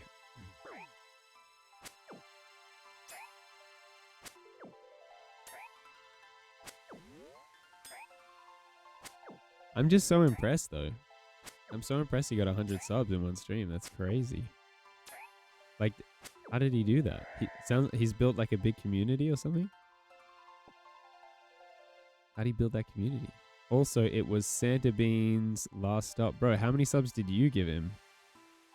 Because we know about Santa Bean. We know Santa Bean's for real. Lost count, lol. You must have some idea, though. Like, are you 99 subs? And between bits. True. You must be able to see how many subs and bits you gave him, though. There has to be a way to see that. Because, like, the thing is, if you gave him 100 subs, I've given out over 100 subs over the last 2 days. True, bro. If you... It's, first of all...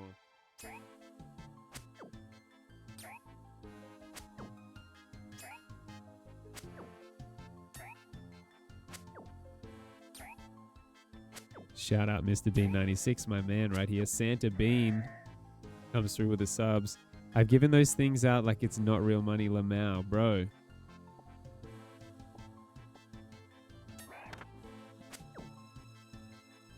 I just like bits, lol. You're responsible for the vast majority of the money that I made on Twitch. I'm gonna be real. And I sincerely appreciate that. Sincerely appreciate that. And you become one of my best chatters too. Oh, thank you, Mr. Bean. Wowza. But then what do you deserve, bro? Have you been getting... Oh, bro. Man after my own heart. What a guy. You're an amazing person, Mr. Bean. How many subs have you got? I think I have 19 subs. And I believe you're responsible for 15 of those. I don't know, I haven't looked low.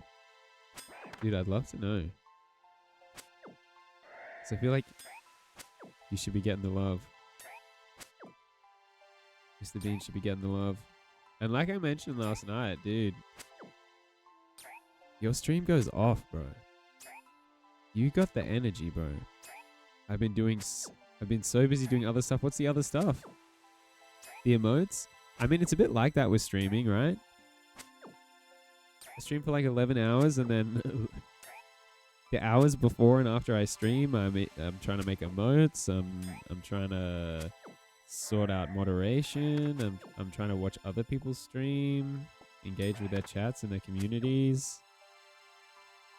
I'm editing my clips for YouTube, TikTok, and Instagram. Is that the stuff you're doing? You on the grind for real?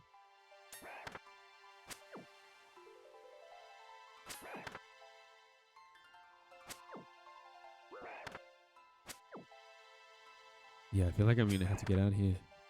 Dude, when I turned on my last stream, the second I hit go live, 10 people showed up instantly. My man. Dude, that's amazing, bro.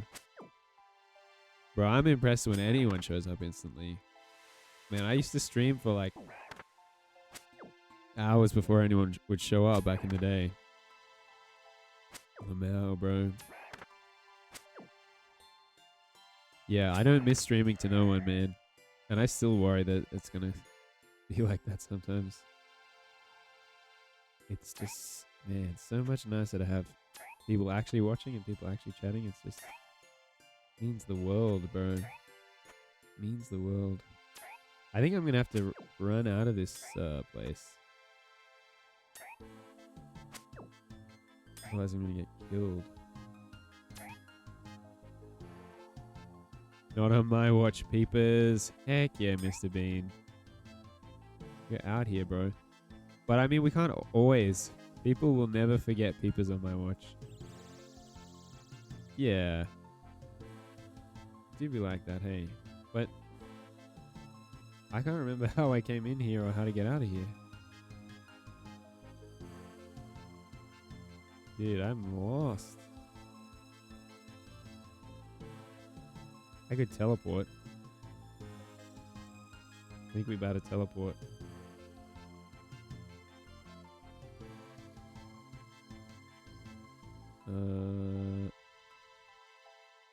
GE. People never forget Peepers on my watch. Dude, Peepers, I want to share something with you. When I was doing my Santa Bean thing. Bro, what are we sharing? What happened? A guy that I was in a group chat with. Yeah. We're getting a drip fed story. He got mad at you. A homie got mad at you? For being generous with subscriptions and bits? Who's getting mad about generosity, bro? What? How do Santa Bean chat? I never asked to be in, by the way. Interesting. As a group chat of streamers? Man, maybe I need to get on that streamer group chat grind though.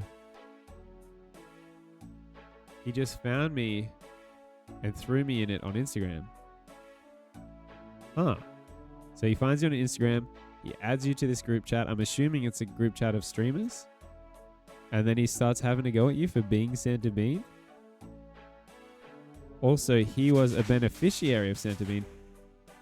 Bro, how's a beneficiary of Santa Bean getting mad? Why do I have 7,000 black pickaxes also? I'll just take one. How's a beneficiary... Also, why do I have 6,660 games necklaces though?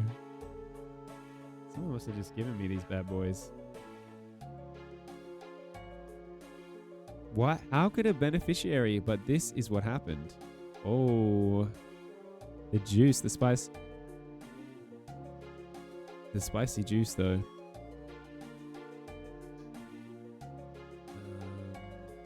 What am I gonna do? I don't need this. That. I don't need that. I think I have everything. Oh, I need food. 2 cooked salmon. 6 raw salmon. Maybe do a bit of fishing. A spot of fishing. Spot of fishing. I do have these potatoes. Maybe I... Hang on. Peepers, I'm a very big on positive vibes and supporting my Twitch family. Heck yeah, bro. You are. You got the most positive vibes. And the most supportive of the Twitch family, bro.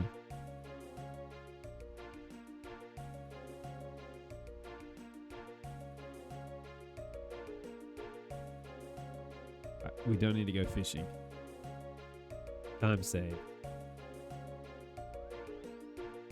Where do we need to go, though? I've forgotten where we literally just were. A friend of mine posted in that group chat. He plays COD, Keepers, and he's extremely good at it. Dude, awesome. That's great, bro. That's the real deal. He posted his link in chat and said, hey, I'm going live, check me out. Sounds like something you would do in a group chat full of Twitch streamers. Right? So everything sounds pretty normal so far. This ice dungeon though. How did I get there before?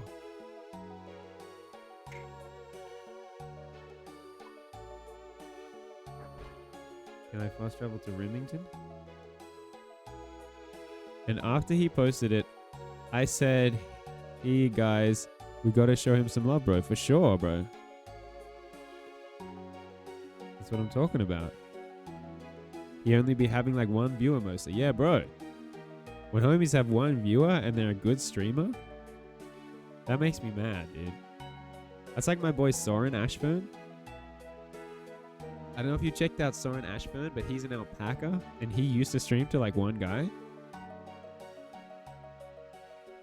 He had 18 the other day, bro. We gotta support small streamers that are good. I probably can't shout him out.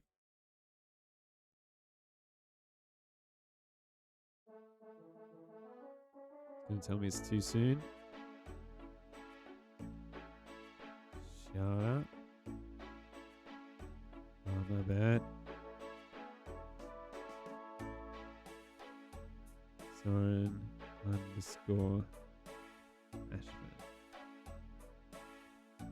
Heck yeah, I don't have a 45-minute limit. He only be having like 1 viewer mostly. So the group chat leader direct messaged me on Instagram and starts bashing him to me. What the heck, bro? Had the guy done anything wrong? Why would someone bash someone with 1 viewer though? What the hell? Oh, we got the Falador teleport. That's what it's all about, bro. Oh, bro, I messed up for real. I gotta get my prayer and my health up.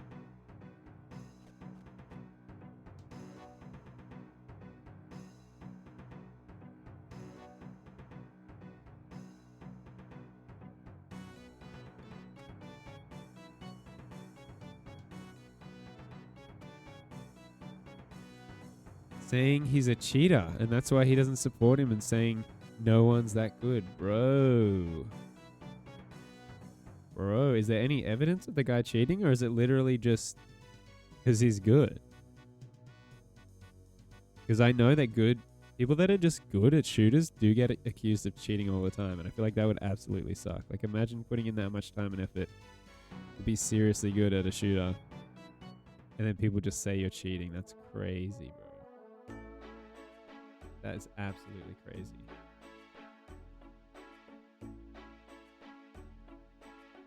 Yeah, we need those home teleports, and we need 1 more baked potato, I reckon. So after that, I got sort of upset and sent a message to the group chat just saying I'll be leaving the group chat and I wish everyone in this chat the best. Bro, that's fair. That is fair. And that's a really good way to handle it too, wishing everyone the best. Even though Home Slice running the chat does not have good vibes. Dude, did he have any evidence at all for the guy cheating? It's crazy, bro. Just accusing people of cheating without any evidence, that's insane. Absolutely insane.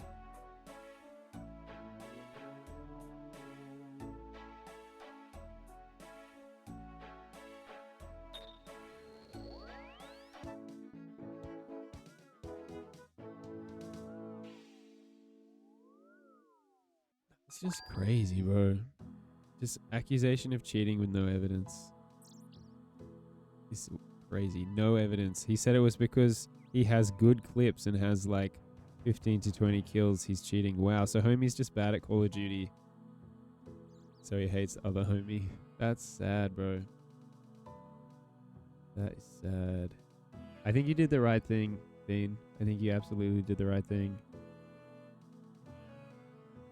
Absolutely did the right thing, bro.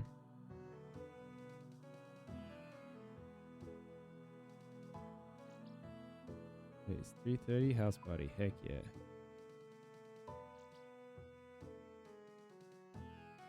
I never followed this guy on Instagram. The bad guy, right? The accuser. You never followed him on Instagram. Yo, Pap is back and he's eating the popcorn. Pap's enjoying the show. Wait, I know what I need to do. I need to just move my chat up here. Hopefully that's nice and visible.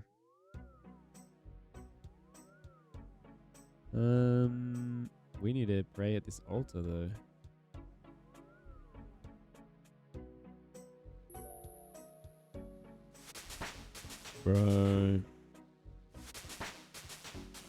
Bro, you're gonna tell me he did something more after he left? He sends me 5 voice messages on Instagram. Bro, what did he say though? He just still calling this guy a cheater? Called you on Instagram. Bro, homie is serious. Dude, if this story has more, you can hop on Discord if you want. This is crazy. You didn't answer. Fair, bro. Fair. I think that's the right move, not answering. Angry home dog. I think not answering was the right call. I think we're going to Falador. I could be wrong.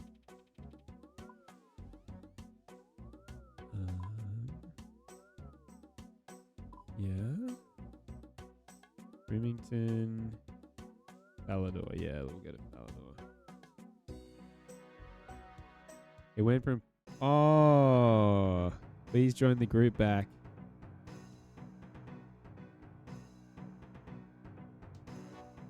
Bro, if there's like a lot more to this story, you can hop on Discord. Then if you don't tell me why you left, I'm going to tarnish your reputation in the Twitch community, bro. Homie gonna try and tarnish Santa Bean's reputation in the Twitch community? Ain't no way, bro. Ain't no way.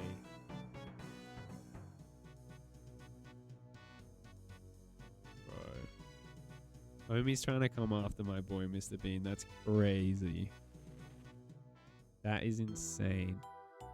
He said he was going to tell people that I'm trying to buy viewers and that I'm not genuine. Bro.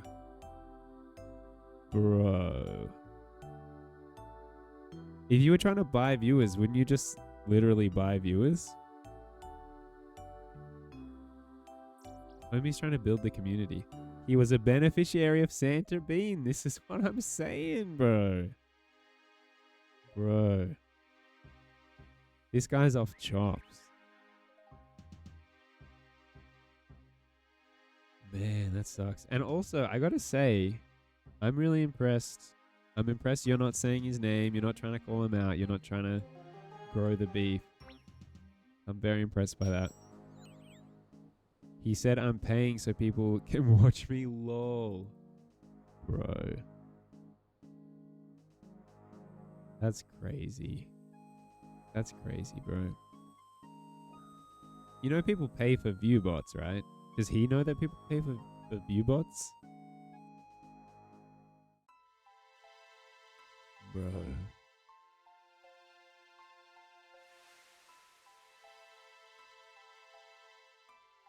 They can't even see my face yet. True.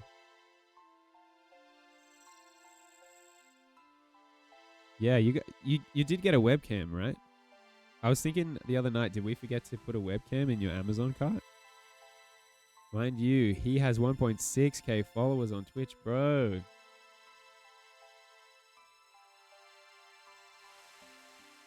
Oh, mate, now you're making me think about Emilio. I love Emilio. But it doesn't look like we're going to collab anymore. 21,000 followers on Instagram. That's crazy. Whenever he streams, he has 2 to 3. Whoa. Uh-oh. Bro. Uh-oh. Do you think Homie's projecting, maybe? Homie bought some followers, maybe? Bro. But sometimes this is what happens, though. Sometimes it's the people that actually do the thing that accuse other people of doing it. I don't know if you've had this experience before. The math ain't mathing, bro. The math ain't mathing. That's crazy, dude. Homie's accusing you of buying viewers. Homie has to be buying followers. There just ain't no way he's got 1.6k. Oh, select an option. Join a fight, do nothing. Start a fight. I don't know if I want to start a fight. I was gonna just mine some blue right, but I don't know where that is. Bro, the math definitely ain't mathin'. And this, I don't know, man. I mean, Homie is probably just gonna become irrelevant anyway, right?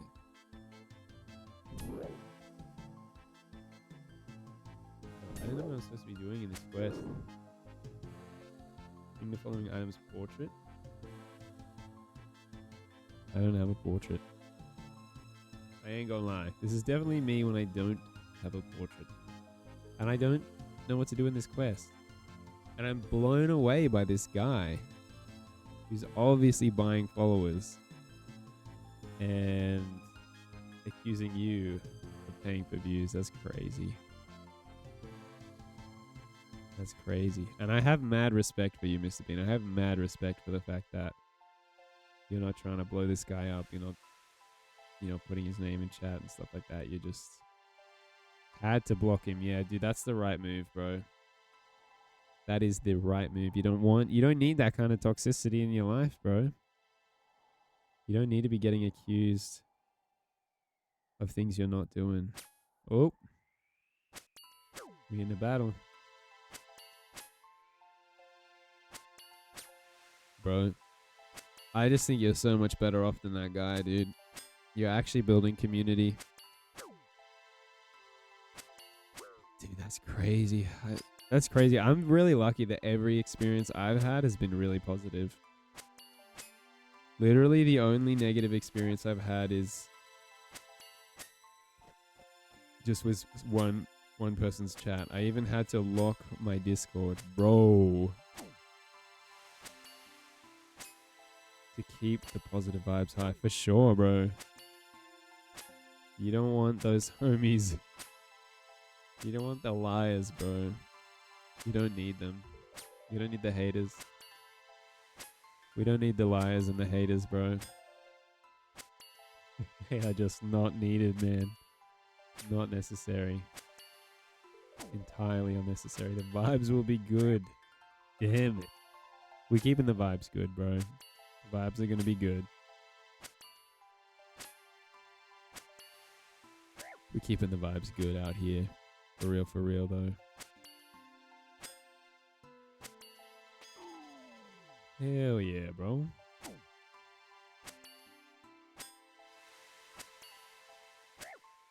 We want the good vibes.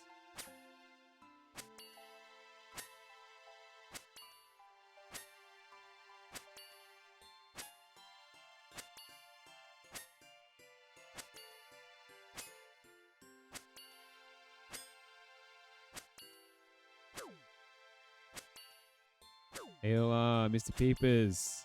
Got to shower and get started on my desk situation. I'll be around, my guy. I'll be around too, my guy. Oh, bro, we just died. And we lost 2 viewers because we just died. But, have a W stream, Mr. Peeps. I hope this becomes a W stream. That would be good. That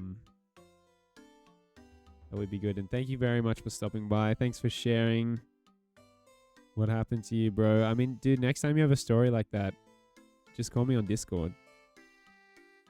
You got a story like that? Bro, just share it on the stream. But I mean, you'll probably be doing it on your stream as soon as you got this desk and this new setup going. Yes, sir. My man. My man. Let's get all my stuff back, though. We lost all the potatoes. We lost the potatoes, bro. They'll probably be sitting on the ground when we get there. But we could get more potatoes. We got more potatoes. It's gonna be okay. Dude, that's so crazy. That's so crazy what you went through there, man. Yeah, I look forward to watching your stream when you're back into it. Feel free to shoot me a message if you need help with anything.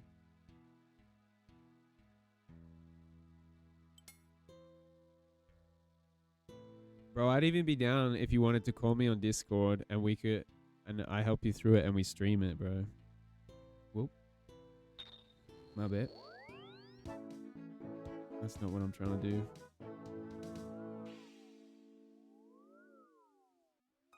Should we hit GE or no?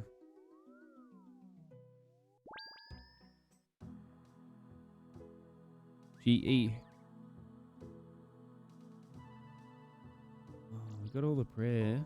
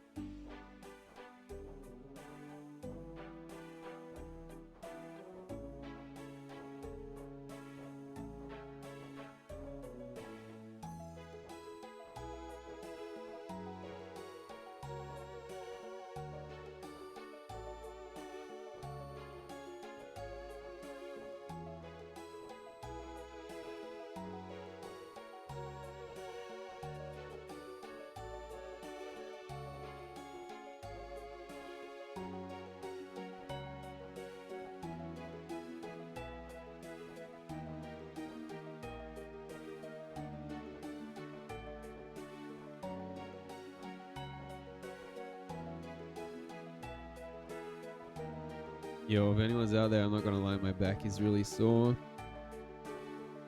Twitch says I have one viewer, which is probably me. So I think I'm going to piece it out. And catch y'all next time. I hope y'all all have a good one. I guess I could raid someone with one. Who should I raid with one?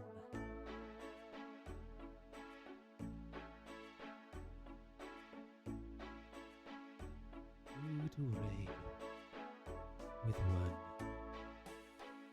Who's gonna appreciate it? Scope Pilot. See what this game's like. Yeah. What was that? Whomst to raid? That is the question. What's this game? Zenless Zone Zero. Pegasus Logistics, what about it? Anywho, if they find out about this mess, they'll they'll can me. Followed channels, live channels. I want to see the homies with like no viewers though. I'm gonna raid with one, they gotta have 0, right? Right? Should be RuneScape. Are we really trying to grow the RuneScape vibe? What about just chatting? Viewers high to low. Why is there not low to high? There should be low to high. Wait, what's the Trump thing? That's not Trump. That's just politics. Yeah, we need the low viewers, bro.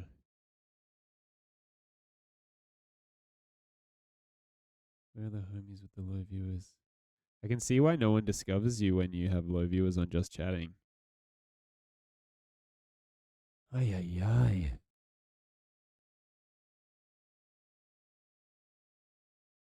Okay, we're already in the hundreds. That's good.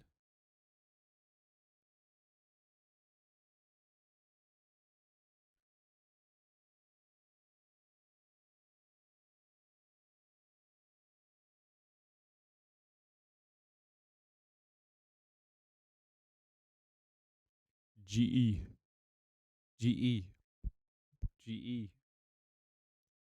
99.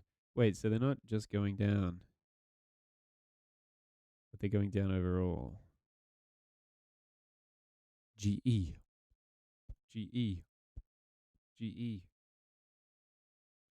Yo.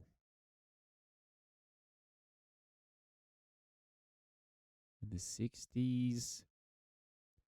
I guess you could name a number and there's someone that has that many viewers. I wonder how many viewers the most viewed streamer gets at their highest point. 34, we're getting down there. It's just such a shame that they've made it so hard to find people with low views. That's crazy. Why would they do that? Why would they make it like that? Why would it be like that? They should make it easy to find people that have no viewers.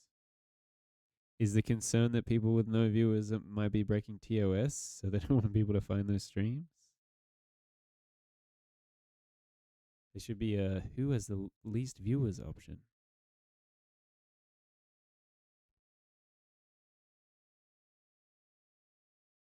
Who got the least viewers though?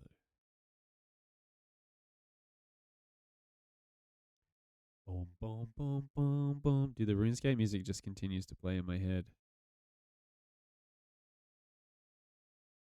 Nihon Retro Reversal. Sentai Samurai. Well, it stopped. Oh yeah, okay. It's just loading. I was like, there's no way the lowest viewer count in just chatting is 12. There's no way. That homie's playing Fallout New Vegas. That homie's playing... Yeah, I forget to change my category to... Bro, don't worry about it. Chill stream. He's got a kind of good set there. It's like what's behind him is kind of worth seeing, whereas in my case it's not. I feel like a green screen would be huge for my stream. I don't even know what I would put on a green screen. What would I put back there? You've got the other languages though. You're not telling me 4 is the least. There's no way. There's got to be a sea of homies streaming to 1 and 0, right? Right. There's got to be. It just has to be. It's very slow at loading. Feels like the website's gonna break, dude. Dieta trending steroids. Dude. Dieta trending steroids, though. That's a serious concern. We gotta be worried about this.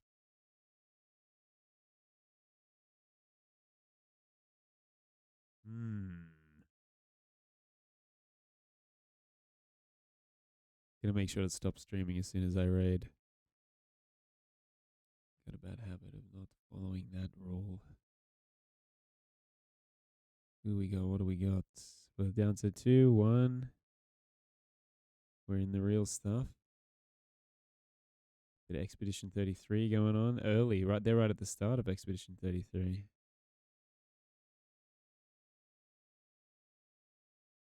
Moaning.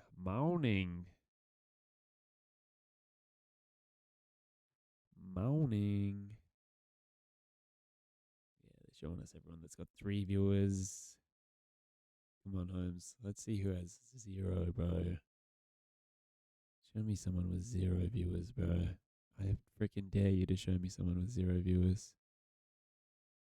I freaking dare you, Twitch. Show me with someone with 0 views. Show me someone with 0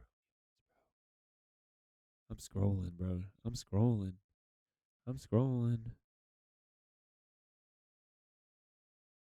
I feel like I used to finish streams at like this time, didn't I? 11:25 seems like a reasonable time. 24-hour stream, come join.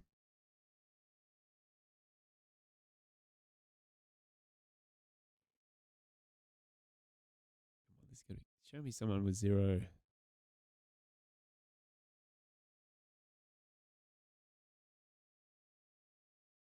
Am I gonna have to Google it?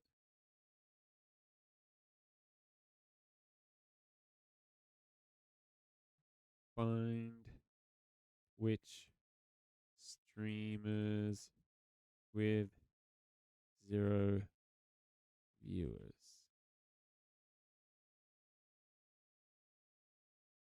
Boom, boom, boom, boom, boom. Found this one. Lonelystreams.com. Lonely streams. Lonely fans. 0 viewers. Whoops. This embed is misconfigured. Uh-oh. So it doesn't work, huh? Oh, that's lame. How old is this? 6 years ago. That's probably why it doesn't work.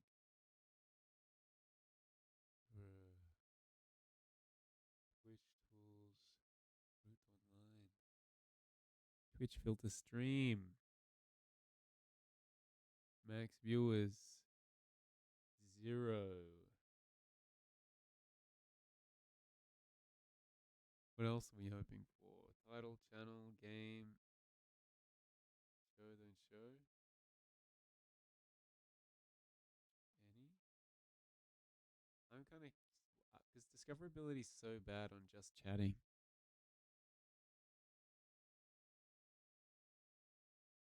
Who has 0 views on just chatting? Search. What is this? It's not English. I guess language. EN. Please. This is cool. Test stream only IRL. Good morning. Gotcha. On my way. 1 day prop firm trading. Heck yeah, bro. Chatting. Check it out. Well, they've got one. It might be me. They ain't chatting though. Dude, if they're not talking though.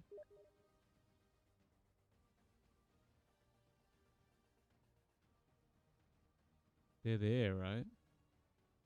They're mousing around, but they're not talking. Nostalgia Land retro training videos. From Carpet Sense, and my wife says I can talk about anything I want as long as I talk about how. The 24-hour, no one's manning it. Playing a spoopy game because I'm trash. Well, you shouldn't be in Just Chatting then. Wolf World. What is this? That ain't nothing, bro. Watch greatness in real time. You're welcome. What is that?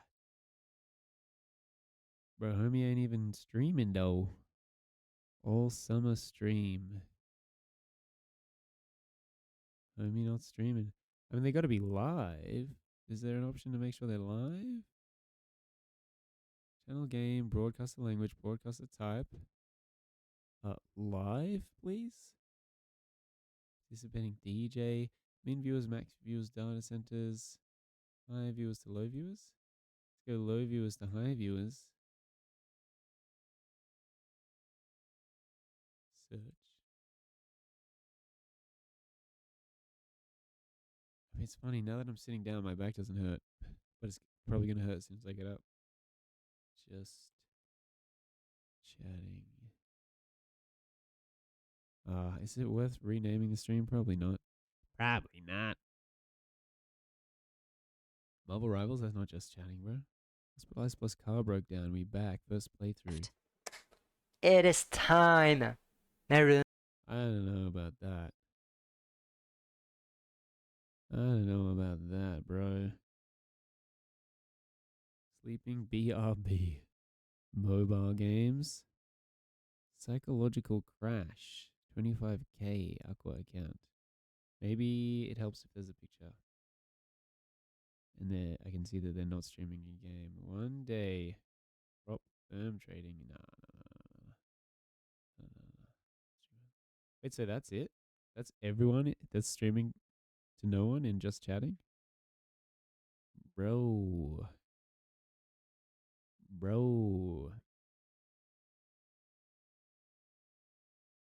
Max 1.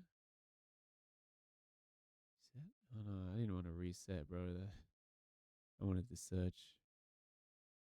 Just Chatting 1. Low to high. We might go high to low because we've seen all the people with no one. Search.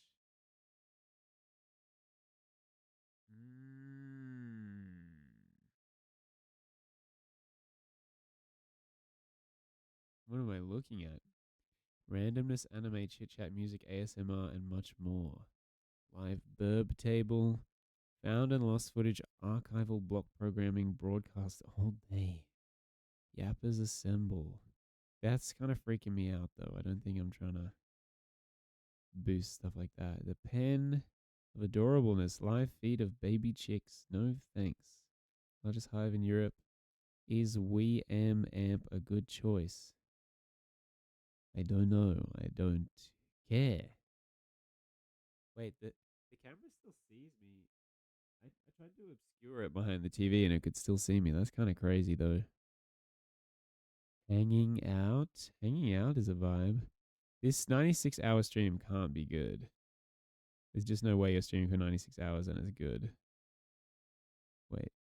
What's Home Slice doing? Is there a person there? I think there is, but they're probably asleep, right? What a terrible idea for a stream. Hey Meta, what is this artwork? Comedian by Mauricio Catalan worth $6.2 million. This is disgusting. Meta is bad.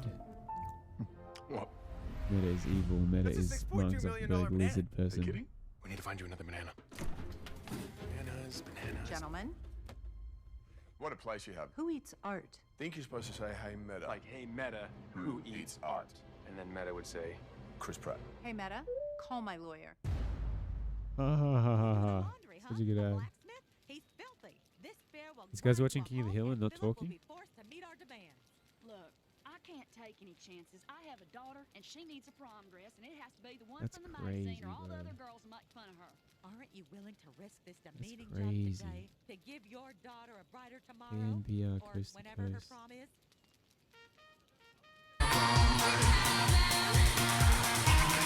That's trash. Me. Is this person talking? I feel like if you're just chatting, you got to be chatting.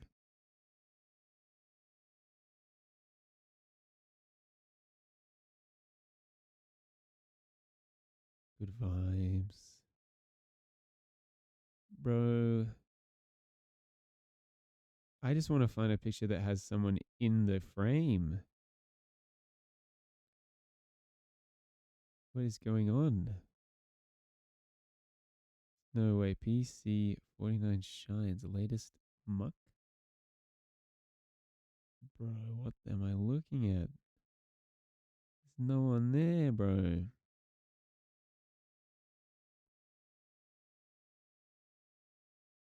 This is sad, dude. This is sad and bad.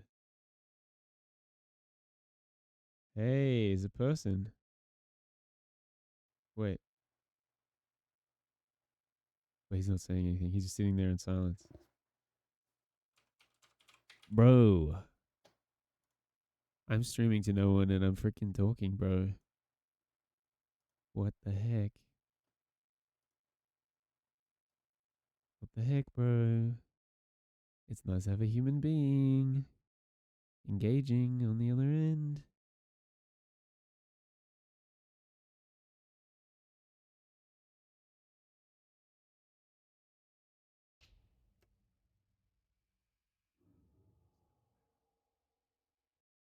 What the heck?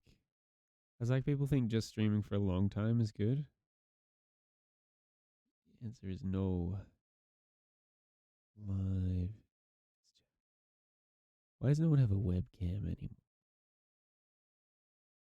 I managed to miss all of internet culture, so I'm catching up. That's a good title for a stream.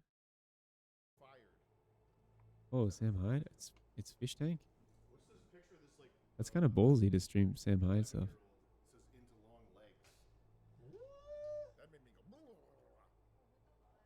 I'm rating this person.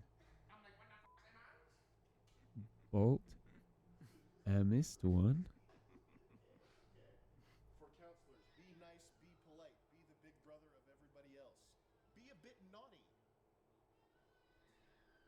What is that meant to mean?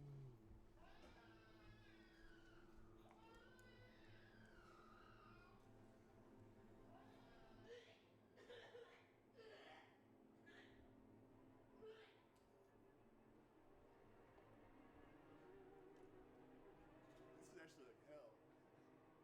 Allow me to say something that you'll understand in your language.